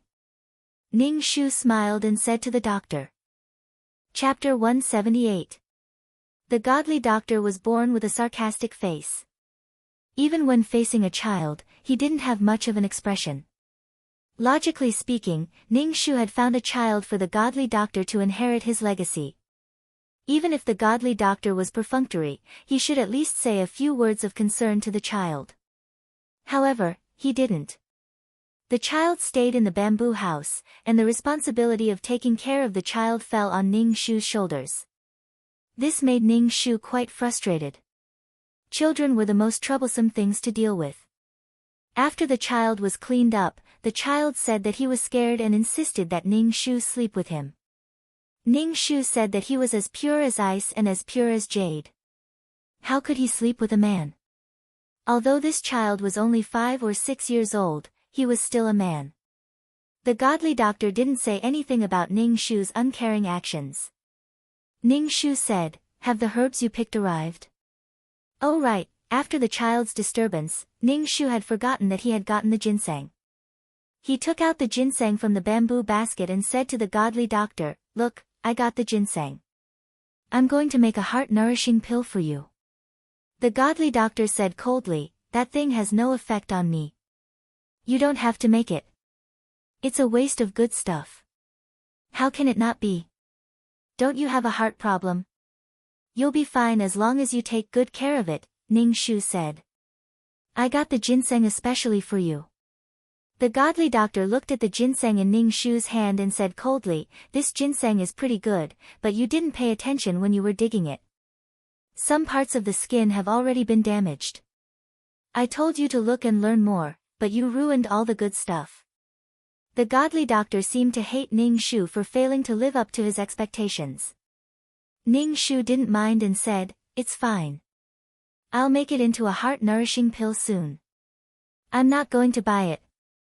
Don't worry about the appearance. The godly doctor said coldly, Whether or not you want to sell it, you should ensure that the medicinal properties of the herbs are preserved. You ruined the medicinal properties of the herbs. This isn't just a matter of appearance. Ning Shu quickly nodded and said, I know. I will pay attention in the future. Ning Shu's skin was the thickest that the godly doctor had ever seen. No matter what he said to her, she didn't seem to get angry. Even if he scolded her so harshly, she still didn't take it to heart. Was her heart big or not? The next day, under the little radish's pleading, Ning Shu took the child to look for his parents. They didn't go far, they just wandered around. The godly doctor had wanted to tag along, but Ning Shu considered the godly doctor's condition and decided that trekking was not suitable for him. Little Radish Head was quite smart. He followed the escape route and went back to search. Finally, he found 2 corpses in a forest. The corpses were unrecognizable. The clothes on the woman's body were gone. It was obvious that something had happened to her before she died. Little Radish Head clenched his teeth and didn't let himself cry. He helped his mother put on her clothes and then said to Ning Shu, "Sister, I want to cremate my parents." Ning Shu was a little surprised. The ancient people were particular about burial. Cremation meant that there would be no complete corpse. Why did the little Radish Head want to cremate his parents? "I want to keep my parents' ashes with me." Little Radish Head clenched his teeth, his cheeks trembling. "Okay." Ning Shu nodded the Little Radish Head. Little Radish Head personally lit the fire and held a jar of ashes in his hands. Ning Shu asked, "What are your plans in the future? Do you have any relatives back home? If you don't, you can learn medicine from my master. There are relatives at home, but those relatives are not relatives.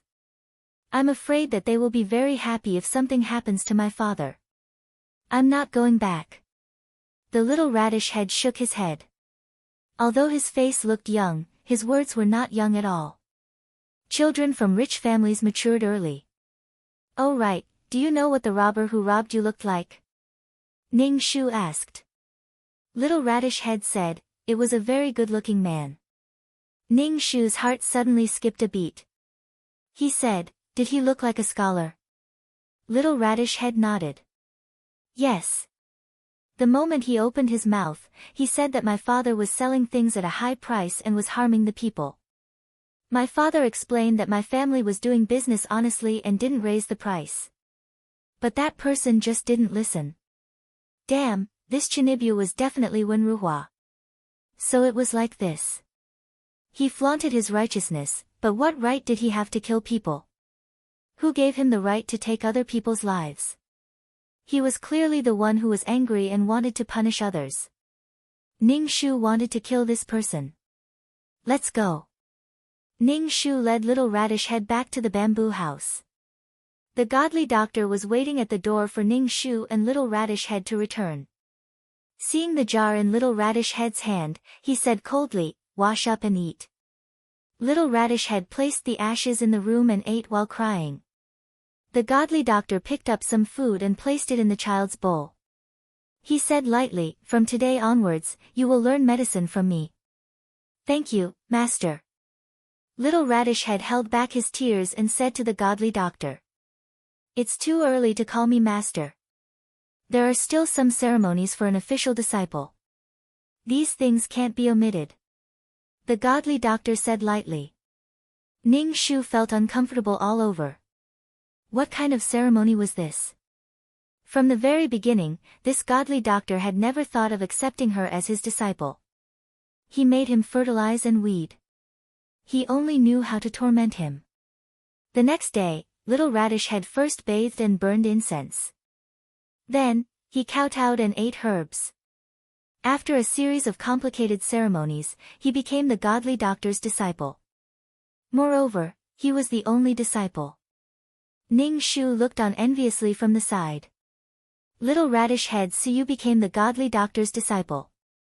Ning Shu's status was a little awkward. She was not the godly doctor's disciple. The godly doctor said lightly, "From now on, you can call her senior sister. Although she is useless, she has been learning from me for a period of time. She became a disciple earlier than you." What did he mean by useless? His words were too harsh. "Senior sister." Suyu called out to Ning Shu, who had a ferocious look on her face. Ning Shu chuckled and called out, "Junior brother." Suyu began to study under pressure. The godly doctor gave him many tasks. Suyu seemed to want to forget the pain of losing his parents and forgot to eat and sleep. Although Ning Shu was not the godly doctor's disciple, the godly doctor was also strict with Ning Shu. Ning Shu did not say anything. This was a good opportunity to learn. However, Ning Shu's mind was always on the godly doctor's prescription. He did not know why it was an aphrodisiac. To a person like the godly doctor, this was an extremely low-level mistake. Moreover, the aphrodisiac was not good for the godly doctor's body. That kind of thing would cause a person to become excited and unable to control themselves. Blood would flow very quickly. He did not know why the godly doctor did not have a heart attack in the storyline. It was probably because of the protagonist's halo. Master, you don't need to make any medicine. If you want, let your disciple do it for you. If it doesn't work, there is still Suyu. Let him do it. A disciple should serve his master, right? Ning Shu said to Suyu. Yes, master. Suyu quickly nodded. Chapter 179. The godly doctor said coldly, "What kind of medicine can a useless person like you concoct? Doctors and whatnot are so annoying. Are all capable people so direct with their words?" Ning Shu pulled Suyu over and said, "I'm useless, but little junior brother is. Let him do everything in the future." Suyu frowned. She felt that she had been tricked by eldest senior sister. "I don't know how to concoct any medicine recently." The godly doctor looked coldly at Ning Shu. "Have you fertilized the herbs? Why are you spouting nonsense here?" Ning Shu was speechless. Ning Shu felt that the godly doctor had become more cheerful. The most direct manifestation was that his sarcasm towards her became more and more vicious. She also had a sensitive and fragile heart. If he kept mocking her like this, she would also feel sad. Ning Shu pursed her lips and instructed the godly doctor, "You must not concoct any medicine." The days passed slowly like this. The godly doctor did not concoct any medicine, which made Ning Shu heave a sigh of relief. However, Ning Shu's relief came too quickly. Today, when Ning Shu was weeding, he heard people coming towards the bamboo house. There were quite a few of them. "The godly doctor lives here." A voice rang out. When Ning Shu heard this voice, it was as if he was struck by lightning. He rushed into the kitchen and rubbed the ashes on his face and neck. "Senior sister, what are you doing?" Seeing Ning Shu like this, Suyu said, "You're being naughty again. Master will scold you later. Little junior brother, there are people outside. Go and greet them. Your eldest senior sister is a woman. It's not good to entertain men." Ning Shu hid in the kitchen and said to Suyu. "What the fuck? What the fuck? Why was Luo Junyan here? Why did the regent come to this remote place? This didn't make sense. Could it be that he knew she was here and came to find her? Go and see what they are talking about with the master." Ning Shu handed the kettle to Suyu. "Go and pour some tea for the guests." Suyu carried the kettle to the central room. Ning Shu paced back and forth in the kitchen alone, hoping that Luo Junyan wasn't here to look for her. Now that the secret guards weren't around, if she was caught, she would definitely be dead. These people were really good at torturing people. How was it? What did they say? Ning Shu asked Suyu as he entered the room. What did they say? Suyu's tone was a little excited as she said, "Those people want master to treat the emperor." Sure. Ning Shu let out a long sigh, wiped the cold sweat on his head, and asked, "What did master say?" Master didn't agree immediately. Then, that person said that he would come again tomorrow, Suyu said. After Luo Junyan and the others left, Ning Shu sneaked out. He walked to the central room and asked the godly doctor, "Master, are you going to the capital?" The godly doctor saw the black ash on Ning Shu's face and frowned. "What happened to your face?" "Don't worry about my face for now. Are you going to the capital to treat the emperor?" Ning Shu asked. "All the land under the heavens belongs to the emperor. As long as I'm on this land, I can't refuse. I've refused this time, but I'll agree again next time," the godly doctor said calmly. Ning Shu disagreed. But is your body okay? We're not far from the capital. Are you hiding from those people? The godly doctor asked a completely unrelated question, and Ning Shu didn't know how to react for a moment. Are you afraid of those people? The godly doctor asked again. This guy was really observant. Ning Shu didn't say anything, and the godly doctor didn't ask any more questions. Suyu wanted to go to the capital as well, so she begged the godly doctor, Master, take me with you. I've never been to the palace before. Stay at home with your senior sister. Don't neglect your studies, the godly doctor said calmly. Then, he said to Ning Shu, take good care of the house. Can't I not go? How did this thing come about? It felt like the plot had changed beyond recognition. The godly doctor said coldly, pack your things. Since you're afraid of those people, don't come out to see me off. Also, don't let them see you. Ning Shu sighed and said, okay, Master. I'll prepare the things. Master, there's only me and Suyu in this house. A woman and a child. It's really too dangerous. Master, why don't you teach us how to make poison? Ning Shu said his purpose. The godly doctor glanced at Ning Shu and nodded. Okay. Ning Shu almost jumped up in joy. The godly doctor taught Ning Shu and Suyu how to make poison. Poison is made by mixing poisonous herbs or poison together. It can also be made by increasing the dosage of certain herbs. The godly doctor gave Ning Shu the poison scripture. It was filled with the methods of making poison. When it came to making poison, Ning Shu learned it very quickly. The godly doctor said coldly, you learn these crooked things pretty quickly. Ning Shu laughed. Keep this book and study it yourself.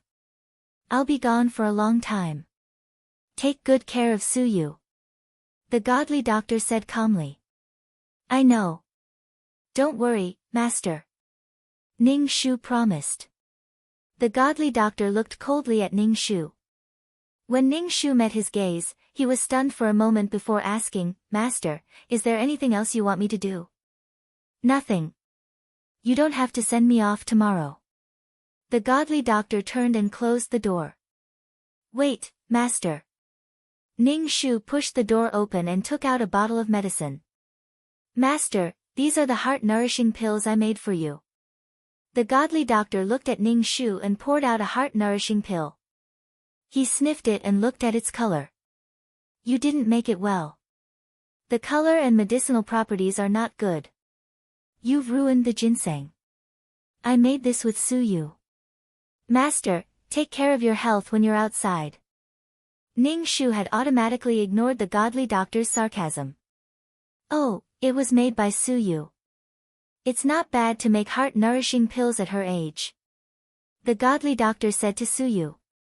Next time, take note of the fineness of the herbs. Ning Shu was speechless. The next day, the godly doctor took the luggage and left with Luo Junyan and the rest. Suyu sent the godly doctor off at the door while Ning Shu hid in the kitchen with a face full of soot. Senior sister, Master has left. Suyu walked in and told Ning Shu. Ning Shu nodded and washed the soot off his face. He said to Suyu, why are you still here? Go and memorize the medical books. Senior sister, Master isn't home. Let's go catch some fish. Suyu looked at Ning Shu with anticipation. There are many fish in the stream. Let's have grilled fish for lunch. This kid was so obedient and hardworking in front of the godly doctor. Now that the godly doctor had left, he showed this side of himself. However, this kid had lost both his parents. He was lucky that he didn't become autistic. Ning Shu nodded and said, okay, let's have grilled fish for lunch. Ning Shu took the poison book and followed Suyu to the stream.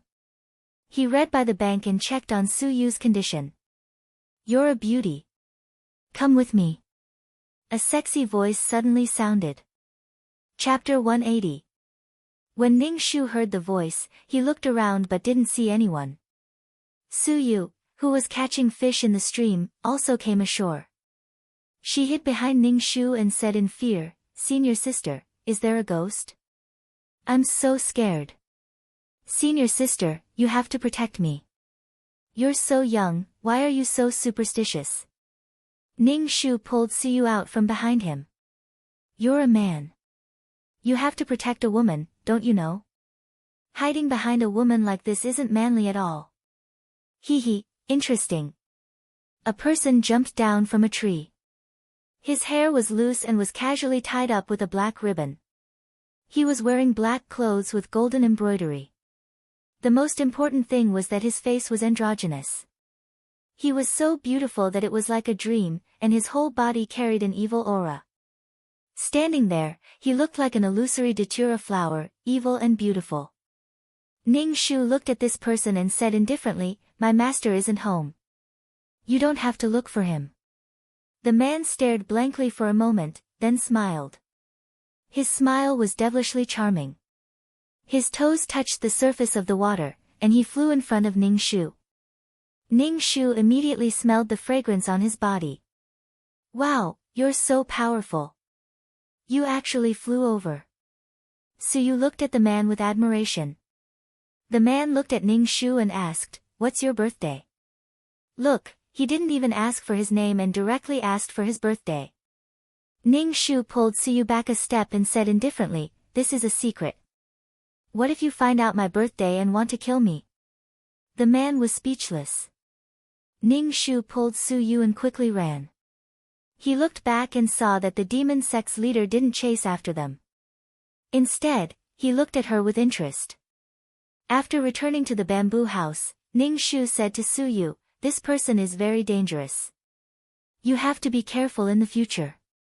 Ning Shu prepared a lot of dry food for Suyu and said, you have to be careful when you're alone at home. You have poison on you. If you encounter any danger, use poison powder. When Suyu saw that Ning Shu was giving such detailed instructions, she suddenly had a bad premonition in her heart. She pulled on Ning Shu's sleeve and anxiously asked, Senior sister, what's wrong? Where are you going? It's okay. I think I'll have to go out soon. Be careful when you're alone at home, Ning Shu said. In the plot, the demon sect master came here to ask the divine doctor to treat his internal injuries. At that time, he took a fancy to Mu Yenluo and learned that Mu Yenluo was born on a Yin day, Yin month, Yin hour, so he directly kidnapped her. She would probably have to leave with this guy later. But this time, he was going to make sure that this guy didn't get away with it. Senior sister, don't go. I'm afraid of being alone at home. Suyu pulled on Ning Shu, refusing to let Ning Shu leave. Yo, beauty, where are you going? Could it be that you've been mesmerized by this lord's beauty and want to elope with me? The sect master's voice came from outside the room. When Ning Shu went out, he saw the sect master sitting leisurely on a stone bench. His posture was enchanting, and his actions carried a kind of charming charm. However, it was clear that he was a man. Beautiful, flirtatious, and evil. The sect master's appearance was the highest among the 7 Calabash brothers. Gong Wumei looked at Ning Shu and then glanced at Suyu. I haven't seen him for a while, and he actually took in 2 disciples. In a flash, Gong Wumei moved in front of Ning Shu. His slender, white, and jade-like fingers lifted Ning Shu's chin. He sized him up and said wickedly, you're still a virgin. I thought you were that Ice Mountain's woman. He didn't even touch you, so he really thinks of you as his disciple. See, this was a man who had countless women. With one look, he could tell whether a woman was a virgin or not. Ning Shu took a step back and said coldly, you're late. Someone from the palace came to ask master to treat a noble in the palace. That's not bad. With you around, this trip wasn't in vain. Gong Wumei looked at Ning Shu with his peach blossom eyes. Since you're Ice Mountain's disciple, what have you learned? My senior sister didn't learn anything at all. Master taught me all his medical skills. Don't make things difficult for my senior sister. I'll treat you. Suyu stood in front of Ning Shu righteously. My senior sister is an idiot. She didn't learn anything at all. Ning Shu was speechless. She didn't like hearing this, even though it was to protect her. Ning Shu pulled the little radish head behind him and said pretentiously, I don't need to take your pulse. Just by looking at your face, I know what's wrong with you. Suyu looked at Ning Shu with a, senior sister, stop messing around, look. Gong Wumei raised his eyebrows and said with interest, I've always been patient with beauties. Tell me what's wrong with me. Ning Shu said with disdain, excessive indulgence. You're possessed by the devil. Every time you circulate your qi, you feel like your body is on fire. You have to have sex with a woman of the Yin month, Yin day, and Yin time. Otherwise, your meridians will explode. But the woman you have sex with won't live for long. Gong Wumei's body trembled. His hand that was touching the jade on his waist paused. He put down the jade. Ning Shu laughed and said with a sinister expression, Did Ice Mountain tell you about me? Did Ice Mountain tell you about me? You're thinking too much. Master didn't tell me about you. Do you think you're some big shot? Ning Shu said with disdain. He looked at the beautiful Gong Wumei and asked, Are all the demon sect's leaders this beautiful? The demon sect's leaders had to be beauties. Oh, how do you know that I'm the demon sect's leader? Gong Wumei raised his eyebrows and looked at Ning Shu ambiguously, You're an interesting woman. Come with me to Wuyang Palace. I'll give you extreme happiness. Ning Shu was speechless. Senior sister. Suyu grabbed Ning Shu's clothes. Her face was pale. She naturally understood Gong Wumei's meaning.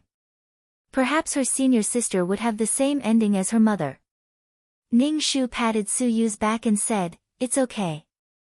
I'm fine. Woman, do you want to go with me? You can choose not to go, but your little junior brother will lose his life. This sovereign only has to move a finger, and his little life will be gone. Gong Wumei didn't feel any pressure when killing a person. His expression didn't change at all. Clearly, he was a person who killed people like flax. Ning Shu wasn't scared, I advise you not to do that. Wait until my master comes back. He'll definitely come and find you. You can offend anyone but not a doctor. Beauty, you're really interesting. You were also born in a Yin month, Yin day, Yin hour, right? Gong Wumei stuck out his tongue and licked his lips. He looked very charming and sexy. It made people's heartbeats lose their rhythm. A man being so charming was really strange. As a woman, Ning Shu felt her dignity was being challenged.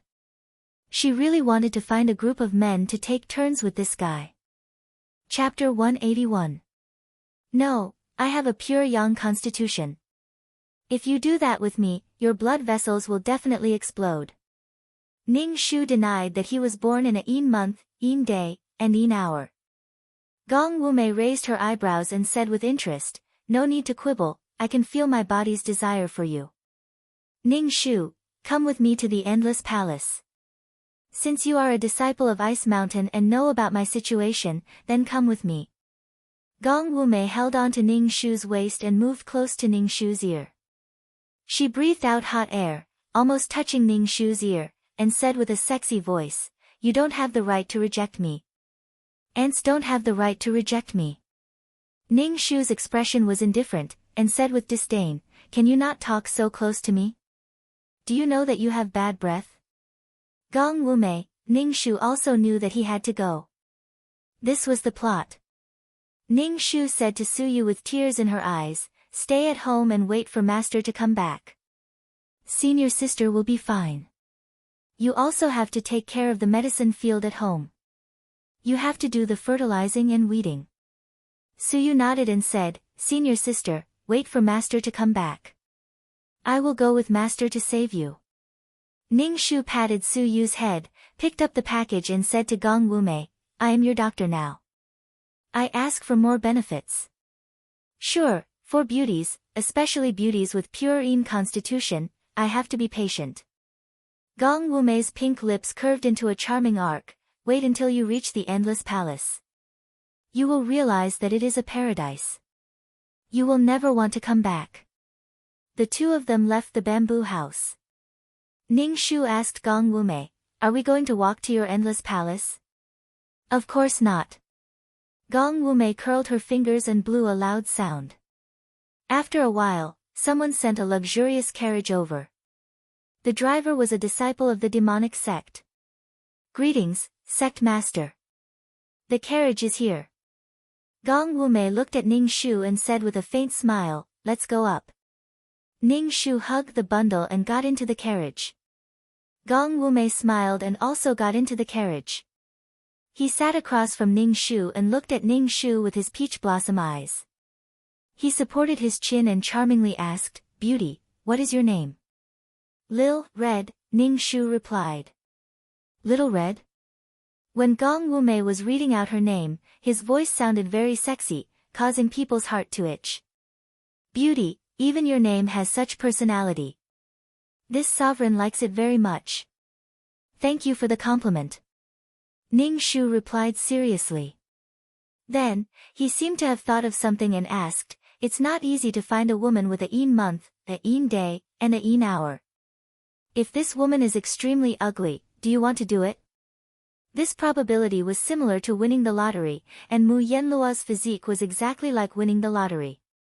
If this woman's appearance was just passable, then for the sake of his own life, would Gong Wumei bite the bullet and do it? This was obviously not a pleasant topic. Gong Wumei's face sank. Ning Shu said, if you are about to starve to death, you won't be able to eat the dusty food on the ground. Of course, I will eat it. Ning Shu said without hesitation, life is the most precious thing. Oh. Ning Shu suddenly understood, so you are the one who will do it? Seeing that Gong Wumei's complexion was somewhat bad, Ning Shu didn't want to provoke him. Gong Wumei said, that's why this sovereign is pleasantly surprised to see such a beautiful woman with a purine physique. Ning Shu and Gong Wumei sneered. They closed their eyes and ignored him. I'm afraid this time, I won't let you push me down so easily. I'll let you have the poison on my body. The Devil sect was located on a high mountain that was easy to defend and hard to attack. They directly penetrated through the mountainside and lived in a cave like a mouse. Gong Wumei still had the nerve to call the place he lived in Endless Palace. He was simply shameless. Ning Shu got off the carriage and looked up at the mountain. He clicked his tongue and had a look of disdain. Gong Wumei looked at Ning Shu, what's with your expression? Are you looking down on my Endless Palace? You also know that your Devil sect is annoying, so you came here to hide. Ning Shu curled his lips.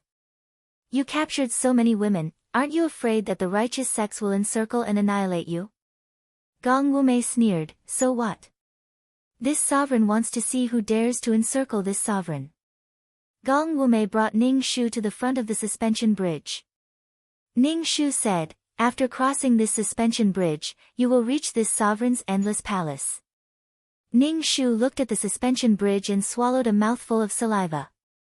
How was this a suspension bridge? It was just an iron chain that was as thick as an infant's arm. Normal people would not be able to walk on it at all. They would definitely fall down. Ning Shu asked in a deadpan manner, how am I supposed to go over? Don't tell me that I have to walk over myself. If you continue to be shameless, I'm going back. Gong Wumei directly held onto Ning Shu's waist and clamped her, then walked onto the iron chain. Ning Shu looked at the iron chain swinging up and down. Below them was a bottomless white cliff. Ning Shu screamed at the top of her lungs, oh my god, ah! Gong Wumei used his qi and stepped on the iron chain to reach the other side. He hugged Ning Shu tightly and said evilly, Beauty, don't be afraid. How could this sovereign bear to let anything happen to you? Ning Shu silently looked at him and said, let go a bit. If you continue hugging me like this, your blood vessels will burst. Gong Wumei raised his eyebrows and said evilly, to be able to burst blood vessels on a beauty's body, this sovereign is willing to die. You're really willing? Ning Shu expressionlessly looked at Gong Wumei. Gong Wumei slowly moved closer to Ning Shu, of course I'm willing. To die on your body, of course I'm willing. How many times have I told you that you have bad breath? You always talk so close to me. Do you know that you are really unbearable? Do you often have constipation? Your mouth is so smelly. Not only are you suffering from qi deviation, you also have a problem with your stomach. Could it be that no one has ever told you that you have bad breath? Ning Shu took a step back and said in disgust. Gong Wumei's face twitched for a bit, then he immediately laughed. He stretched out his finger and hooked Ning Shu's hair and said indifferently, "You are the first woman to speak to me like this. The women that I caught before were either crying and begging for mercy, or were infatuated with this sovereign's beauty and submitted to this sovereign's crotch. You mocked this sovereign like this. Could it be that you are not afraid that this sovereign will kill you?" Ning Shu shook his head and said, "I am a doctor, what I said is the truth. Let me tell you, the problem with your body is my responsibility. As for why you didn't discover that you have bad breath, I reckon that it is because they are afraid of you, so they didn't tell you. After all, you are the sect master of demons sect who kills people like scything flax. Are you relying on the fact that this sovereign doesn't want to part with you, so you are so impudent?" Gong Wumei pulled the hair in his hand. Ning Shu cried out in pain, "Fuck, it hurts. Of course I know that you don't want to part with me. Right now, you are already unable to suppress the injury in your body, so you went to find my master." Ning Shu rubbed his scalp that was pulled. Chapter 182. Gong Wumei let go of Ning Shu's hair, then placed his finger on his nose and took a sniff. His thin pink lips curled up, beauty's fragrance. What is he trying to do with this beast-like appearance? Let me tell you, don't seduce me, I won't fall for it. This is a man that should have a rotten dick. God knows how many women have been defiled by him. Furthermore, all of the women that he had slept with before, all of them did not have long to live. Ning Shu despised this fella endlessly in his heart. Even if he is good-looking, he is still unable to withstand this beast-like appearance. Let's go. Gong Wumei walked in front and entered the cave. From the outside, the cave looked especially shabby. However, upon entering, it was just like entering an imperial palace. It was incomparably luxurious. Inside the cave, there were huge luminous pearls, and light muslin was dancing in the air. Ning Shu touched the luminous pearls, and an astonished expression appeared on his face. Just how much is this worth? Gong Wumei raised his eyebrows and looked at Ning Shu. "If you like it, I will give it to you." Ning Shu retracted his hand, "I am just casually looking at it. Furthermore, this thing does not have any fucking use other than lighting. It is simply trash. I don't like it at all. I like some practical things."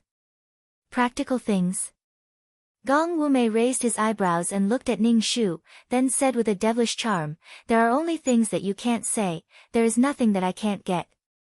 Big brother, Tom Su is sick, he needs to be treated." Ning Shu said indifferently. A devil sect disciple who was wearing black clothes walked in and said to Gong Wumei, "Sect master, another woman has died." Gong Wumei's expression was very cold as he said indifferently, "You don't have to tell me these things. Throw the dead woman and the woman that is about to die out of Endless Palace." "Yes."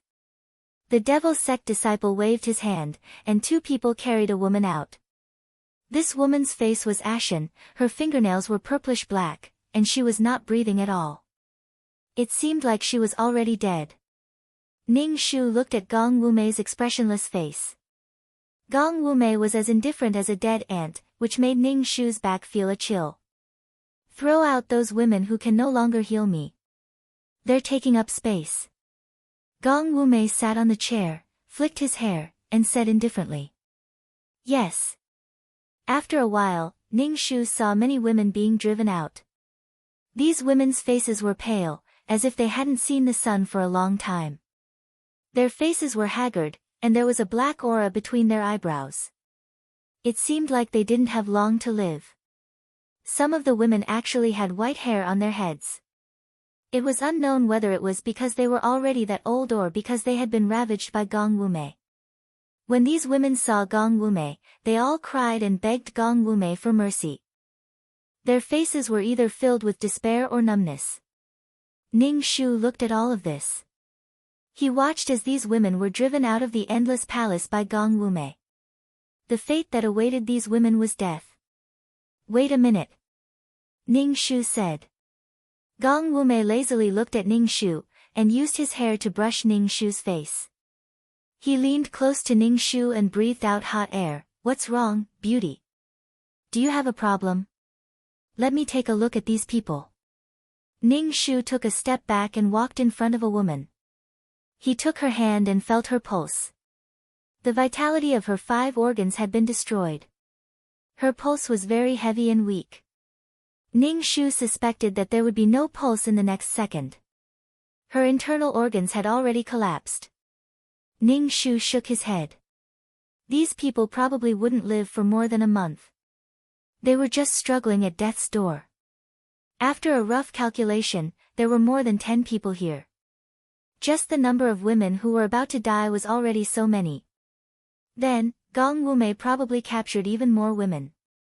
To capture so many women of the Yin month, Yin day, Yin time, how much manpower and resources would it take? Gong Wumei looked at Ning Shu with a face full of curiosity. Coupled with his beautiful appearance, don't mention how moving he was. He was so pure and beautiful. However, the words that came out of his mouth were very vicious. When are they going to die? Ning Shu looked at Gong Wumei, and said indifferently, you have really sinned. Gong Wumei immediately laughed, it's not that I have sinned. During this period of time, I have given them a rich life. I have given them the greatest happiness. Rather than living a mediocre life, I would rather live such a brilliant life. Do you all like me? Gong Wumei looked at these women with a gentle and charming smile. Do you all not like the days when you are together with me? I like it. Some of the women looked at Gong Wumei with a somewhat intoxicated expression. Some of the women had a look of hatred on their faces, and some of the women had a look of fear on their faces. Some of them are willing to live such a life. Gong Wumei looked at Ning Shu, and his beautiful face had a tempting and bewitching look. If the beauty is willing, I will naturally be willing to satisfy you. Ning Shu, I politely decline. You are too dirty. Gong Wumei's face trembled, and he laughed again. He said to his subordinates, in any case, they have served me for so long. Just kill them directly. Otherwise, I will feel uncomfortable waiting for death. Yes. Gong Wumei's subordinates pulled out their swords, and without caring about the struggles of these women, they directly pierced their hearts. Blood splattered all over the ground, and after struggling for a while, these women stopped breathing. The air was instantly filled with a thick smell of blood. Gong Wumei stroked his sleeves, and with a frown, he said, hurry up and clean them up. I can't stand this smell. Smell your own hands. You can't stand the smell of blood? You are so pretentious. Ning Shu looked at him with disdain. Gong Wumei stretched out his jade-white fingers and sniffed them. He said faintly, every time I kill someone, I will wash my hands for a long time. There is no smell. Beauty, smell it. This smell of blood has already entered your bones and blood. There is no way to wash it away. Ning Shu looked at Gong Wumei, you are really a bastard.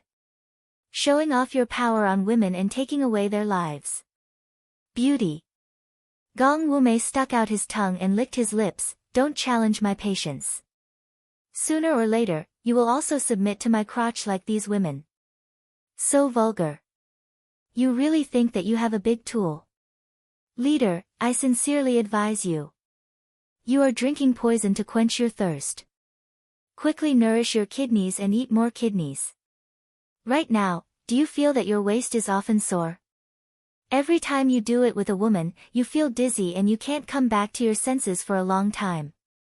Of course, I know that you don't mind. You still think that it's because you feel good. Let me tell you, your current situation is very dangerous. Gong Wumei raised his eyebrows and looked at Ning Shu. He said with interest, tell me, I am listening. What else? This bastard. Ning Shu cursed in his heart, then said, is it because you have to pee frequently and urgently? Is it because when you pee, you can't finish peeing? Beauty, hearing these vulgar words from your mouth, I feel a bit excited.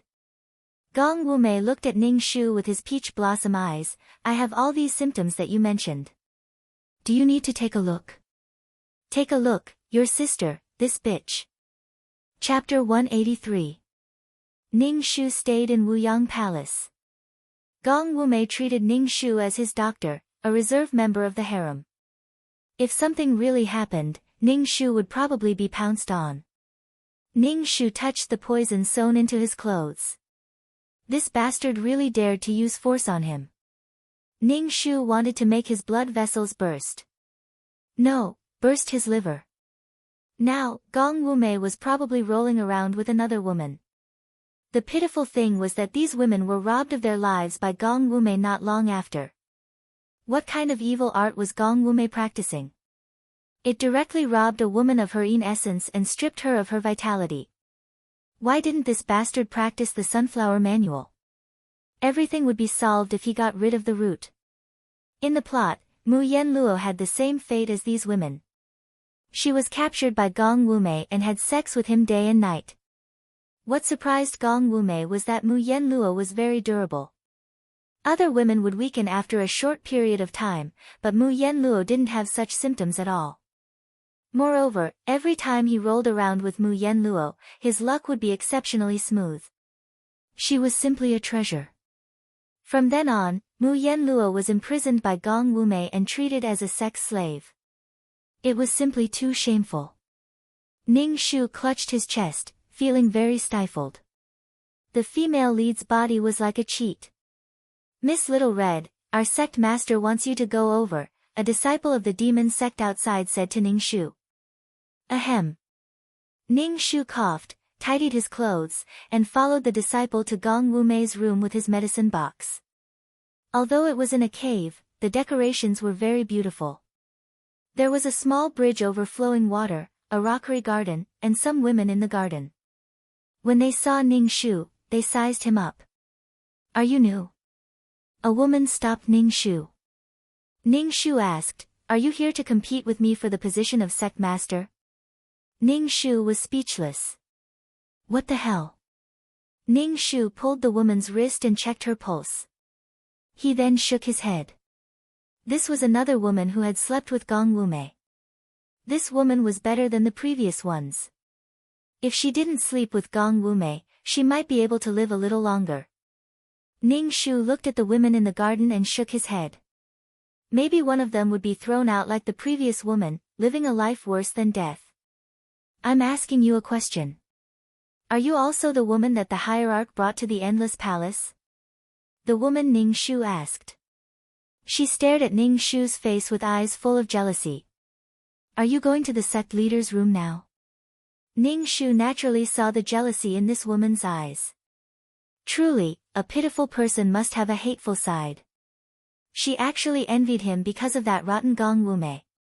Ning Shu ignored her. When the woman saw Ning Shu's expression, she curled her lips and said, what's there to be proud of? When the cult master takes you, you'll still stick to him. I'm talking to you, why are you leaving? Stop right there. The woman wanted to reach out and grab Ning Shu. The demonic sect disciple beside Ning Shu shouted coldly at the woman, impudent. Steward Lu. The woman gave a flattering smile to the demonic sect disciple and asked, why isn't the hierarch looking for me? Steward Lu's eyes flashed with disdain. The hierarch naturally has something to do. You just have to wait. Yes, yes. Ning Shu looked at this woman. She wasn't very beautiful. At most, she could be considered a pretty girl from a humble family. He could tell that she had fallen in love with Gong Wumei. That bastard Gong Wumei was really a sinner. Not only did he defile these women's bodies, but he also cheated their hearts. Gong Wumei's face was too impactful. Very few women could control themselves. Ning Shu brought her to Gong Wumei's room. When they walked to the door was wide open. Ambiguous sounds came from inside. Separated by the light muslin bed, there was a vague figure moving. The posture was seductive. There were moans, gasps, and ambiguous sounds of skin touching skin. Ning Shu felt very stifled. Why did he have to force her to see this kind of scene every time? Miss Little Red, please go in. The hierarch is waiting for you inside. Steward Lu said to Ning Shu. Ning Shu pointed inside and said in astonishment, go in now. Don't you want to wait for your hierarch to finish? Since you are here, just come in. Gong Wumei's deep and gloomy voice that was slightly gasping for breath sounded out. Steward Lu slightly bent his waist. Ning Shu made a please gesture. Ning Shu carried the medicine box and entered. Upon entering, Ning Shu smelled a strange smell. It was really unbearable. Come closer. How are you going to diagnose me if you are standing so far away? Gong Wumei's voice was somewhat suppressed. Ning Shu said, come over here and check my pulse. Fuck, his taste is not ordinary. He even wants someone to observe him. Seriously. Ning Shu lifted the light muslin and saw that on the spacious bed, Gong Wumei's entire body was covered in a layer of pink. When she turned her head to look at Ning Shu, she bit her lips tightly and had a charming expression on her face. Ning Shu felt that he had been led astray by these people. In the past, Ren Baqian was very simple and pure. But now, when he saw this kind of scene, he didn't even blush and his heart didn't even skip a beat. Ning Shu sat on a chair at the side. When he saw that there were fruits on the table, he picked one up and wiped it on his clothes. Then, he started nibbling on the fruit. Looking at Gong Wumei who was on the bed, Ning Shu looked at Gong Wumei who was constantly changing positions and tormenting the woman, causing her face to turn green. What are you showing off for? Isn't it good to have a man on top and a woman on the bottom? You already have a weak kidney, yet you are still tormenting like this. Seriously. Ning Shu didn't know what to say. Ning Shu crunched on the fruit and looked at the person on the bed who was tormenting the woman. Gong Wumei turned his head and looked at Ning Shu who was nibbling on the fruit. Gong Wumei's eyes were unfocused. Gong Wumei let out a low roar. He raised his head and looked refreshed. His body was dripping with sweat. When he shook his head, water droplets came out. Ning Shu looked at Gong Wumei. It was finally over. The woman also looked relieved. As soon as Gong Wumei was done, someone immediately came in and wrapped the woman in a blanket. Then, they took her away and opened the window to let in some fresh air. This Gong Wumei was simply living like an emperor. Ning Shu put the fruit pit on the table and wiped his hands. He asked Gong Wumei, do you feel dizzy? Gong Wumei wasn't wearing any clothes. He only used a thin blanket to cover the ugly thing between his legs. His body had a strong smell of hormones. Sweat slid down his chest and he looked especially seductive. When Gong Wumei heard Ning Shu's words, he hooked up his pink lips. Do I look dizzy to you? Go and wash up. Look at how weak your kidney is. I am a doctor. You'd better listen to me. Ning Shu shook his head and said to Gong Wumei, do you need me to treat you or not? Do you want to use women to suppress your internal injuries for the rest of your life? What if you're old and can't do it anymore? What will you do? Just wait for your liver to explode and die. Besides, if you don't control yourself, your thing won't be able to do it anymore. You're going to die. Rolling around with women every day is just a temporary solution. Ning Shu tried her best to persuade him. Chapter 184. Gong Wumei completely built his happiness on top of a woman's pain. When he was possessed, he had to roll around with a woman. Not only could he heal his internal injuries, he could also feel pleasure. It was simply too beautiful. Gong Wumei sat on the bed. His face was flushed red.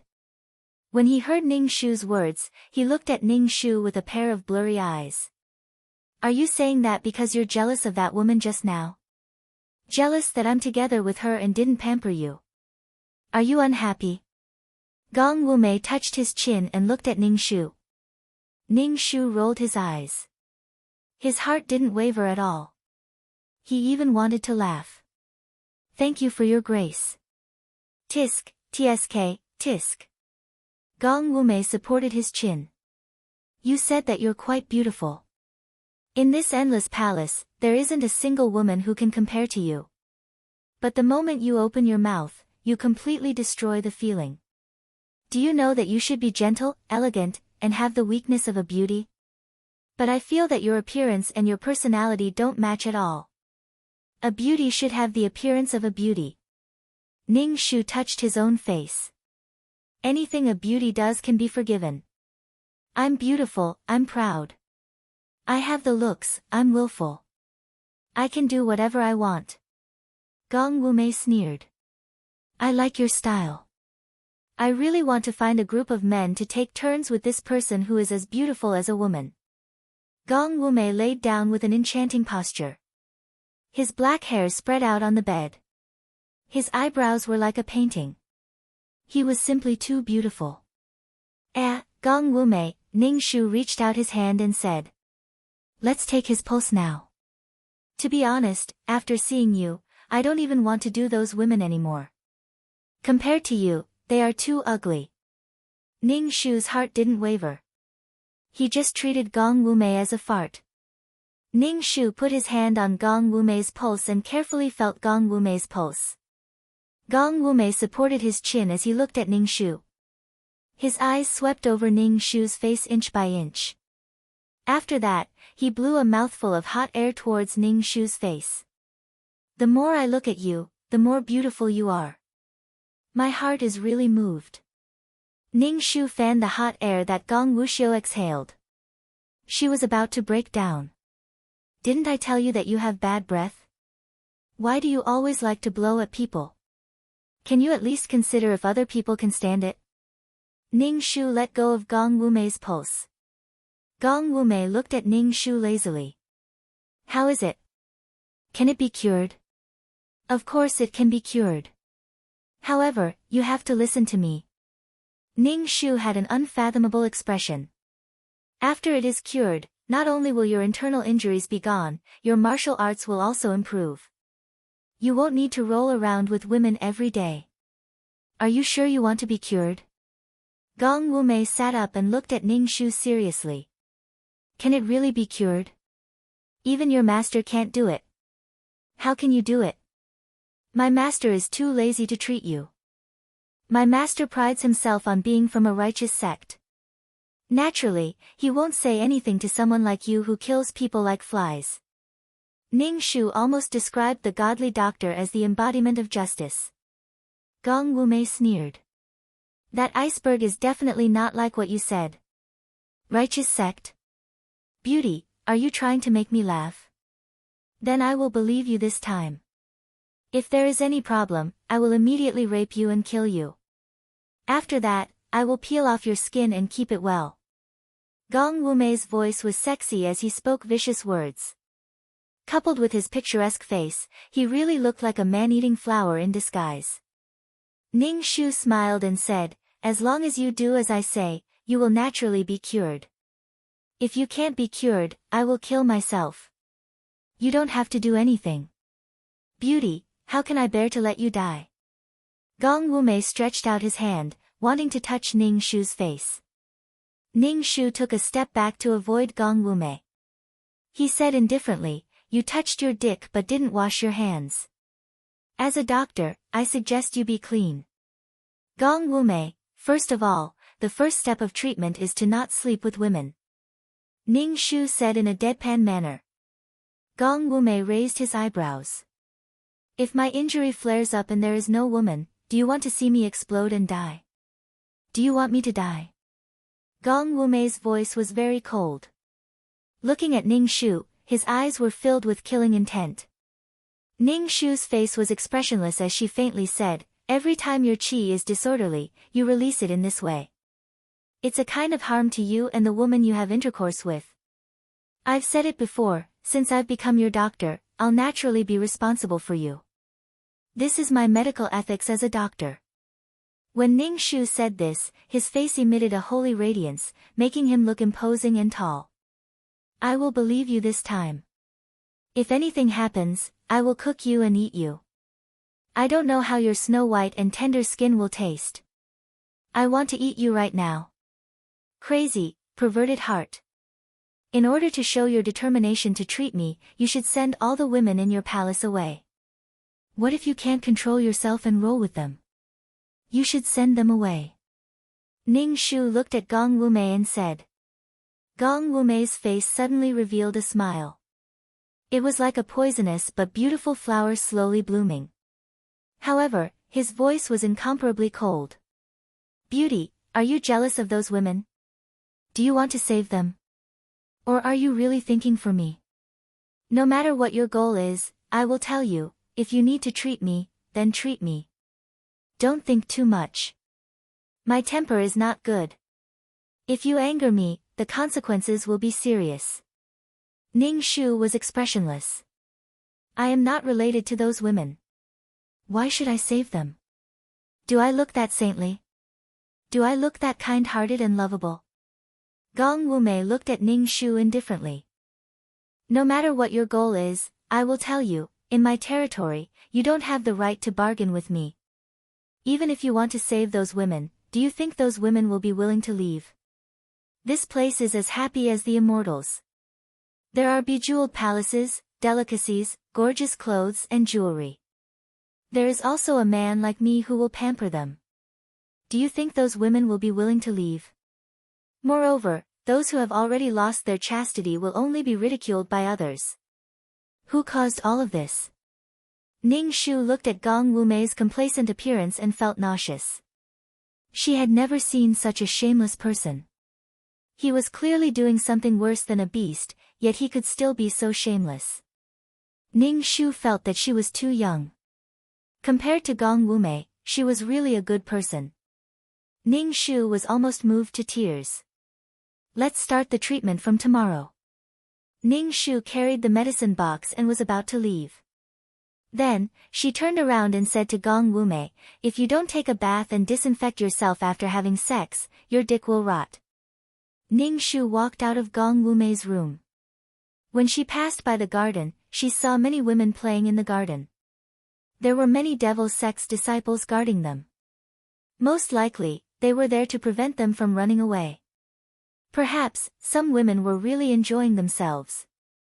Chapter 185. Ning Shu didn't have any thoughts of saving the common people, and she also couldn't save these women. If she had the ability to kill everyone, the first thing she would do would be to cut off Gong Wumei's right and wrong roots, so that his 6 roots would be at peace. Speaking of which, does Ning Shu have the ability to treat Gong Wumei's internal injuries? No, she doesn't. She can treat wounds right now, and she can write prescriptions for cold and flu. Treating such a high-level illness like an internal injury, Ning Shu can only say that she is a blind cat that stumbles upon a dead mouse. Ning Shu now goes in and out of Gong Wumei's room every day to treat him and write prescriptions for Gong Wumei. However, they were all prescriptions for promoting blood circulation and removing blood stasis. Gong Wumei looked at Ning Shu with a smile that is not a smile. Is this how you treat me? I have already shown these prescriptions to other doctors, and they are all ordinary prescriptions. Are you sure you want me to drink these prescriptions? Ning Shu's expression didn't change at all, and she said indifferently, what's wrong with these prescriptions? You originally had an internal injury, and your meridians are blocked. Your body also has blood stasis. As long as you spit out the blood stasis, you will be fine. Didn't you see the heroes that were injured on TV? They only needed to spit out a mouthful of black blood to recover from their injuries. What you said is actually quite reasonable. Gong Wumei drank the medicine in the bowl in one gulp, then sat on the chair with his eyes closed and his brows tightly knitted. Ning Shu looked at his appearance and asked, is it very bitter? Eat a candy. Gong Wumei opened his eyes and looked at Ning Shu, then took the plum from Ning Shu's hand and said indifferently, have you fallen in love with me? Why are you trying to curry favor with me like this? Ning Shu, after drinking the medicine, Gong Wumei's expression didn't look good. He waved his hand and told Ning Shu to scram. Ning Shu took the medicine box and quickly left. After coming out of Gong Wumei's room, Ning Shu was stopped by a woman. It was the woman from before. Her eyes were filled with admiration for Gong Wumei. Ning Shu instantly felt that this person was here to pick a fight with her.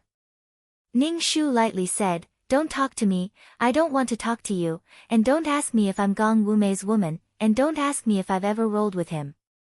The woman holding on to Ning Shu was stunned. She then asked Ning Shu, "Do you see the cult master every day?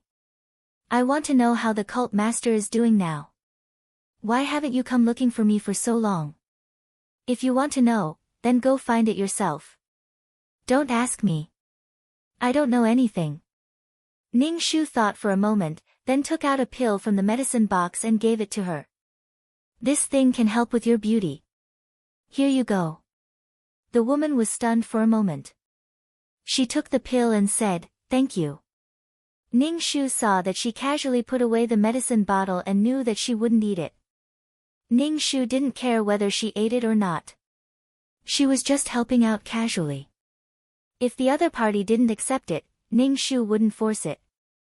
She would save herself and the other party would save her. These were all pills that could nourish her qi and regulate her body. They were good for her body. Ning Shu took the medicine box and left. He returned to his room. Just as he sat down, Gong Wumei's #1 lackey, Steward Lu, came. Ning Shu hurriedly said, "Miss Little Red, the cult master's illness has flared up. He needs a woman to serve him now." Ning Shu immediately took the medicine box and rushed to Gong Wumei's room. When he arrived at Gong Wumei's room, Gong Wumei's eyes were tearing apart a woman's clothes. Gong Wumei's eyes were red, and his entire body was filled with a violent and chaotic aura. The woman under Gong Wumei was the woman that Ning Shu gave the pill to. At this moment, she was looking at Gong Wumei affectionately. Ning Shu rushed over and directly pulled the woman up. He said to Steward Lu, "Take her away. Impudent, I want to see who dares." Gong Wumei's eyes were red. The woman grabbed by Steward Lu anxiously said to Steward Lu, "Steward Lu, I'm willing to serve the cult master.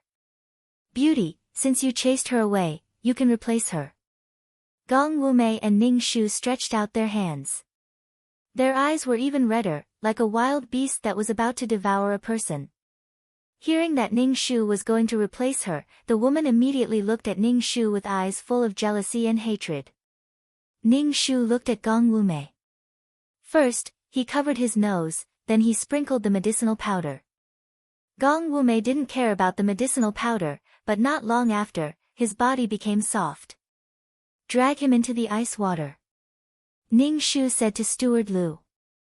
With a splash, Gong Wumei was thrown into the ice water. Gong Wumei shivered. His pair of peach blossom eyes looked at Ning Shu sinisterly and ruthlessly. "You don't want to live anymore. You actually dare to treat this sovereign like this?" Ning Shu faintly said, "All of this is to treat your illness. Besides, you promised me that you wouldn't touch women. Once your illness acts up, you forget everything." Ning Shu then fed Gong Wumei a bowl of bitter medicinal liquid. Gong Wumei choked to the point that tears came out. He looked at Ning Shu very malevolently and said, "This sovereign wants you to die. Don't be angry." Ning Shu quickly inserted silver needles into Gong Wumei's head.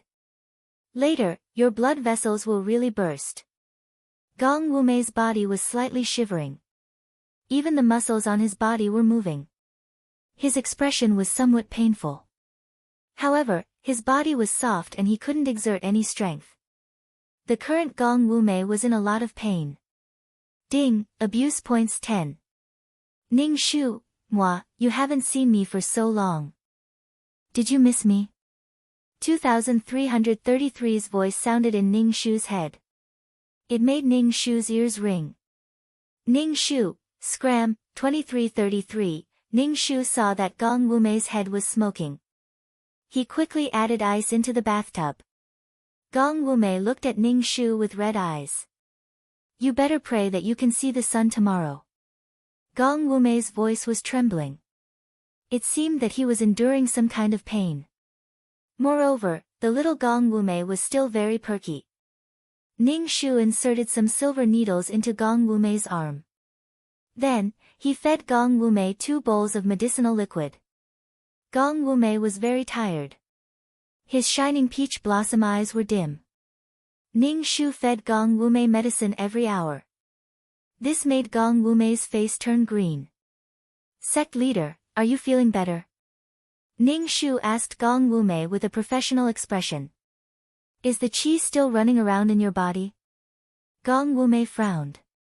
He shook his head and said, much better.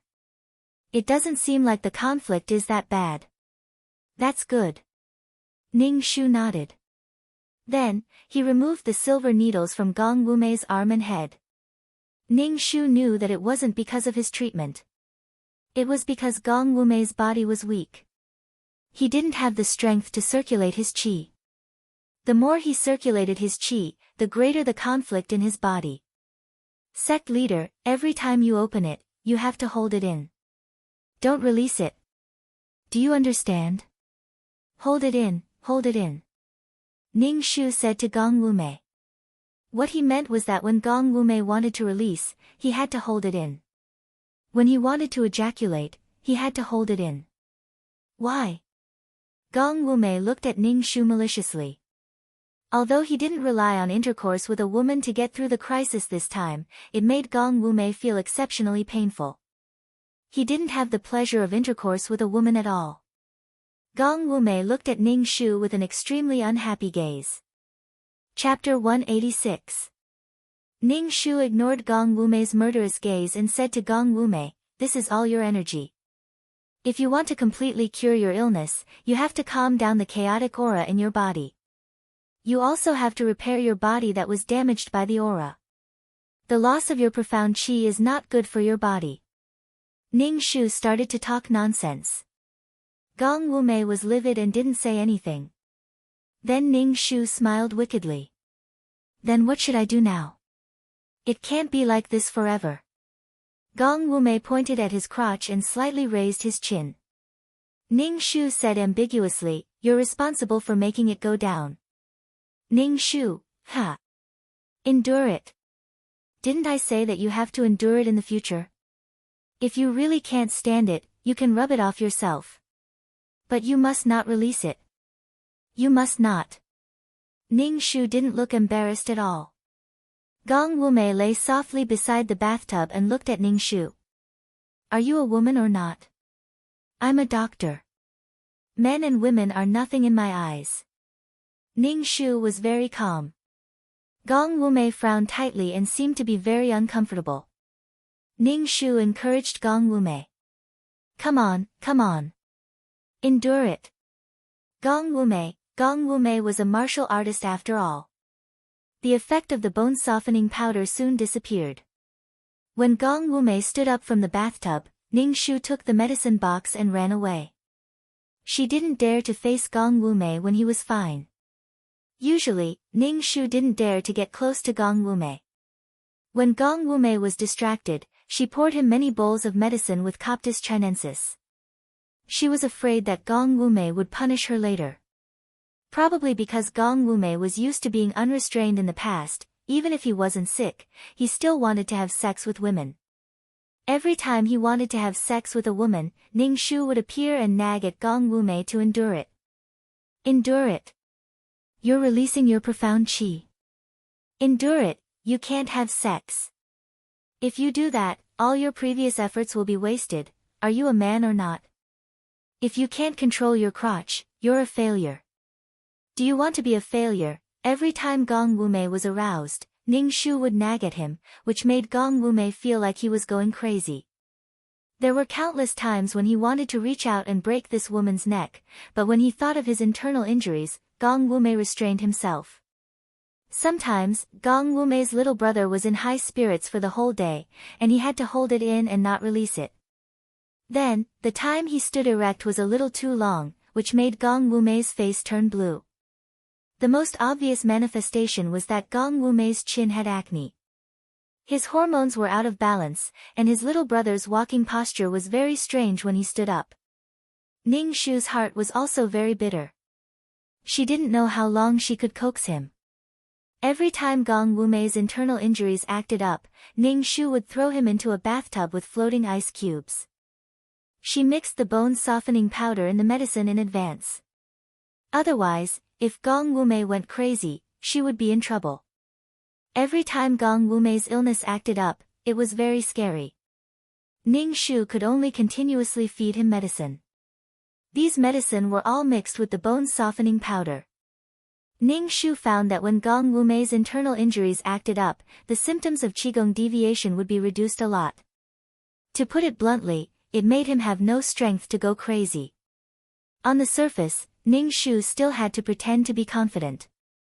In fact, there was only one way to treat Gong Wumei's internal injuries, and that was to abolish his martial arts. However, Ning Shu didn't dare to say it. Once she said it, Gong Wumei would abolish her first. At that time, she had bragged that she could cure him.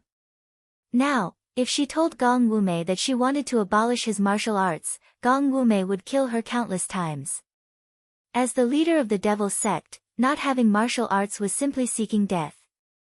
Even if Gong Wumei endured the pain of his internal injuries, he would never abolish his martial arts.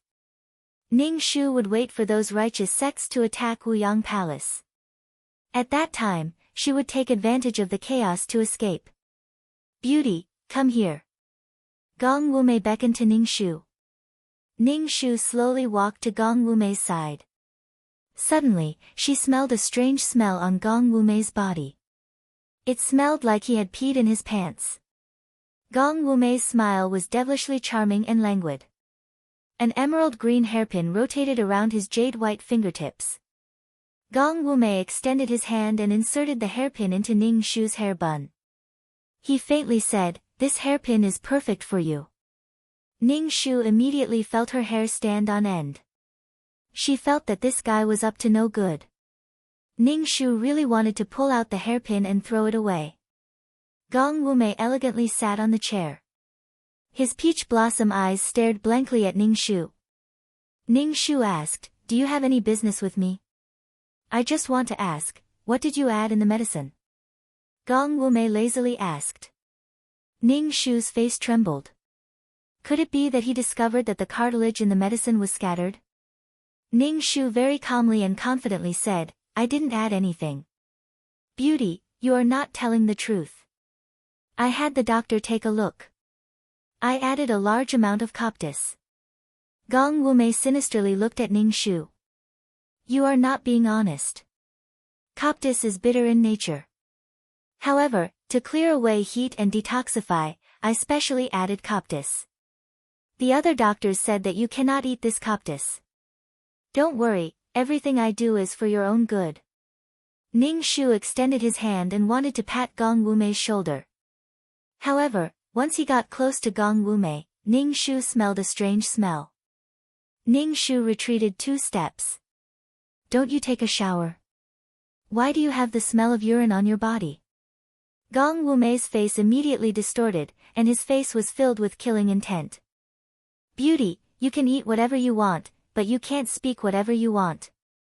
Previously, you said that I have bad breath, and now, you are saying that I have the smell of urine on my body. Tell me, how should I punish you?" Ning Shu asked, "Sect Master, I am speaking the truth. If there is anything wrong with you, just tell me. The smell on your body, only eunuchs who can't stop urinating would have this smell. You are in perfect condition, so why do you have this smell on your body?" When Gong Wumei heard Ning Shu comparing him to eunuchs, his face became ashen and sinister. "You can give it a try if I am a eunuch or not." "No need, I am just worried about you." "It's fine as long as you are fine." Ning Shu waved his hand. "Take a shower more often. I am speaking the truth. Your body really has a smell. If there is anything, you can come and look for me." After Ning Shu finished speaking, he immediately left. Then, he heard a crackling sound in the room. He reckoned that it was Gong Wumei who was smashing things. Then, Gong Wumei roared, causing the disciples of the devil's sect to rush into Gong Wumei's room. They thought that something happened to their respected sect master. Ning Shu stopped his footsteps. What is Gong Wumei's situation now? Could it be that Gong Wumei's that thing was broken? Could it be that he was holding it back? This is impossible, right? The male lead is awesome, even if he is missing an arm or a leg, he can't do it. Could it be that he was really holding it back for a while? Ning Shu used the excuse of preserving his vitality to let Gong Wumei have less intercourse. He also had the intention of tormenting him. Then, Ning Shu felt that it was impossible. It was just a period of time when he did not have sex. How could he hold it back? What would a virgin like him think? However, seeing that Gong Wumei was so irritable, it was better to put more poison on his body. He had to think about his own life. Chapter 187. Now, when Ning Shu had nothing to do, he would pack his bags. Calculating the time, those righteous sects that claim to be upholding justice in the world, under the leadership of the Wulin Alliance Master, should be coming to attack the Devil sect soon. Moreover, the current Gong Wumei was very irritable. Ning Shu did not dare to approach Gong Wumei. When he had nothing to do, he would smash the things in the room, or kill a maid. Anyone who provoked Gong Wumei would not have a good ending. Ning Shu was quite afraid in his heart. He touched the tiger's butt but did not dare to admit it. He was afraid that Gong Wumei would pounce on him. He was not afraid of death, but he was afraid of being pushed by a man. Moreover, the female lead could casually seek death. Ning Shu reckoned that Gong Wumei was angry because of the encirclement of the righteous sections. Miss Little Red, the sect leader is looking for you. Steward Lu came to find Ning Shu again. Now, Ning Shu was afraid to see this guy. This guy was loyal and devoted to Gong Wumei, causing Ning Shu to want to throw a bag of poison at him. What he was afraid of really happened. Ning Shu followed Steward Lu to Gong Wumei's room with a serious face. The door was closed, which made Ning Shu very surprised. This was because Gong Wumei was very coquettish. Even when he was having sex, he would not close the door. Why would he close the door in the middle of the day? Ning Shu suddenly did not want to go in. I reckon your sect leader is asleep, so I will leave first. Ning Shu turned around and was about to leave. Steward Lu stopped Ning Shu and said, "The sect leader is waiting for you inside." Ning Shu glanced at Steward Lu's sword hanging on his waist and silently turned around. Steward Lu opened the door and let Ning Shu in. Ning Shu clenched the poison in his heart and slowly walked in. As soon as Ning Shu entered, Steward Lu, who was outside, immediately closed the door. Ning Shu suddenly had a bad feeling in his heart. He even closed the door. Was he going to kill and destroy the body? What are you still standing there for? Come over here. Gong Wumei's voice suddenly sounded. His voice was very gloomy. Ning Shu slowly walked over and opened the curtain. Immediately, he smelled an unbearable stench. It was as if someone had urinated in their pants for a long time. The smell of fermentation almost made Ning Shu vomit. However, when he saw Gong Wumei's ashen face, Ning Shu held back and asked Gong Wumei, "Sect leader, what's the matter?" Gong Wumei's expression was very gloomy, and there was a green color between his eyebrows. His breathing was very chaotic, and there was a kind of decadence. He looked at Ning Shu with deep suspicion and resentment, as well as a trace of expectation. Ning Shu was baffled by Gong Wumei's gaze. He endured the stench and asked, "Stop, what's wrong with you?" Gong Wumei was lying on the bed. Moreover, his body hadn't moved since Ning Shu came in. He was like a half-lying statue on the bed. Ning Shu didn't know what was wrong with Gong Wumei. Gong Wumei looked at Ning Shu and asked, "Did you deliberately make me like this?" Ning Shu. Ning Shu was dumbfounded. She really didn't know what was going on. Ever since Gong Wumei became irritable, she didn't go in front of Gong Wumei. She really didn't know what was going on. "Sect leader, if there's anything you need, just tell me. If there's anything I can help with, I'll naturally help," Ning Shu patted her chest and said very righteously. Gong Wumei's expression was very difficult to speak, but he still told Ning Shu about his situation. That was, ever since Ning Shu asked him not to roll around with women, he had to forcefully hold it in. Moreover, Gong Wumei's needs were quite big. After being treated by Ning Shu, he indeed felt much better than before. He listened to Ning Shu and held it in. Even if he had needs, he still held it in. Later, it developed to the point where he didn't need to have sex to release. Even the friction of his pants made him want to release. However, Gong Wumei still held it in, desperately holding it in.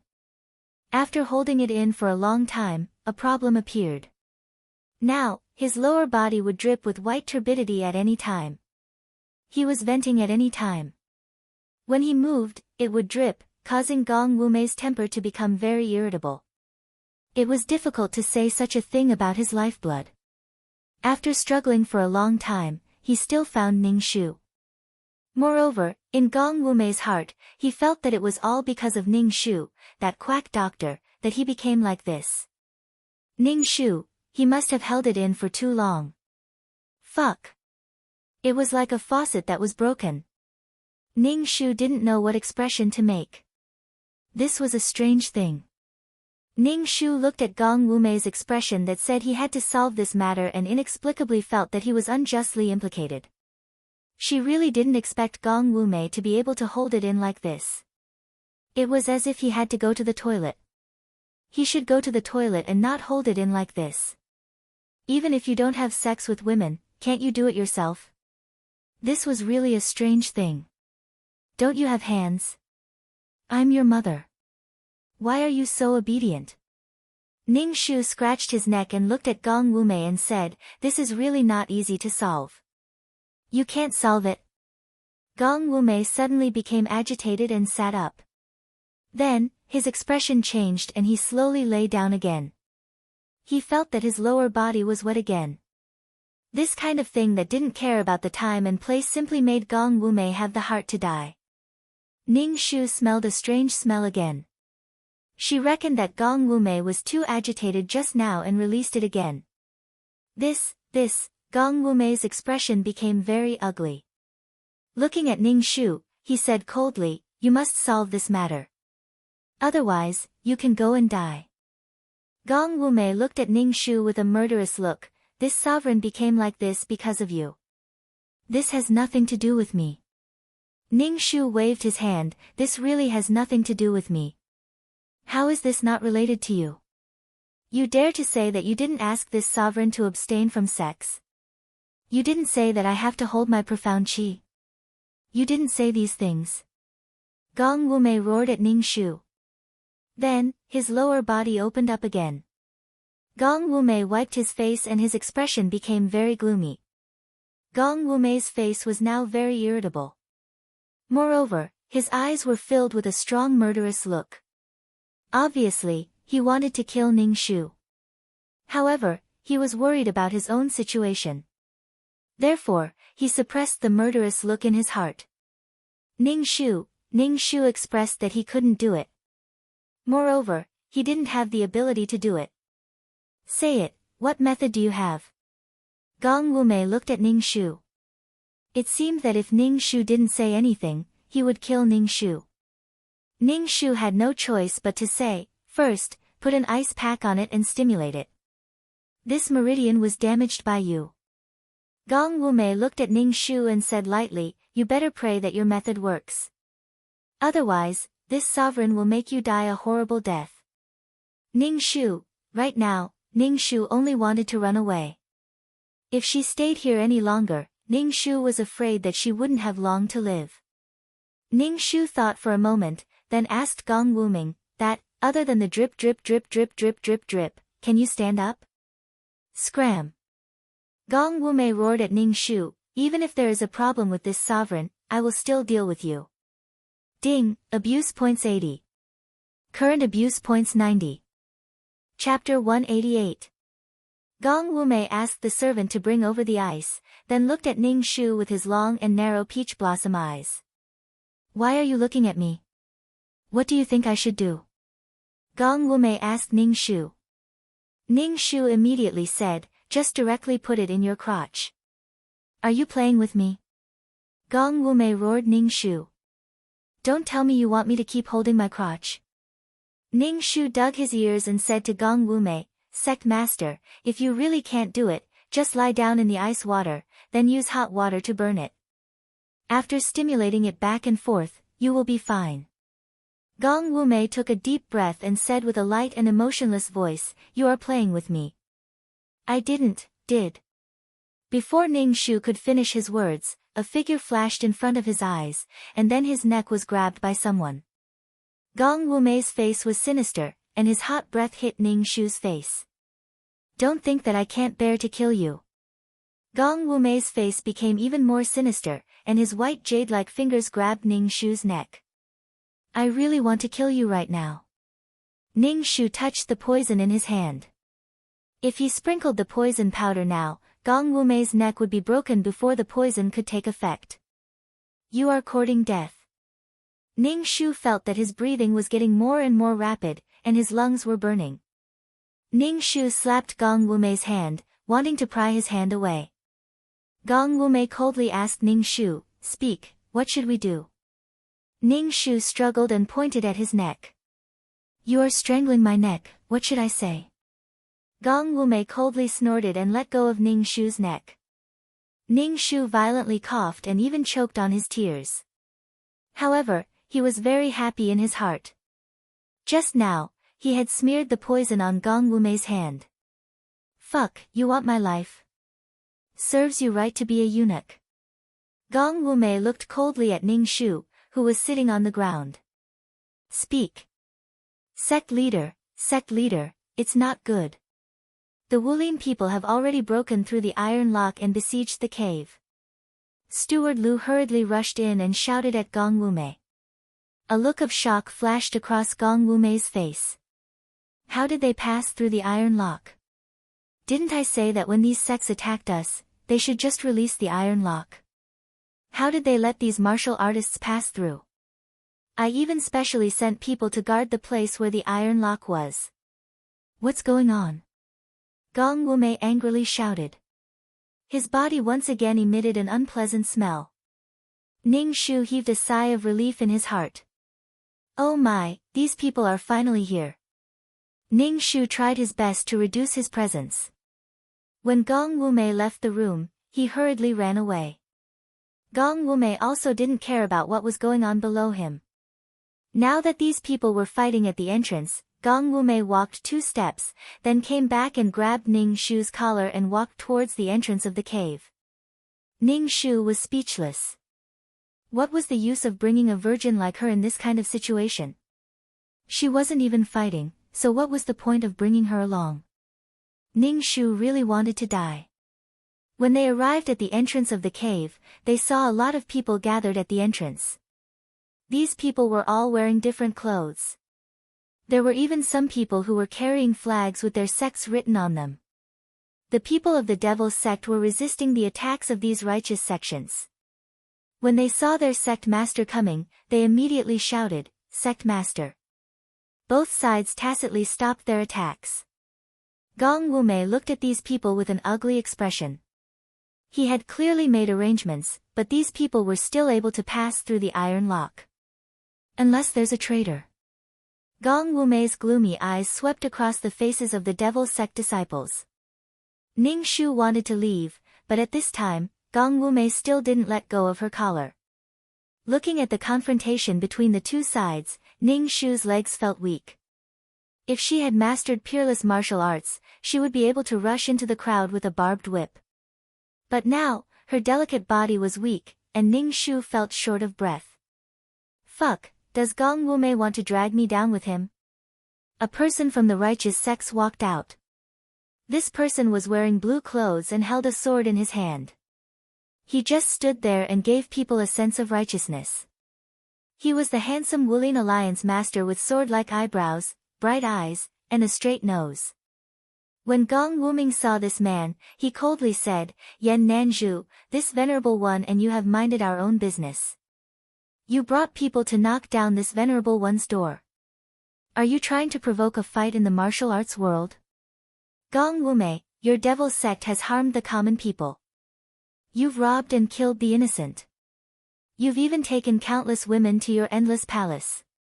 Yan Nanzhu loudly said, "Shouldn't we crusade against you?" Ning Shu looked at Yan Nanzhu and really wanted to shout for help. But when she thought of Gong Wumei next to her, she closed her mouth. You want to kill me? You're just a bunch of mobs. What a joke. Gong Wumei's hair fluttered. His face was extremely evil and cold. His body exploded with a strong aura. Yan Nanzhu stepped forward and righteously said, Gong Wumei, you've done a lot of evil things. Surrender and you'll have a way out. When Ning Shu heard Yan Nanzhu's words, he suddenly felt like he was a police officer from ancient times. You want me to surrender? Yan Nanzhu, is there something wrong with your brain? Don't be so hypocritical. You people are just jealous of my wealth in the Wuyang Palace. You disgusting righteous sects are all disgusting, Yan Nanzhu said. Gong Wumei, you've stolen all of this wealth. You've killed people and taken their treasures. Yan Nanzhu frowned and said. Gong Wumei laughed out loud. This venerable one came here to rob. What are you doing now? Aren't you also robbing? This is different. Yan Nanzhu shook her head and said. What's the difference? It's because you're using the banner of justice. What you're doing is also the actions of my sect. Gong Wumei sneered. Ning Shu was speechless. Fuck, why don't you guys fight? Why are you talking so much? What's the point of talking so much? Alliance Master Yan, let's directly destroy the demon's den and return the world to peace. That's right. The people of the demon sect kill people like flies. It's useless to talk to him. These people are hopeless. On the side of the righteous sects, it seemed like they couldn't stand the two of them chattering non-stop. They wanted to directly attack and were ready to make a move. Ning Shu stood beside Gong Wumei and felt Gong Wumei's body trembling slightly. His eyes were red. Although his aura was strong, it was very messy. Gong Wumei's internal injuries were acting up. Gong Wumei, since you can't change your demonic nature, don't blame me for being impolite. Everyone, listen up. Kill the disciples of the demon sect and capture Gong Wumei alive. If you can't capture him alive, just kill him. Kill. Destroy the demon's den, kill. Uphold justice, the righteous sects shouted their slogans as they swarmed towards the disciples of the devil sect. The two sides were engaged in a fierce battle. Gong Wumei and Yan Nanzhu looked at each other from a distance. They didn't make a move for the time being and just watched the two sides fight. Ning Shu was speechless. How was she supposed to run? Chapter 189. Ning Shu stood beside Gong Wumei and watched the two sides fight. Gong Wumei's aura was getting more and more chaotic. Ning Shu knew that Gong Wumei wouldn't be able to hold on for much longer. Ning Shu was afraid that Gong Wumei would push her to the ground to suppress his internal injuries in front of so many people. However, Gong Wumei didn't seem to have such an intention. If she wasn't careful, she would lose her life. Yan Nanzhu held a long sword in her hand and stared at Ning Shu. Ning Shu asked, "Who are you? Are you the girl that Gong Wumei kidnapped?" Ning Shu nodded. She wanted to say yes, but Gong Wumei hugged her. She immediately smelled the disgusting smell of urine. She wanted to escape from Gong Wumei's embrace, but Gong Wumei held her tightly. Gong Wumei sneered and said to Yan Nanzhu, "This is not a girl that I kidnapped. She is the saintess of my sect." Ning Shu, PFFF, how did she become the saintess of the demon sect? Ning Shu immediately looked at Yan Nanzhu and shook her head. Gong Wumei moved closer to Ning Shu and said coldly, "If you don't listen to me, I will kill you right now." Ning Shu shut her mouth and looked at Yan Nanzhu with a righteous and innocent expression. However, Yan Nanzhu didn't receive Ning Shu's gaze. When she heard Gong Wumei say that Ning Shu was the saintess of the demon sect, she immediately looked at Ning Shu with a look that said, "You are a beauty, why are you a thief?" That kind of pity, that kind of disappointment made Ning Shu's balls ache. Ning Shu wanted to say that she was an innocent girl, but she was now the saintess of the demon sect. "Sect master, we can't hold on any longer." Steward Lu walked over with a bitter face and anxiously said to Gong Wumei, "Sect master, why don't we retreat first?" Gong Wumei frowned as he watched the demonic sect disciples fall one by one. He glared at Yan Nanzhu and said to Steward Lu, "Follow the original plan and send these disciples away." "Yes." Steward Lu bent over. Amidst the sparks, Steward Lu stabbed his sword into Gong Wumei's abdomen. Gong Wumei grunted and slapped his palm onto Steward Lu's chest. Steward Lu immediately spat out a mouthful of blood and was sent flying. Yan Nanzhu caught him. Gong Wumei pulled out the sword from his abdomen. Blood spilled out, and his expression was extremely gloomy. "Uncle Master Wu, are you okay?" Yan Nanzhu poured a pill into Steward Lu's mouth. Steward Lu sat cross-legged on the ground to heal his wounds. "So you're the traitor. I trusted you so much in vain. So you're a spy." Gong Wumei's expression was extremely ugly, and there was even a hint of defeat. Clearly, he knew that Endless Palace was at the end of the road. Gong Wumei ignored the bleeding wounds on his body. He carried Ning Shu and stepped on the iron chain, preparing to escape. Gong Wumei still didn't let go of her. Ning Shu was speechless. Gong Wumei really hated her deeply. Looking at the bottomless abyss under the iron chain, Ning Shu was very afraid that Gong Wumei would throw her down directly. Biting her cheeks tightly, Ning Shu didn't allow herself to scream. When Yan Nanzhu saw that Gong Wumei had run away, she couldn't care about anything else. She hurriedly stepped on the iron chain and chased after Gong Wumei. The two of them, along with Ning Shu, who was clamped under Gong Wumei's arms, caused the iron chain to shake violently. Ning Shu really wanted to say, "Can't you fucking take it slow? This is very dangerous." Gong Wumei glanced behind him and sneered. His wounds were bleeding. In addition, he was carrying Ning Shu. His face was pale, and his usually pink lips were now white. Ning Shu couldn't understand why Gong Wumei wanted to bring her along. She was a complete burden. While Ning Shu was on tenterhooks, Gong Wumei finally reached the other side. Gong Wumei let go of Ning Shu.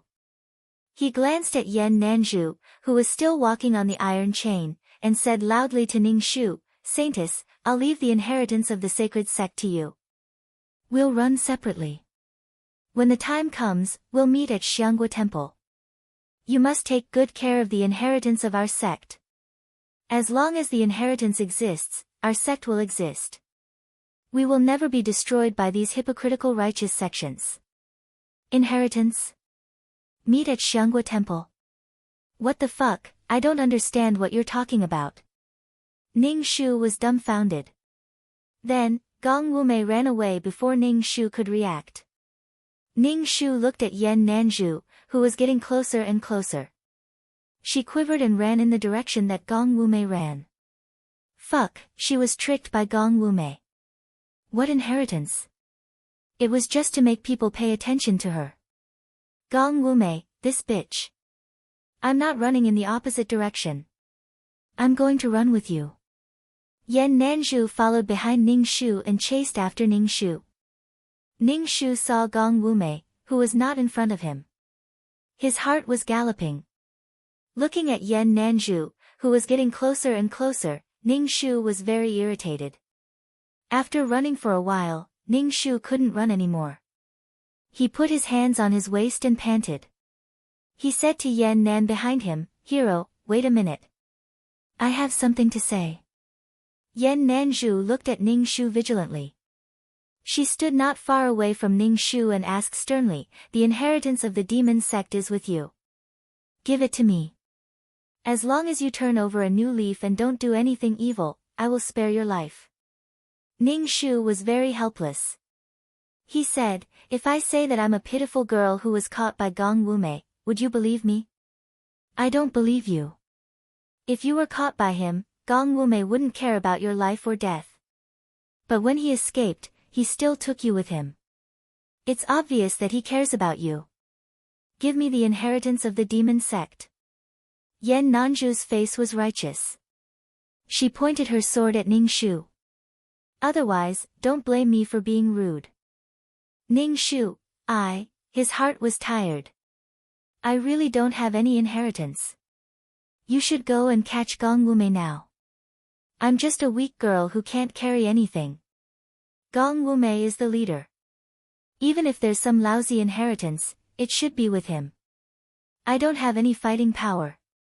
Anyone can take me down. How could the inheritance be with me, brother? Ning Shu was very helpless. Demon sect witch, don't call me that. This might be Gong Wumei's trick. If I didn't hear your conversation, I wouldn't know that the inheritance is with you. Gong Wumei did the opposite. Who would have thought that the inheritance would be with a weak girl? Yan Nanzhu pointed her sword at Ning Shu. Your demon sect has harmed the common people and killed innocent people. Such a demon sect, such an inheritance shouldn't exist. Give it to me. Ning Shu, Bao Bao's heart was really bitter. The male lead believed everyone in the world, but he refused to believe the female lead. He would believe anything that the male lead said, but the female lead wouldn't believe it no matter what she said. How cruel. Ning Shu unbuttoned his shirt and was about to take off his clothes. Yan Nanzhu immediately turned her head and scolded, shameless and lewd witch. Do you think I'll be tempted by a witch like you? Ning Shu's mouth twitched. You're thinking too much. Chapter 190. Witch, don't even think about using such a low-level method to confuse me, Yan Nanzhu said sternly. Ning Shu let out a long sigh and said weakly, didn't you say that the inheritance is on me? I'll take off my coat and shake it to see if any damn inheritance will fall out.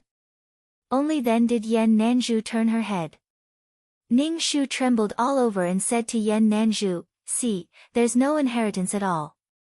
Yan Nanzhu looked at Ning Shu and said lightly, although it's not on you, I suspect that you put it somewhere else.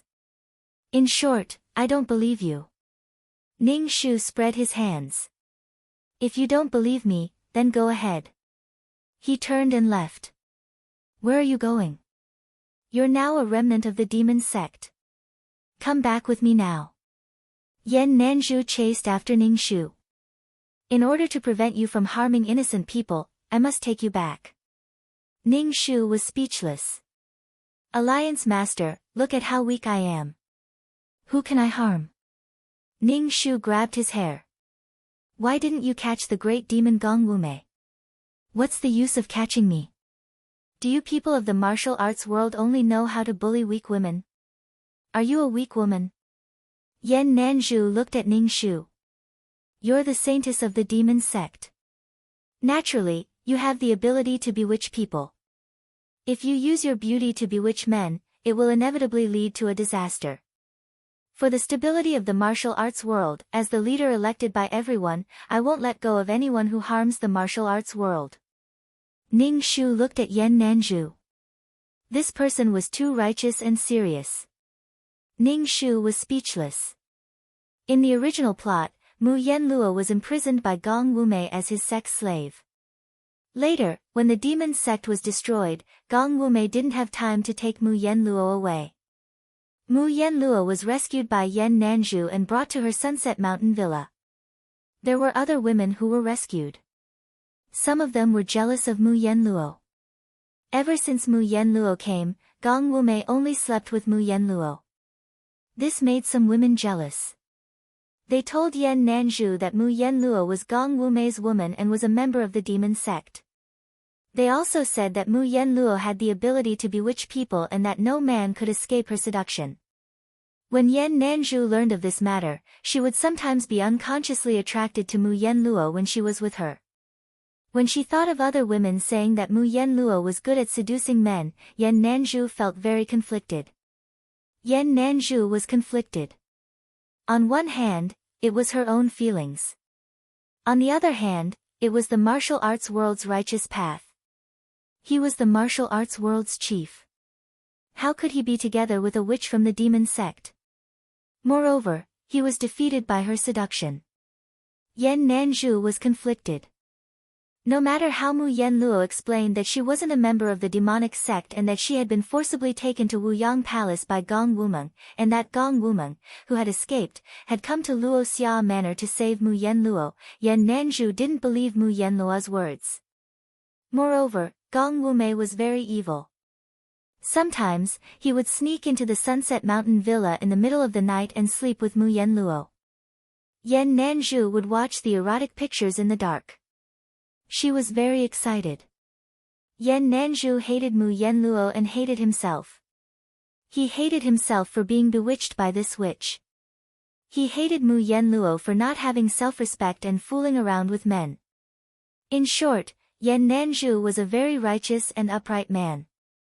In his heart, Mu Yenluo was a bad woman who liked to use a delicate and pitiful appearance to deceive men. What made Yan Nanzhu collapse was that he was also deceived by this woman. In short, Yan Nanzhu's manly heart was crushed. Her intestines were in knots. Anyway, she was so entangled that she almost followed Gong Wuji's path of Qigong deviation. The righteous path and the evil path couldn't coexist. The righteous path said that they wanted to kill Mu Yenluo and burn her alive. Yan Nanzhu thought about it and still handed Mu Yenluo over. Maybe if Mu Yenluo died, he wouldn't be so conflicted. It could be considered as resolving the worry in his heart. However, when Mu Yenluo was really hung over the firewood and choked on the smoke, she looked at Yan Nanzhu with an ashen face. In the end, Yan Nanzhu couldn't restrain the surging emotions in his heart and saved Mu Yenluo. Yan Nanzhu felt that he couldn't face the people of Wulin and resigned from the position of Wulin Alliance head. He also promised that he would look after this witch and wouldn't let her come out to harm people. Ning Shu smacked his lips and looked at Yan Nanzhu. It could be said that Yan Nanzhu's principles were the strongest among these male leads. He really didn't know how the former Wulin Alliance head could share a woman with the devil cult leader. These two people had completely different values.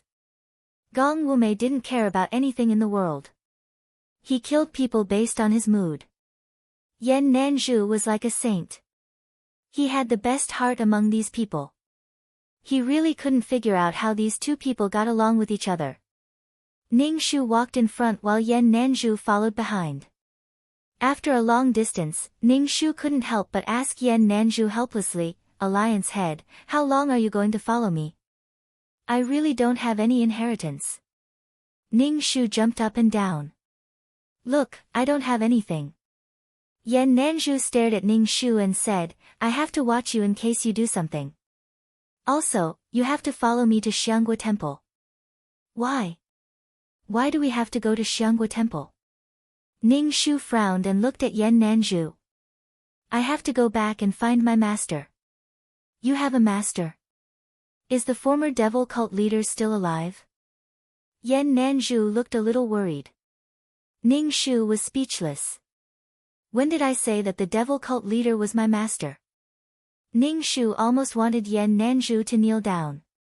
"How can I explain it to you? I'm not the devil cult's saintess." Yan Nanzhu didn't seem to hear Ning Shu's words at all. Or perhaps she chose to ignore them. Ning Shu said, "You have to follow me to Xianghua Temple." Ning Shu thought, "My heart is about to break down. Why do we have to go to Xianghua Temple?" Ning Shu asked weakly. Yan Nanzhu glanced at the half-dead Ning Shu and said indifferently, "Didn't Gong Wumei agree to meet you at Xianghua Temple? I have to catch her. Gong Wumei is too dangerous." Ning Shu looked up and rolled his eyes. Gong Wumei was just joking. "Do you really think he'll wait for me there? You're still naive and cute. Even if it's fake, I have to go. As long as I can catch Gong Wumei, I have to go to Xianghua Temple," Yan Nanzhu said seriously. "You have to come with me," Yan Nanzhu said. "I have to keep an eye on you. I can't let you run away and harm the innocent." How could she harm the innocent? "No matter how despicable you are, I still have to find my master. You go to Xianghua Temple by yourself." Ning Shu lifted the hem of her skirt and turned to run. Before she could take 2 steps, a bright sword blocked her way. It made her feel very nervous. Chapter 191. Ning Shu used his fingertips to hold the cold, shiny sword. He moved to the side and smiled. "Hero, let's talk this out. Why do you have to be so impulsive? Isn't it just going to Xianghua Temple? I feel like I've been too unlucky recently. I need to burn some incense to get rid of the bad luck. Plus, to prove that I'm a good girl and not a demon saintess, I'll help the leader catch Gong Wumei, the big demon.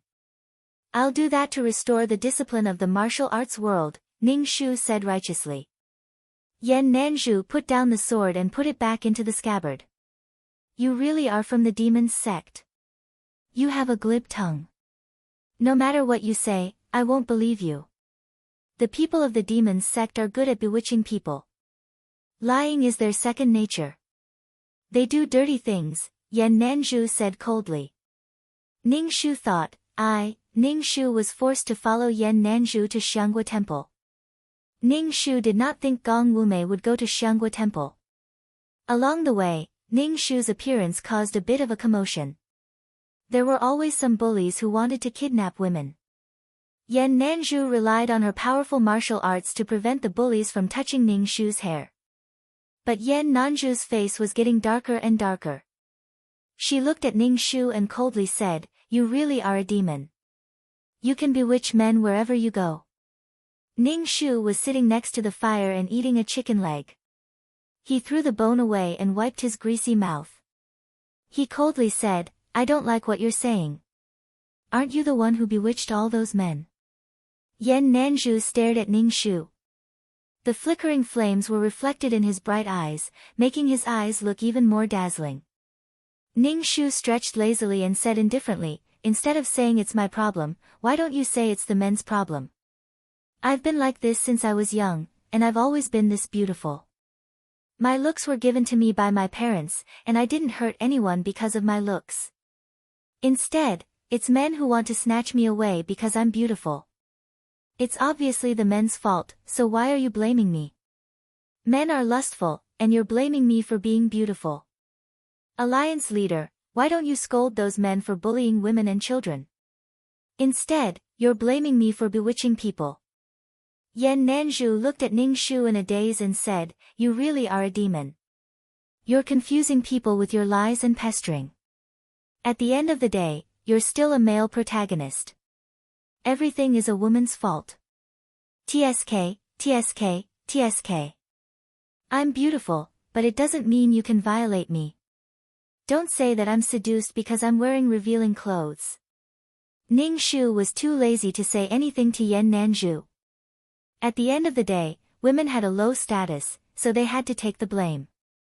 Ning Shu leaned against a tree and was about to sleep. Suddenly, he thought of something and opened his eyes. He said to Yan Nanzhu, "Alliance leader, as the leader of the martial arts world, you can't be like those men and want my body, right?" Yan Nanzhu's face instantly twisted. She said with disdain, "I won't have any feelings for a demon like you. I'm particular about mutual love." "That's good. I was afraid you would be bewitched by my beauty and do something stupid," Ning Shu said happily. Yan Nanzhu was speechless. Ning Shu really didn't want to stay with Yan Nanzhu because Yan Nanzhu wanted him to walk to Xianghua Temple. Ning Shu didn't know where Xianghua Temple was, but after walking for a few days, Ning Shu couldn't walk anymore. His feet had blisters and he felt terrible. She suspected that this guy was deliberately torturing her because he couldn't stand a demon like her. "Why don't we get a carriage?" Ning Shu asked Yan Nanzhu while panting. Yan Nanzhu was expressionless. She wiped the sweat on her face and said, "I came out in a hurry and didn't bring any money. Besides, why would I bring money to encircle the demon sect?" Ning Shu said, "Why don't you sell your skills and make some money? We can pretend to be brother and sister. We won't have any money to travel when we look for our relatives. You can go play a big knife and do a good job. Maybe you can even get some money." Yan Nanzhu's face turned serious. She looked very dignified and righteous. Martial arts are used to maintain the stability of the martial arts world, not for this. I'm the alliance leader of the martial arts world. I can't ruin the reputation of the martial arts world. Ning Shu was speechless. She was so serious that it was too rigid. "I'll let you live the life of an ordinary person and experience how difficult it is. You people of the demon sect kill people without batting an eye. These ordinary people are innocent. Yan Nanzhu looked at Ning Shu. Your nature is not bad. Why did you become the saintess of the demon sect and help the evildoers? Ning Shu was speechless. Get lost. I don't want to talk to you. When Ning Shu arrived at the foot of Xianghua Temple, he was already using crutches. His shoes were so broken that 3 of his toes were exposed. Ning Shu's face was covered in a layer of dust and he was in a sorry state. Ning Shu's heart ached. This was the result of not being able to fight. If he had martial arts, he would have fought with Yan Nanzhu and left. He wouldn't have bitterly followed Yan Nanzhu to Xianghua Temple. Did Gong Wumei say where you'll meet up? Yan Nanzhu asked. Yan Nanzhu was also in a sorry state. Her blue clothes were covered in mud, and the color of her shoes couldn't be seen. Her hair was so dirty that it stuck together. In any case, she looked very sloppy. Ning Shu said indifferently, Gong Wumei didn't tell me where we'll meet up. Are we going to wait at Xianghua Temple? Yan Nanzhu nodded. Then, Ning Shu asked, if Gong Wumei comes, are you going to leave with Gong Wumei and do evil things with Gong Wumei? Ning Shu immediately raised his hand and swore, I swear, I will never do anything that offends the heavens with Gong Wumei, and I will never return to the demonic sect again. Otherwise, I will die a horrible death. Alliance Master, is this okay? Along the way, Ning Shu swore countless times. Ning Shu and Yan Nanzhu stayed at Xianghua Temple. Ning Shu finally took a bath and poked the blisters on his feet with a needle. Suddenly, the door opened with a bang. Ning Shu, who was holding the needle, trembled and stabbed his flesh. Damn it! Ning Shu raised his head in anger and saw Gong Wumei standing at the door. His aura was violent, his eyes were malicious, and his lips were purple.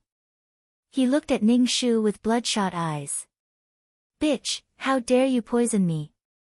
Gong Wumei's voice was cold and shocked. Alliance Master, save me! Ning Shu screamed at the top of her lungs. She had never thought that Gong Wuyao would actually be at Xianghua Temple. Previously, when Gong Wuyao was strangling her, she had already poisoned him. Now that Gong Wuyao's poison had flared up, he was waiting for her at Xianghua Temple. Was this considered walking right into a trap? Give me the antidote. Otherwise, I will kill you. Gong Wumei walked in. Ning Shu reached out and wanted to strangle Ning Shu's neck. Yan Nanzhu, who had just finished bathing, rushed over. When she saw Gong Wumei, she immediately got into a fight with him. Ning Shu crouched and prepared to run away. You two go ahead and fight. If one of you dies, there will be one less. Bitch, stop. When Gong Wumei saw that Ning Shu was about to run, he dodged Yan Nanzhu's attack. Ning Shu ran without looking back. Chapter 192. When Gong Wumei saw that Ning Shu had run away, he was extremely annoyed with Yan Nanzhu, who was pestering him. He roared angrily, get lost. With that, he chased after Ning Shu. Gong Wumei, as long as I, Yan Nanzhu, am here today, you can forget about escaping from my hands. Yan Nanzhu blocked Gong Wumei's path, and the two of them tangled in a fight. However, Ning Shu, who had run away, ran back. When Gong Wumei saw Ning Shu coldly shouted, give me the antidote. Ning Shu ignored him. Instead, he watched as a group of people entered the courtyard. The leader gritted his teeth and looked at Ning Shu. His voice was low and filled with hatred as he shouted, Mu Yen Luo. Hello, Your Highness. What a coincidence. Are you also here to offer incense? Ning Shu greeted Luo Zhenyan with a smile. He really felt like he was going to die. Why did he have to meet this guy? Mu Yen Luo, I will make you suffer a fate worse than death, Luo Zhenyan said through gritted teeth. Ning Shu was speechless. There were now Luo Zhenyan, Yan Nanzhu, and Gong Wumei in the courtyard. There were 3 Nanzhu Juns. Could it be that the 7 Calabash brothers were about to be gathered? Ning Shu looked at the wall, wondering if he could climb over it with his own ability. The fight between Yan Nanzhu and Gong Wumei also stopped. Gong Wumei and Ning Shu walked over, but Yan Nanzhu stopped them. Gong Wumei coldly mocked Yan Nanzhu. Have you fallen in love with this woman? Don't forget that she is the saintess of our saint sect. You are the leader of the martial arts world, yet you actually fell in love with someone from the devil sect. Yan Nanzhu's expression didn't change. My target is you. As long as I kill you, I will naturally make sure that she can't harm anyone. Give me the antidote. Gong Wumei and Ning Shu said in a cold voice. Their crimson eyes were filled with thick hostility and killing intent, and their hair fluttered in the wind. They seemed to have crawled out of hell, and their entire body was surrounded by the unbearable smell of blood and urine. Ning Shu took a step back. What should he do now? Ning Shu was still thinking about how to escape when the sound of footsteps came from outside the yard again. The footsteps were orderly and heavy. Then, Situ Qingyu, dressed in armor, walked in, followed by a group of soldiers. As soon as Situ Qingyu came in, Luo Zhenyan almost jumped up like a cat whose tail had been stepped on. He pointed at Situ Qingyu and roared, "What are you doing here?" Situ Qingyu walked to Luo Zhenyan's side and reached out to stroke Luo Zhenyan's head. His voice was low and sexy, filled with passion. I heard that you came to Xianghua Temple. I'm here to protect you. I don't need your protection, Situ Qingyu. Get out of my way. Luo Zhenyan roared, his face red. Yes, you don't need my protection. I'm the one who wants to protect you, Situ Qingyu said very generously, overflowing with doting and crazy love. Situ Qingyu looked at Luo Zhenyan with strong feelings and a predatory gaze. The two of them stood together, and the atmosphere between the two of them was particularly strange. Yan Nanzhu and Gong Wumei's expressions were a little strange. Then, Gong Wumei laughed and said wickedly, "So it's two men who like to walk the dry path and not the water path." Situ Qingyu looked at Gong Wumei with a sinister gaze. When his eyes met Gong Wumei's face, he paused and smiled. You're not bad either. I want to suppress you. Gong Wumei's face suddenly turned green as if he had swallowed a pile of feces. Situ Qingyu casually retracted his gaze. When his gaze swept past Ning Shu, his gaze paused. Gritting his teeth, Ning Shu shouted, "Mu! Yen! Luo!" Ning Shu wanted to cry. What was this? Ning Shu greeted Situ Qingyu. General, long time no see. How are you? Thanks to you, I'm doing very well. In order to repay you, I've decided to torture you for the rest of your life and let you live a long life. Situ Qingyu gave Ning Shu a sinister smile that contained boundless malice. Ning Shu was speechless. Do you believe me when I say that these are all misunderstandings? Ning Shu made a final struggle. The men didn't seem to hear Ning Shu at all. They looked at Ning Shu with intense hatred. Footsteps sounded outside the courtyard again. Ning Shu simply sat on the steps. He even wondered which man had come this time. This time, it was Wen Ruhua who came in with a group of robbers behind her. Wen Ruhua, who had become a robber, was filled with hostility. She went around robbing and robbing. Her body was well trained and she no longer had the image of a weak scholar. The moment when Ruhua came in, she first sized up the men in the courtyard. Then, she looked at Ning Shu who was sitting on the steps. You're not my cousin at all. How dare you lie to me? I want you to die. Cousin, we're still relatives. Why are you so heartless? Ning Shu said as he supported his chin. When Ruhua said fiercely, you tortured me so badly. If I don't repay you, I'm not a man. I'll rape you and then kill you. My brothers have been addicted to corpse raping recently. Ning Shu was speechless. So they were all looking for this woman.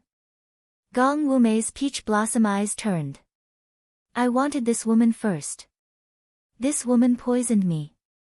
Woman, you've really offended a lot of people. Gong Wumei and Ning Shu laughed viciously. Situ Qingyu stood up and stared at Gong Wumei.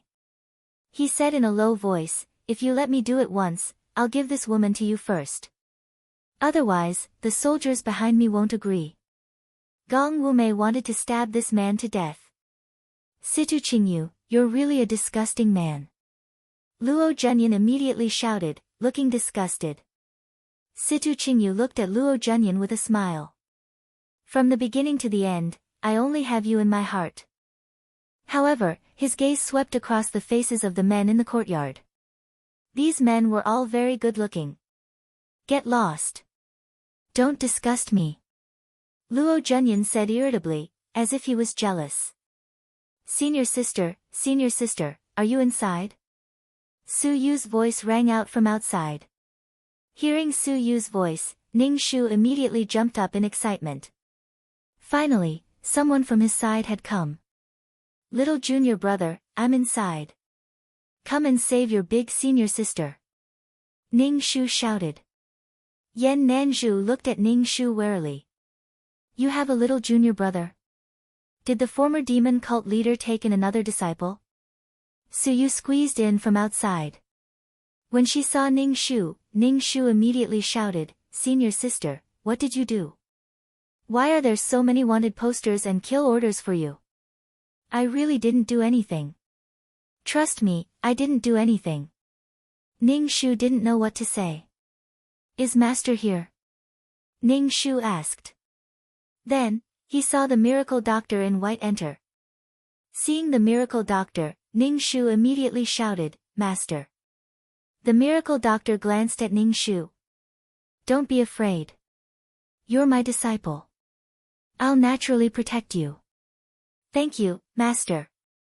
Ning Shu smiled at the miracle doctor. The men looked at the miracle doctor unkindly.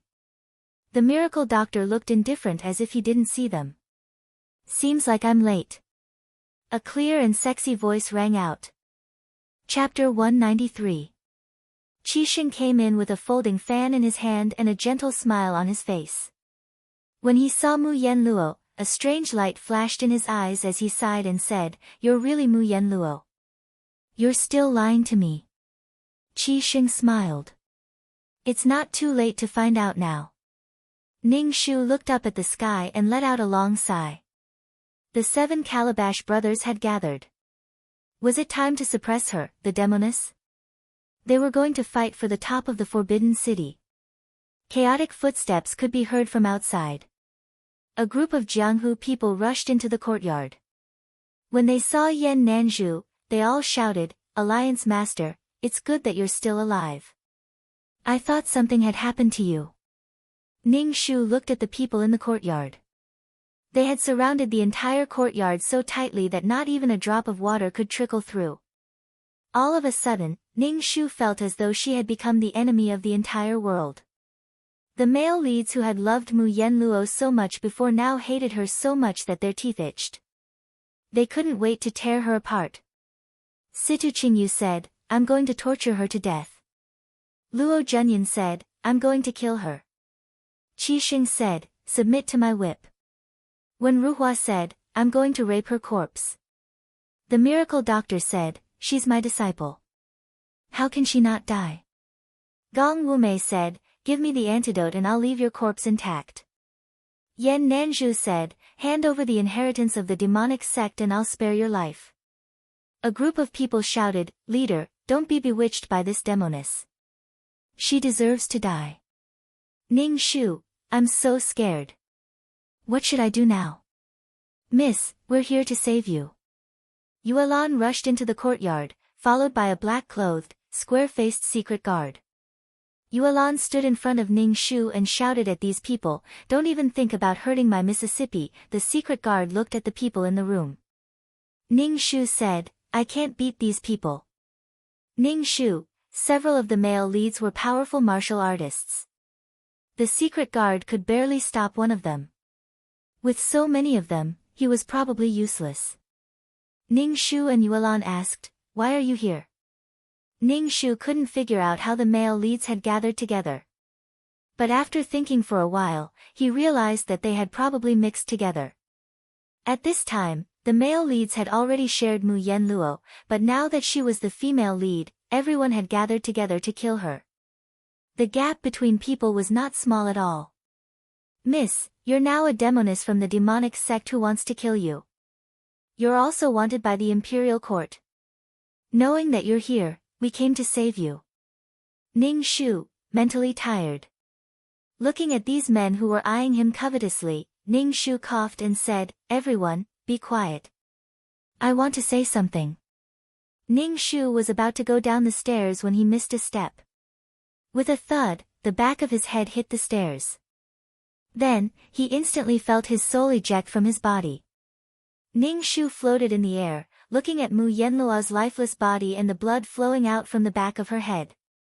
Ning Shu, what the fuck, she died just like that. She died just like that. In any case, she could at least drag someone down with her. This kind of death was worthless. Miss. Yuelan hugged Mu Yenluo's body and shook it. Senior sister. Little Suyu ran over to check the pulse of the corpse, his face full of disbelief. Senior sister, how did you die just like that? A whirlpool appeared in the air, directly sucking in Ning Shu's soul. Ning Shu felt like his soul was about to be torn apart. When Ning Shu regained consciousness, Ning Shu saw that the surroundings were foggy. It was very similar to the system space. Ning Shu thought that he had returned to the system space. He weakly shouted, 2333 systems sir, are you there? 2333 didn't answer her. Her surroundings were dead silent. Was there no sound at all? Ning Shu had a bad feeling in her heart. Why wasn't the system here? Where was she? Hey, system! Ning Shu shouted loudly. Her surroundings were empty, and her voice kept echoing in this misty place. What's going on? Ning Shu was a little flustered. This isn't the system space. If this isn't the system space, where did he come to? Ning Shu's heart was in a panic. Although he was a soul, Ning Shu could still feel danger approaching. All the hairs on his body stood on end. Ning Shu looked at his dim soul. There was no way to contact the system. He was very anxious. Ning Shu forced himself to calm down. If it was a blessing, it wouldn't be a disaster. If it was a disaster, he couldn't avoid it. Ning Shu sat on the ground. He wanted to absorb things like the system space to replenish his soul. He didn't know if this place had such an effect. To Ning Shu's surprise, the materials in this space were better than the materials in the system space. When the materials flowed into his soul, he felt very cool. Ning Shu tried even harder to absorb the materials. If there was a secret book for cultivating the soul, he might be able to do it even faster. Ning Shu closed his eyes and didn't care about anything else. After an unknown amount of time, Ning Shu suddenly heard 2333's voice in his head. Ning Shu, can you hear me? I can hear you. Ning Shu hurriedly said. 2333's voice was sometimes far and sometimes close. It was as if the signal was bad. Good, I'll send you back now. 2333's voice carried with it the sound of static. It was as if something was interfering with it. Before Ning Shu could react, it was as if his consciousness was taken away. He didn't know anything. So weak. This was Ning Shu's last thought. When Ning Shu woke up again, he was in the system space. It was the system space that gave him a sense of security. 2333 systems sir, what happened just now? Where was that? Ning Shu asked 2333. 2333's voice sounded very tired. That's not something you can know now. To put it simply, you destroyed the plot. The law of heaven and earth realized that you are like a virus and decided to let you be reborn. Let the plot return to the beginning and restart the plot. Ning Shu's hair stood on end as she said, if you hadn't sent me back, would I have been reborn like Mu Yenluo? When Ning Shu's soul was exhausted and there was no more Ning Shu in this world, she would have to replace Mu Yenluo in the plot. Fuck, I feel like I've been tricked by Mu Yenluo. Mu Yenluo wanted to find someone to replace her. Yes, you will be forced by the law of heaven and earth to continue the plot. 2333 said painfully. I used up all my energy to save you. I was almost thrown into the recycle bin. Oh my god, I was scared to death. Fuck, I was the one who was scared to death. Ning Shu was really scared. If this mission is so dangerous, why did you let me do it? Ning Shu asked 2333. I don't really know how dangerous this mission is. After all, I'm just an intern. I'll learn more in the future and be a qualified system sir. 2333 swore. Ning Shu. Chapter 194. Sensing Ning Shu's displeasure, the system said, You've profited from a disaster, haven't you? You've absorbed some primal chaos energy, which is the most precious thing in a plane. Primal chaos energy can form planes and worlds. Your soul is now very tough. But what about me? I don't have any energy left. I didn't get anything. I feel so wronged. 2333 sounded like he was about to cry. He sniffled as if he was about to cry. Ning Shu opened his mouth, but in the end, he comforted, Don't worry. I'll get you whatever energy you need later. Ning Shu, you're the best. 2333 said happily. Ning Shu, let's see how many points I got this time. Ning Shu said helplessly. Okay. Ning Shu's information appeared in front of him. Serial number, 23333 name, Ning Shu age, 27 experience points, 50,000 soul value, 200 HP, 50 wisdom, 805 charm, 12 luck, 313 MP, 120 martial strength, 10 aptitude, 26 merit, 2 skills, 5th ring spear technique, trash fighting technique, trash entry level peerless martial arts honorable title, goddess of warquest completion, 100. Obtained 20 attribute points. Ning Shu looked at the 50,000 points this time. Sure enough, wealth came from danger. Moreover, his soul value was only 60 before, but now it had increased to 200. This made Ning Shu very excited. The soul was the foundation of everything. Ning Shu said, This is only the points from the quest. Mu Yenlua's soul hasn't given you anything yet. Ning Shu felt like he had struck gold. Mu Yenlua's figure gradually appeared in the air. Looking at her face, Ning Shu felt a sense of familiarity. After all, he had been wearing this face for a long time. Mu Yenluo saw Ning Shu and smiled. She swayed her hips and walked to Ning Shu. She grabbed Ning Shu's hand and shouted, Thank you, big sister. Ning Shu chuckled and didn't say anything. His eyes scanned Mu Yenluo's face. He wondered if Mu Yenluo was trying to trick a mission enforcer into going to that world to replace her. However, Mu Yenluo's expression was one of genuine joy. Her eyes were clear, and it seemed to come from the bottom of her heart. Her eyes were filled with gratitude toward Ning Shu. When you accepted the mission, I regretted it. I felt that I had harmed you.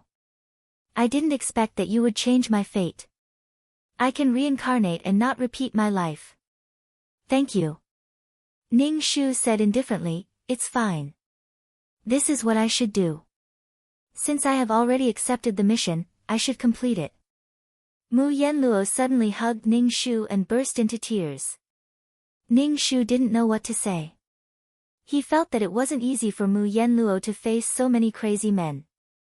Ning Shu patted Mu Yenluo's back and said, It's fine. Don't cry.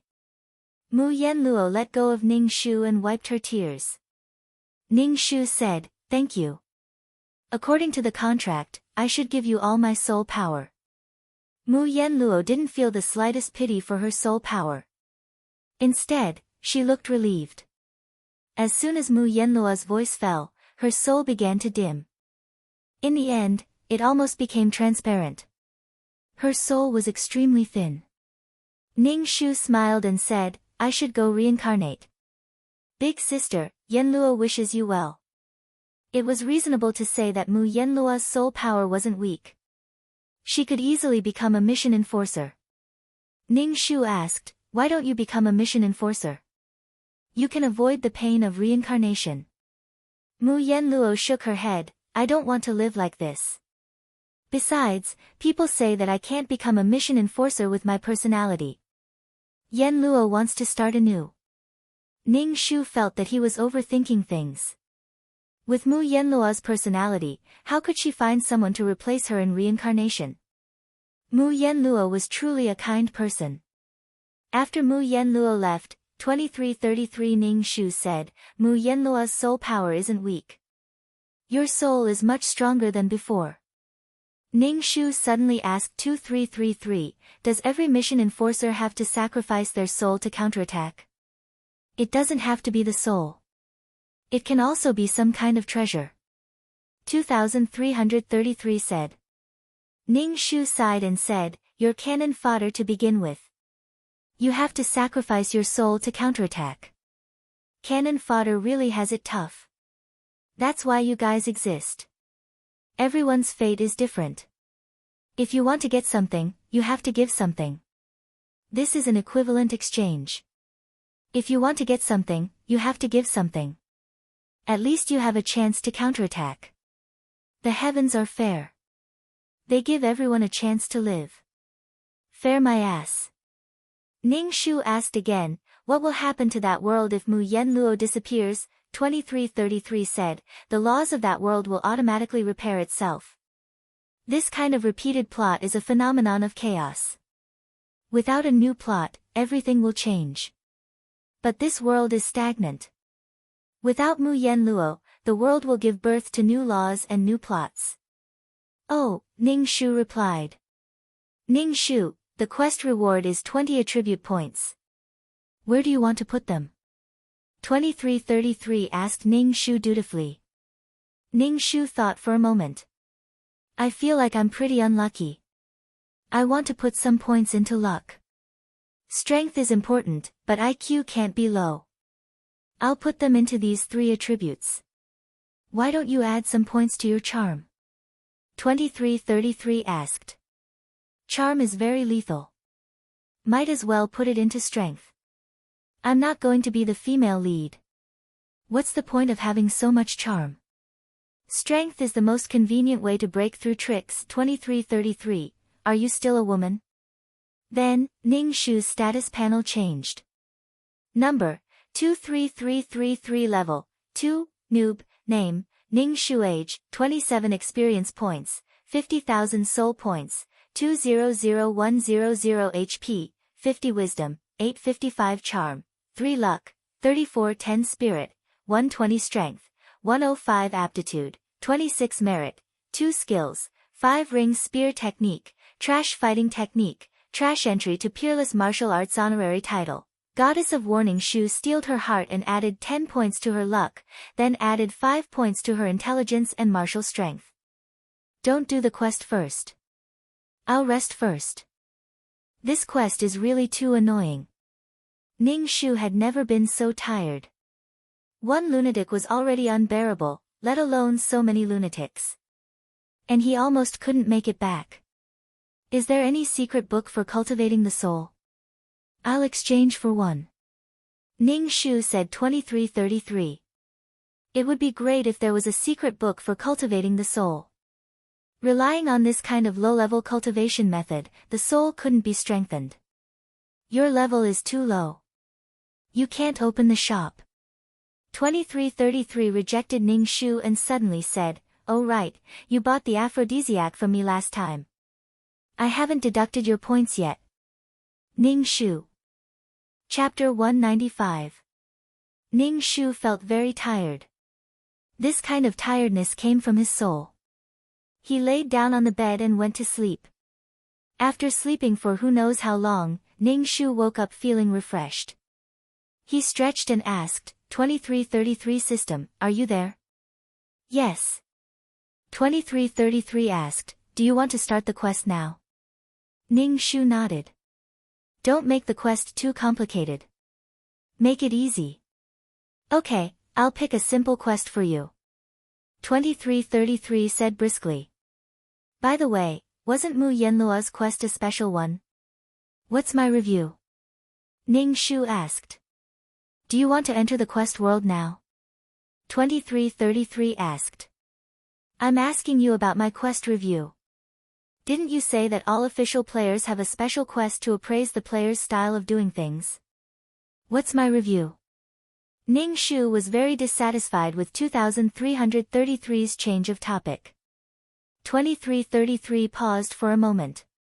Do you really want to see it? Can't I? Ning Shu asked. I can look at it, but your comments are really bad. Wah. System Lord Flo's face was full of tears. Why did I follow someone like you? There's no future for me. Ning Shu, was it really that bad? At least he completed the quest. Let me see your review. Ning Shu asked 2333. Listen up, player 2333, system 2333, special quest appraisal result, extremely wretched style, undisciplined way of doing things. That's it? Just a few words? Ning Shu asked. 2333's voice sounded like it was breaking down. I thought it would be something meticulous or something like that. Why would it be such a review? I have no future. Ning Shu, he didn't care about the style of doing things. As long as he completed the quest, it was fine. As long as it didn't go against his principles, any method was fine. Ning Shu didn't really care about the review. He asked 2333, have you picked the quest? I'll go do it. Okay, I've picked a very simple mission this time. Take a good rest, 2333 said obediently. Ning Shu grunted. Next, he felt a wave of dizziness. However, he quickly recovered. Most likely, it was due to his soul becoming stronger. Ning Shu opened his eyes. His surroundings were very dark, and there were only 2 lit candles. Ning Shu saw a girl sitting opposite him, and 2 other girls were sitting beside her, forming a square. The 3 girls' faces were dark under the dim candlelight, and their faces were filled with nervousness and fear. This terrifying atmosphere made Ning Shu have a bad feeling. The window was opened, and the curtains were fluttering in the wind. Ning Shu felt that he was holding something like a pen in his hand, and his hand was being pulled by an external force to draw circles. Ning Shu looked down and saw a piece of white paper on the table. There were 2 simple words written on the white paper, yes and no. The tip of the pencil was drawing circles on the white paper. Fuck, these naughty kids are playing this kind of game. Ning Shu wanted to pull his hand back, but his hand didn't seem to listen to him. It was drawing circles faster and faster. The girl sitting opposite Ning Shu said in a trembling voice, the pen spirit is here. There really is a pen spirit. Ning Shu. The window was fluttering back and forth in the wind, making a loud noise. Ning Shu felt a cold aura approaching. Ning Shu's hair stood on end, and even his breathing became difficult. It was as if someone had pushed him into water. The sticky and wet feeling made Ning Shu very uncomfortable. Ning Shu didn't even dare to look around, afraid that he would see something that would scare him to death. Ning Shu could feel that something else had appeared in the room. He wasn't sure if it was the pen spirit. Ning Shu swallowed a mouthful of saliva, and the blood in his body seemed to have frozen. This was the easy mission 2333 mentioned. He even told her to rest. Fuck, such an exciting and adrenaline-pumping activity was called an easy mission? Ning Shu felt that this thing was standing right next to him. He could even feel something dripping on his body. Ning Shu was so scared that his eyes almost rolled back in his head. Then, the feeling subsided a little, and he guessed that this thing had temporarily left his side. Ning Shu wanted to cry. The girl sitting opposite Ning Shu asked first, Pen Spirit, please tell me, will Qingyuan and I have a future? Will we be together in the future? The pen paused for a moment, and finally stopped on the yes option. The girl who asked the question immediately smiled. Her face was blushing, and under the dim candlelight, it looked very strange. With the previous person's demonstration, the girl sitting on Ning Shu's left immediately asked, Pen Spirit, please tell me, will I become a superstar in the future? The pen spun and finally stopped on the yes option, and the girl's face lit up. After the two girls asked their questions, Ning Shu felt the chill in the room increase, and goosebumps appeared all over his body. However, when he saw that the other girls didn't feel anything, Ning Shu suspected that his soul power had increased, and his senses had become sharper. At this moment, Ning Shu wished that he didn't have such sharp senses. Pen spirit, please tell me, will the person I like also like me? The girl on the right asked, looking at the pen expectantly. The pen spun and finally stopped on the no option. The girl's face suddenly became dispirited, and she looked at the girl who asked the first question with an undetectable jealousy. After the three girls finished asking their questions, only Ning Shu didn't ask. The three girls looked at Ning Shu, and Ning Shu felt a cold aura close to him. It was as if someone was standing next to him, looking at him. The wet and sticky feeling came again. Ning Shu didn't know what to ask. He didn't know anything right now, and there was no plot in his mind. Ning Shu also knew that he had to ask, or this pen spirit wouldn't leave. Ning Shu cleared his throat and said, pen spirit, please tell me, will I earn a lot of money in the future? Ning Shu was just asking casually. The pen finally stopped on the yes option. Ning Shu didn't feel happy at all. Pen spirit, that's all for today. Please take care, the girl opposite Ning Shu said solemnly. The spinning pen suddenly stopped. Ning Shu moved his hand, wanting to move the pen, but the pen seemed to be fixed by something. It couldn't move no matter how hard he tried. Seeing this, the other three girls panicked. The girl opposite Ning Shu had cold sweat dripping down her forehead. She hurriedly said, pen spirit, please take care. However, the pen still didn't move. The wind grew stronger, and the windows flapped loudly. The candles were blown out, and the room was pitch black, as if it was covered in thick black ink. Chapter 196. The room was so quiet that only the sound of each other's breathing could be heard. The four of them felt like they were being strangled and couldn't even scream. Ning Shu's back was drenched in cold sweat, and he could feel a chill seeping into his skin. Ning Shu said, pen spirit, please leave. The girl sitting across from Ning Shu also reacted. Pen spirit, please leave.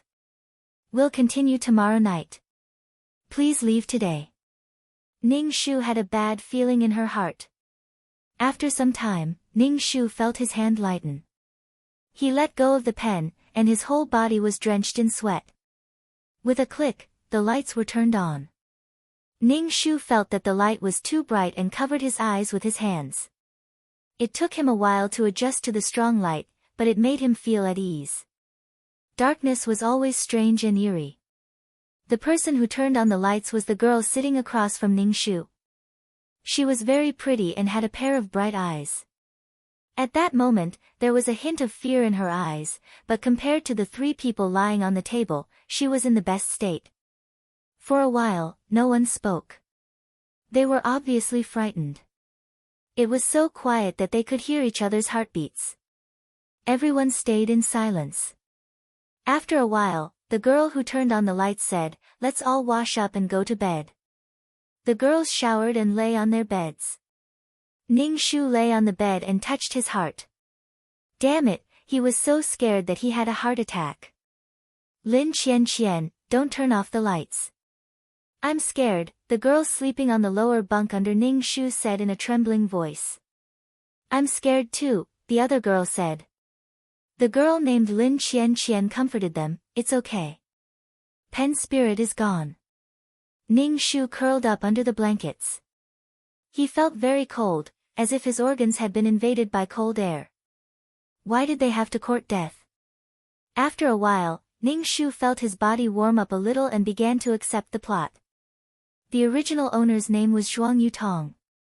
She was a new student in university this year. She was a girl from the countryside. She got into Z University with her excellent grades. Her tuition was half free. However, Zhuang Yutong's three roommates were all kids from the city. Every day, they would talk about cosmetics and boys. They would talk about how much a piece of branded clothing cost and how much a limited edition bag cost. Zhuang Yutong couldn't get a word in. Moreover, the other three subconsciously rejected the rustic Zhuang Yutong. Zhuang Yutong didn't have any friends when she came to Z University. She was alone, but she didn't have a choice. One day, Lin Qianqian, who liked all sorts of weird things in the dormitory and had joined the paranormal club, suggested playing pen spirit and asking it questions. She invited Zhuang Yutong to the activity. Zhuang Yutong came from the countryside and was very respectful of ghosts. Not only were the villagers superstitious, but there were also more ghosts in the countryside than in the city. Zhuang Yutong advised the other three not to play, as it was easy to get into trouble.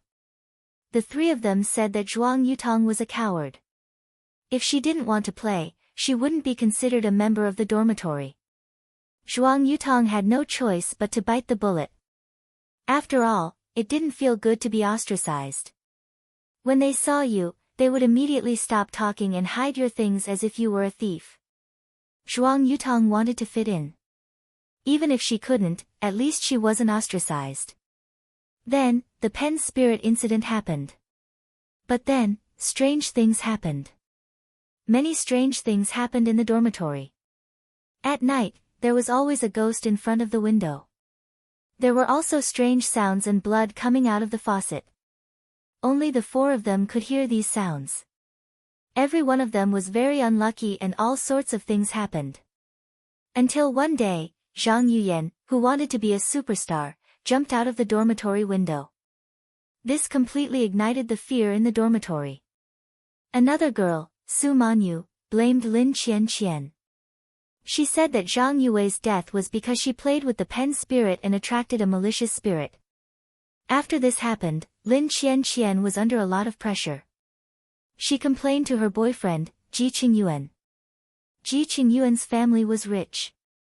When he heard what happened to his girlfriend, he told Lin Qianqian that he should find a Taoist priest to catch the ghost. Before the Taoist priest could find her, Su Manyu got into trouble. She was hit by a flower pot that fell from the sky. She lay unconscious in the hospital and didn't wake up. The original owner, Zhuang Yutong, was very scared. She could clearly feel that there was a ghost behind this. It was very likely the pen spirit. Zhuang Yutong wanted to go back to her hometown and find the witch in the village. But just as she decided to go back, she fell into the artificial lake at the university and died. Later, Lin Qianqian and Ji Qingyuan found a Taoist priest and caught the malicious spirit.